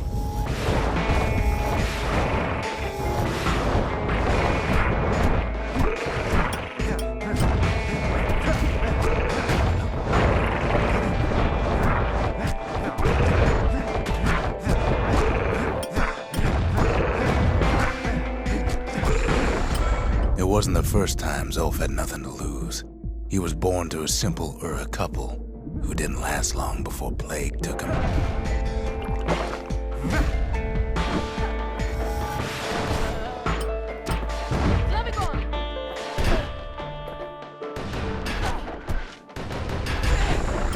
He grew up hungry in the tunnels of the Tassel terminals, so he took to stealing from a Ceylonian missionary living there.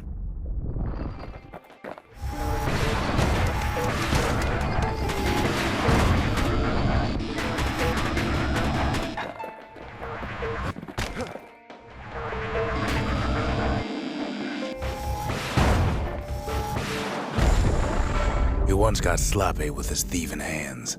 The missionary caught him, but didn't rat him out. Instead, he offered to take him in.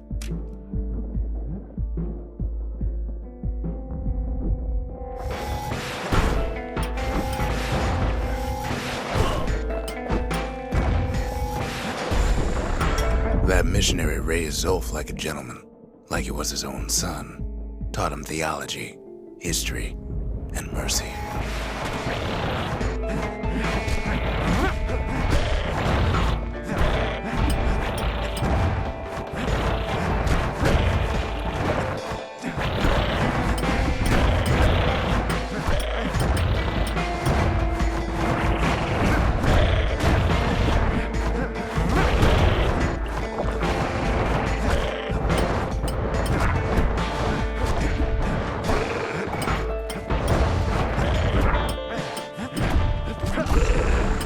When the missionary passed away, Zulf promised to continue his work to bring about a lasting peace between the Ura and Ceylondia.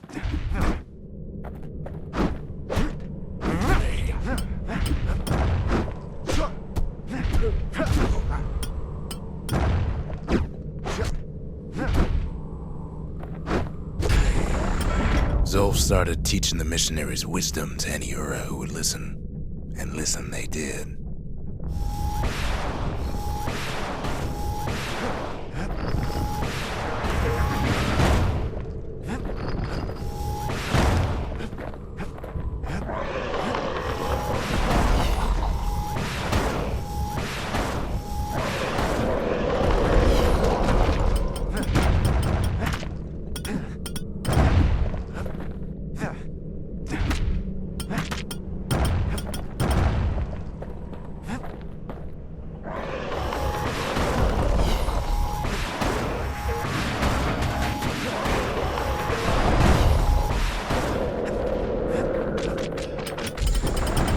He advocated tolerance and argued that the Ura should atone for the war.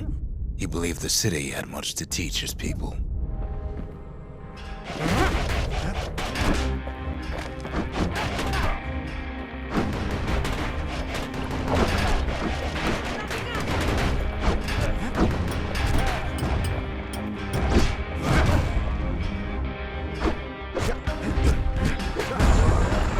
However, Zulf felt he could only do so much in the Tassel terminals.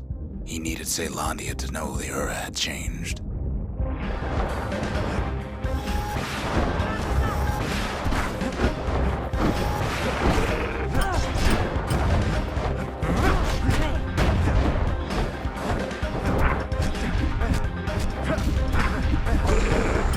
He decided to do what the missionary did many years before. He left the city of his youth to brave a savage land.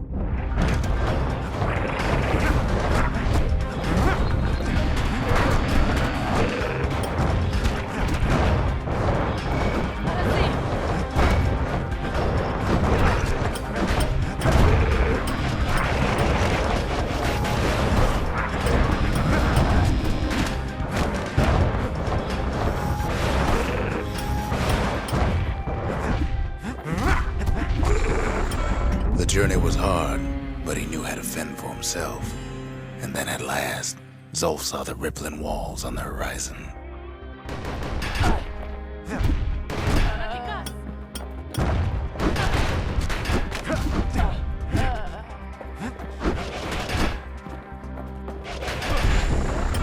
He endeared himself to city folk straight away, and in turn he fell in love with the city and its people.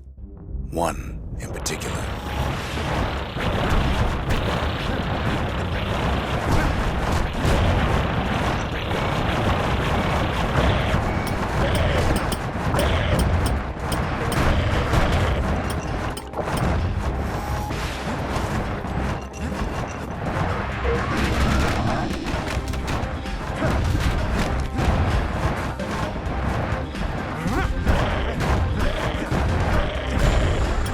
This young lady was fascinated by the Ura, but she never met anyone like Zolf.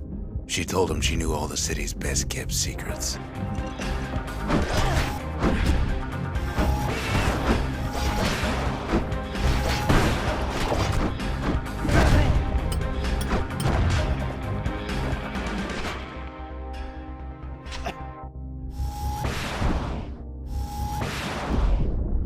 The Hanging Gardens was their favorite spot.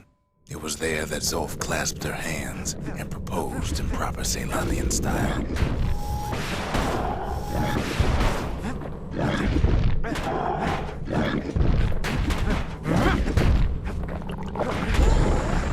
He celebrated with his friends long into the night. Joy and revelry like he'd never seen. Too bad he couldn't remember it all.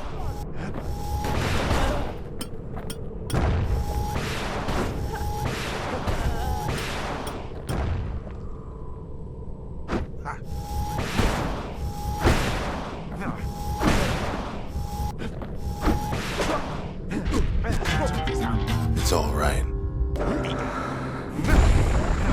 He woke up alone underground inside the Ura Ceylonian War Memorial, built like an Ura den.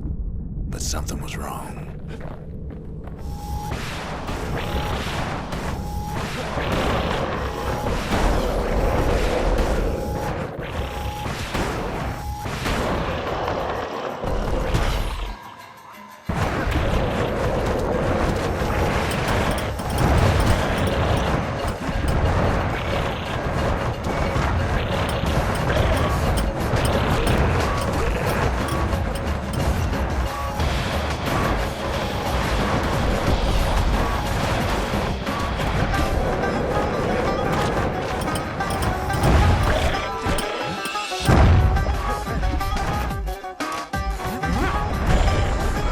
He emerged from that hole in the ground into a waking nightmare.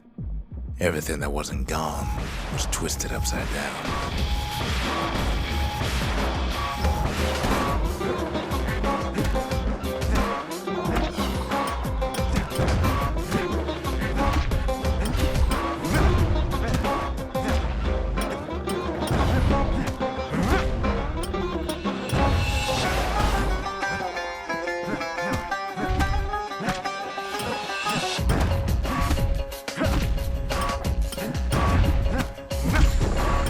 The world was frozen, air thick with ash. What few faces he saw on the street stared back at him with gray and vacant eyes.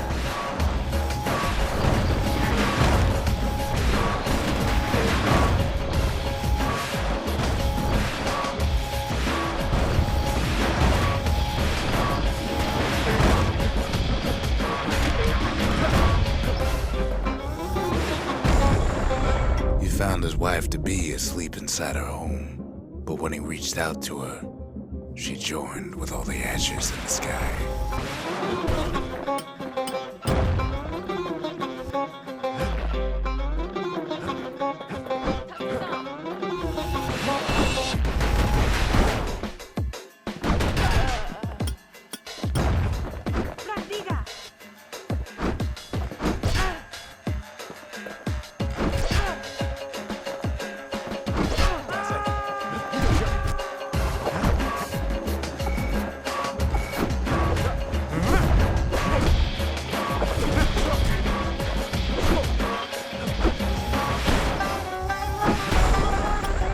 so Zolf returned to where he proposed in the Hanging Gardens, and there he stood, as if the gods would answer him.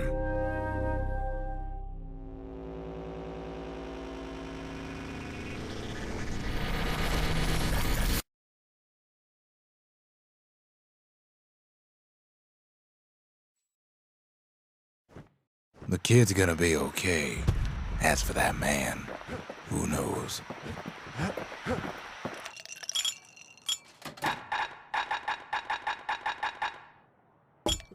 Graver gimlet tastes different the longer you swish it around. Miraculous stuff.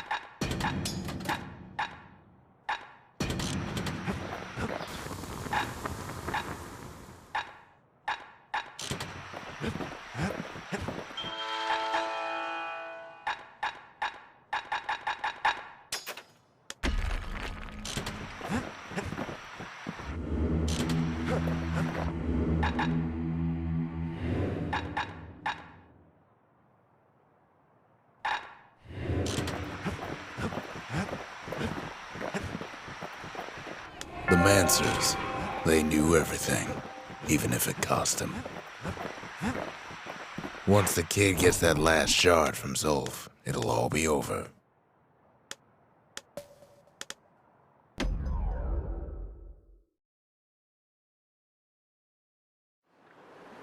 The Ura probably didn't know they were being watched from Mancer Observatory. It was the perfect spot to test something no one's meant to know about. Only trouble was, something about the place drove the windbags crazy. Everything like that continues, not one in the right direction. But there's a ways over, which is the best thing. Let's say, like that.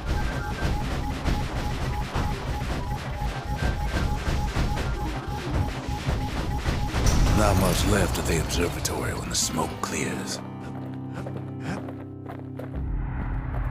The Mancers conducted their most secretive research far east of the city.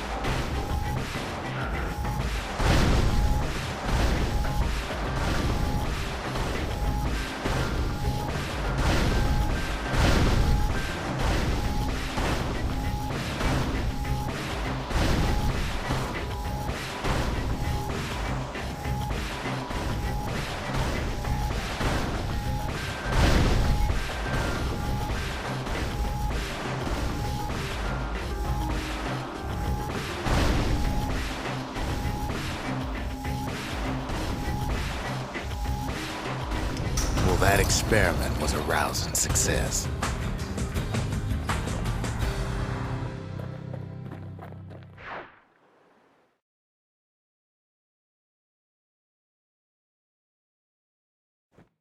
If only the Mancers could have seen the kid playing around with their favorite toy.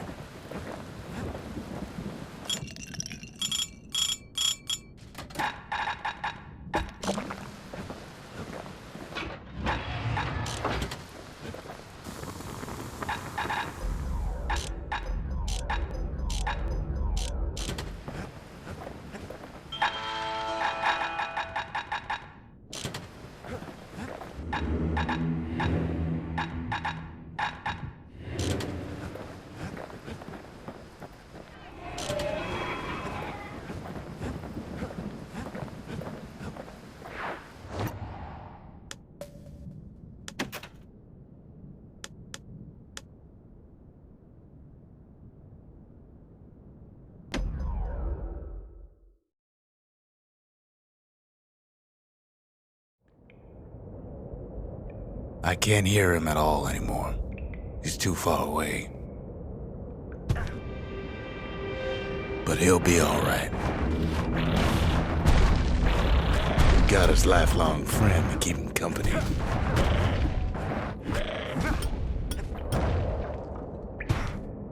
Just needs to get that shard from Zolf and come on home.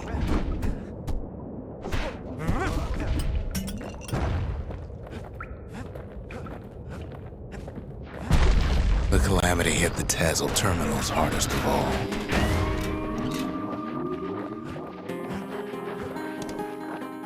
You know why Zolf went back there. All his old friends and family were there.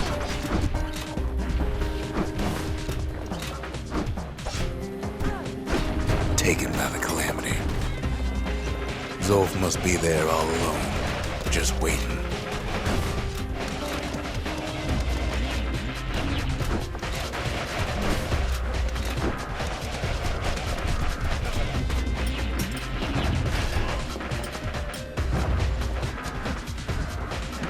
You know what's funny?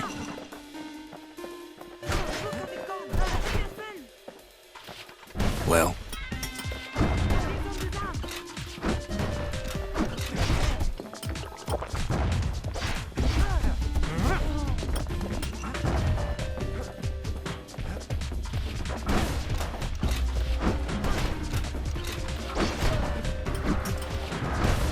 all of us are waiting. Poor kid.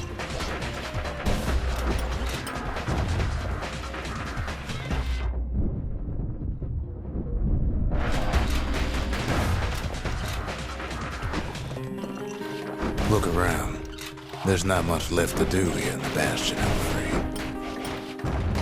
So why not tell each other stories to pass the time, right?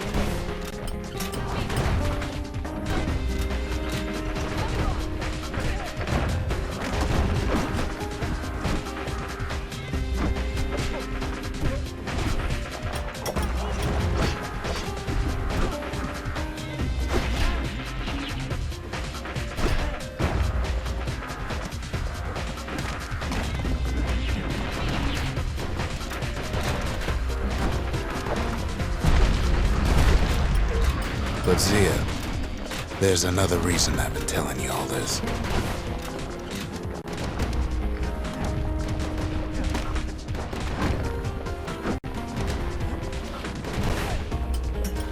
There's something I want you to understand.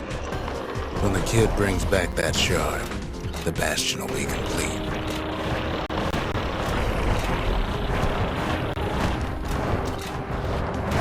What happens to Zolf will no longer matter.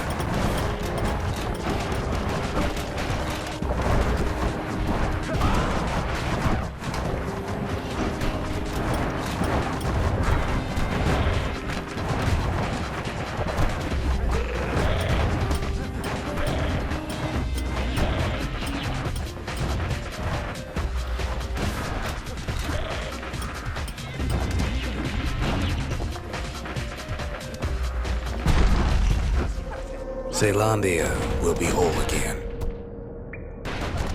Everything will be back to normal.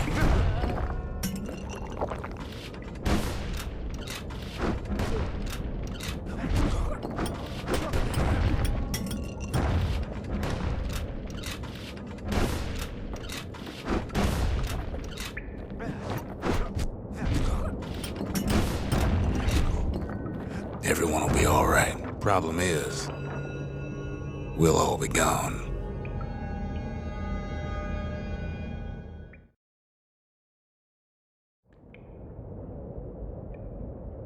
Oh, we're not gonna die. It's more like all of this will just stop.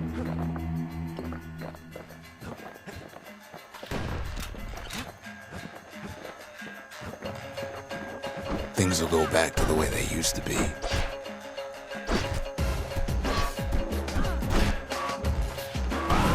That's the power of the Bastion. This whole place is a living record of the times before the Calamity, the way things were before this story. Good times, right?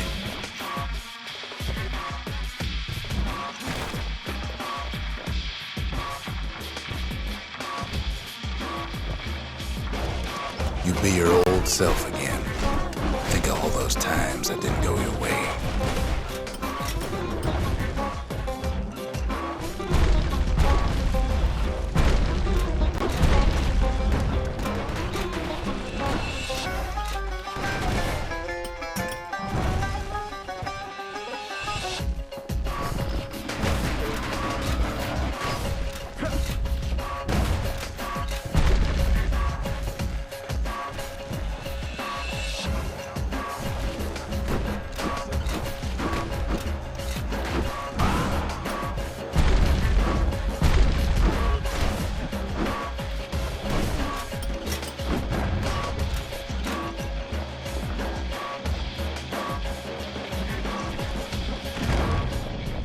All of life's little setbacks. Imagine if you could have another go at them.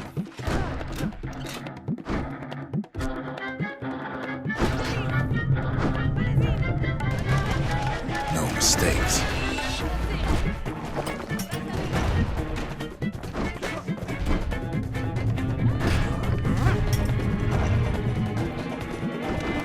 Anyone you've ever hurt.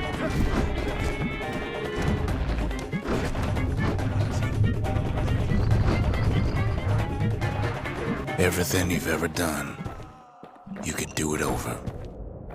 And wouldn't that be grand? Wouldn't you agree?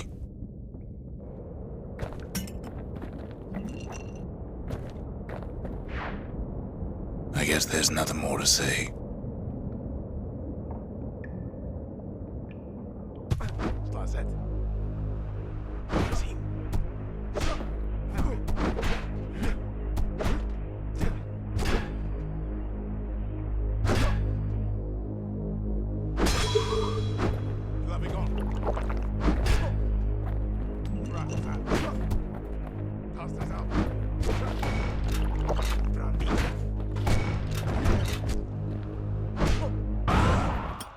Who am I kidding?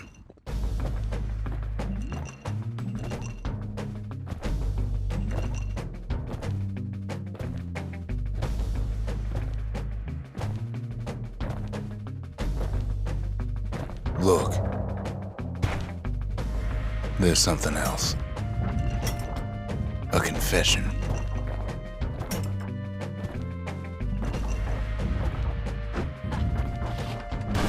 How come I know so much about the Bastion?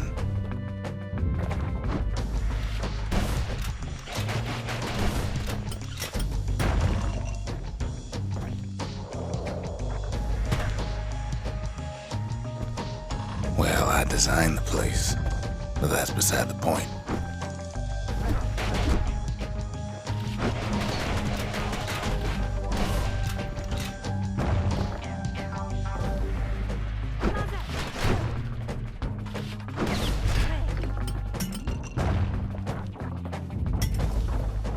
There's one problem with a place that sets things back to a bygone time. You can't test it.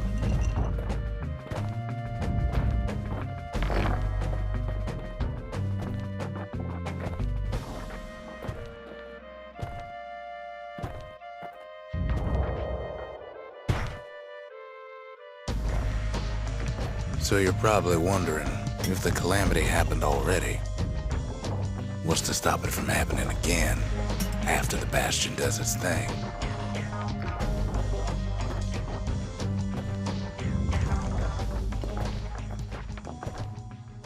The answer is...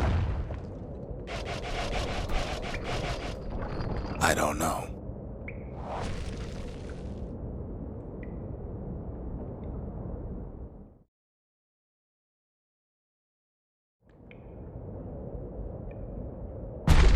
You're wondering if there ain't some other way out of this mess. It's all right.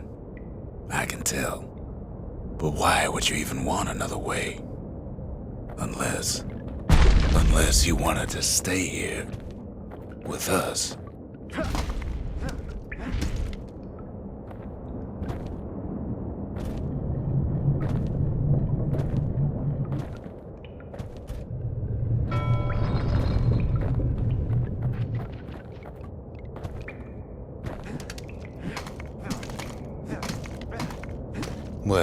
That's sweet and all, but I don't know if I can stick around.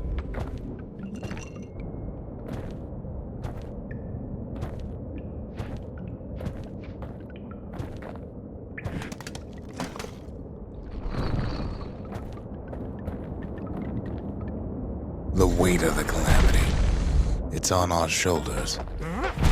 We can't just let it go.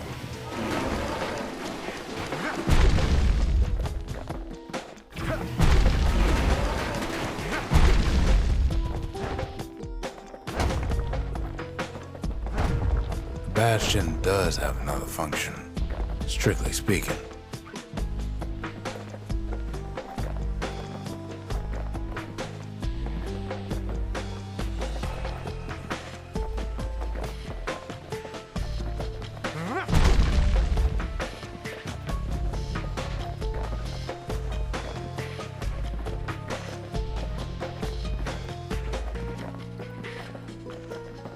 If ever the monument blew out and we couldn't repair it, we could still evacuate. First, we'd round up as many folks as we could carry. Next, we'd detonate the cores and we'd take off away from here.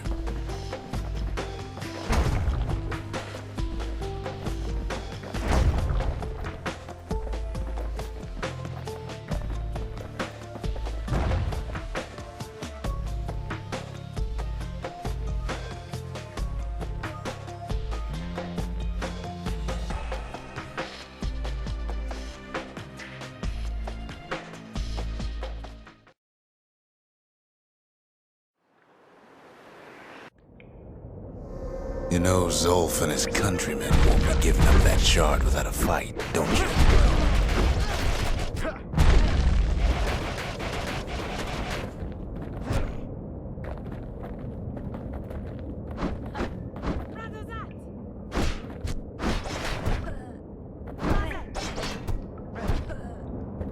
Zolf and the Ura, all they want now is to see the Bastion fall.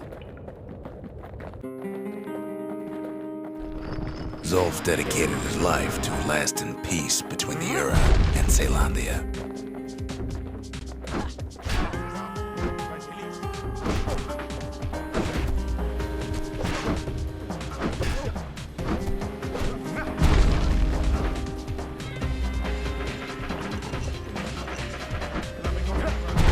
He can't have imagined the city would try to wipe the Ura out.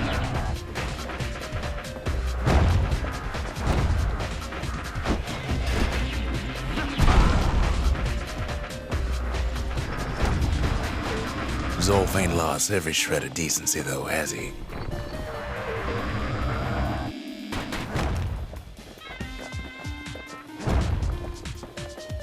He tried to warn you about his plans. He tried to warn the kid.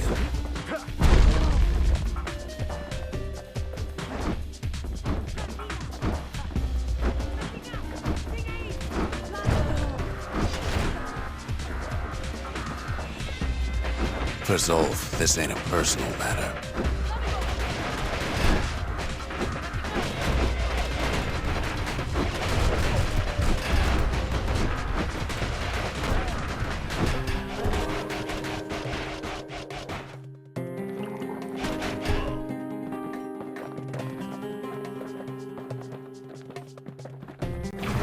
It ain't a simple matter of pride either.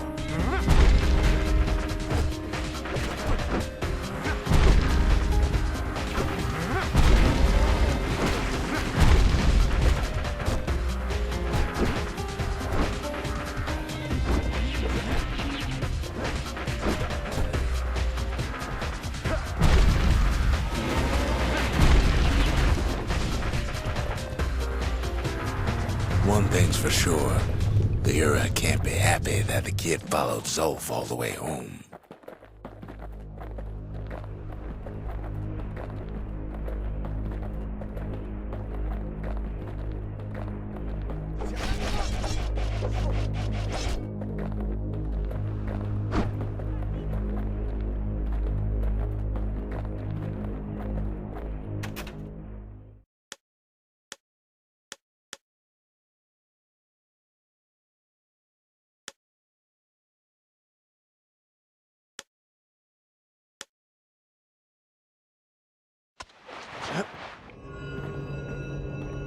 I can see it now. The kid in one corner, and Zolf in the other. Ain't much of a fight.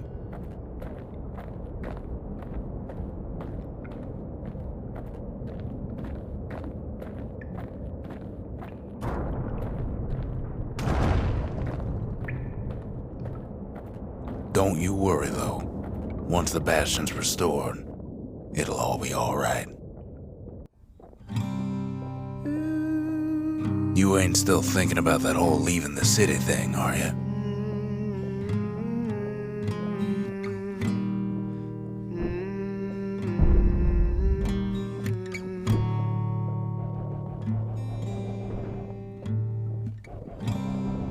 I set my sail, fly, the wind it will take me back to my home, sweet home. Lie on my back, clouds are making way for me. I'm coming home, sweet home. I see your star, you left it burning for me. Mother, I'm here.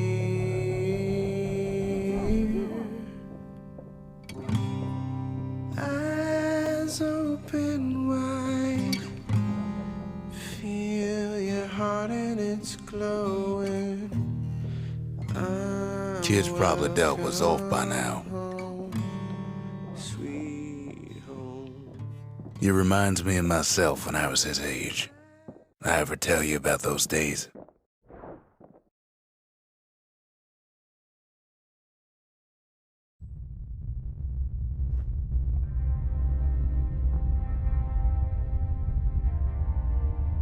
Hey, kid.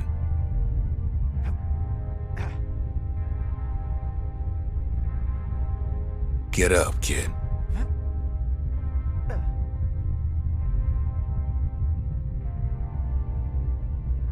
Come on, that ain't funny. I say get up.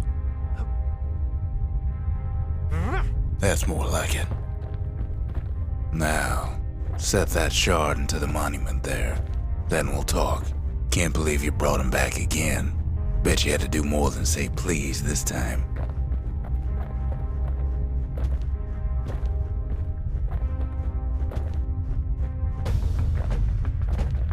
First things first, kid.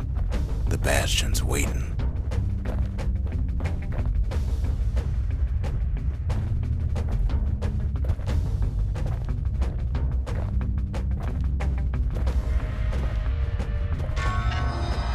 The Bastion. It's finally finished. Now, there's something I want you to see.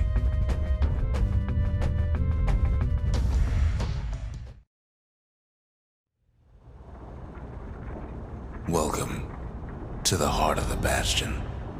I ain't one for long goodbyes, so here's the deal. Zia and I figure you done the heavy lifting, so you get to do the honors. We can tell you how to work this thing if you got any questions.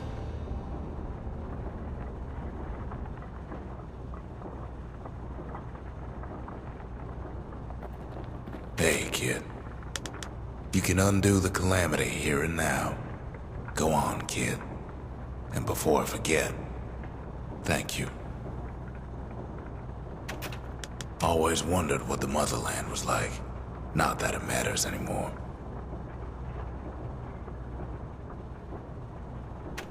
Zolf only brought more ruin to the Ura. No wonder they didn't take kindly to him.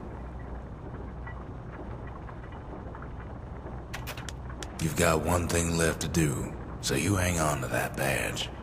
Besides, you earned it. Don't let anything you've done get to you.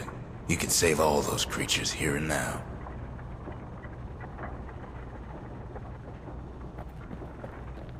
You made it. So, let's see. You can either prevent the calamity, or stick around with me and Rex. I'd hate to be in your shoes. If I could be any place I wanted, I'd stay right here. We could go anywhere in the world. Zolf tried to talk me into joining him. I tried to talk him out of it. I guess we both failed. When I finally found my people, I told them we could help. They just took me for a traitor. Glad you showed up. Any moment I'd want to live again happened after the calamity, not before.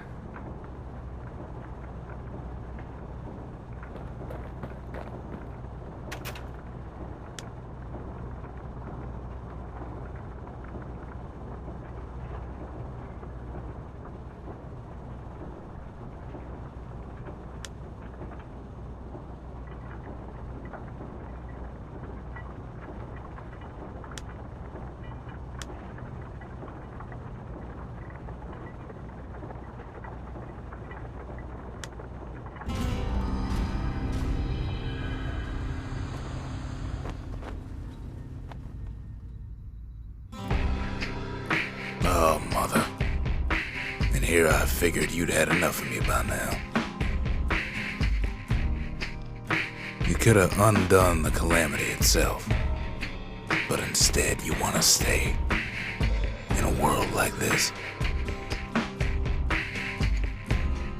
I gotta admit, kid, I ain't yet put much thought in that idea of carrying on with you here. We can't go back no more, but I suppose we could go wherever we please.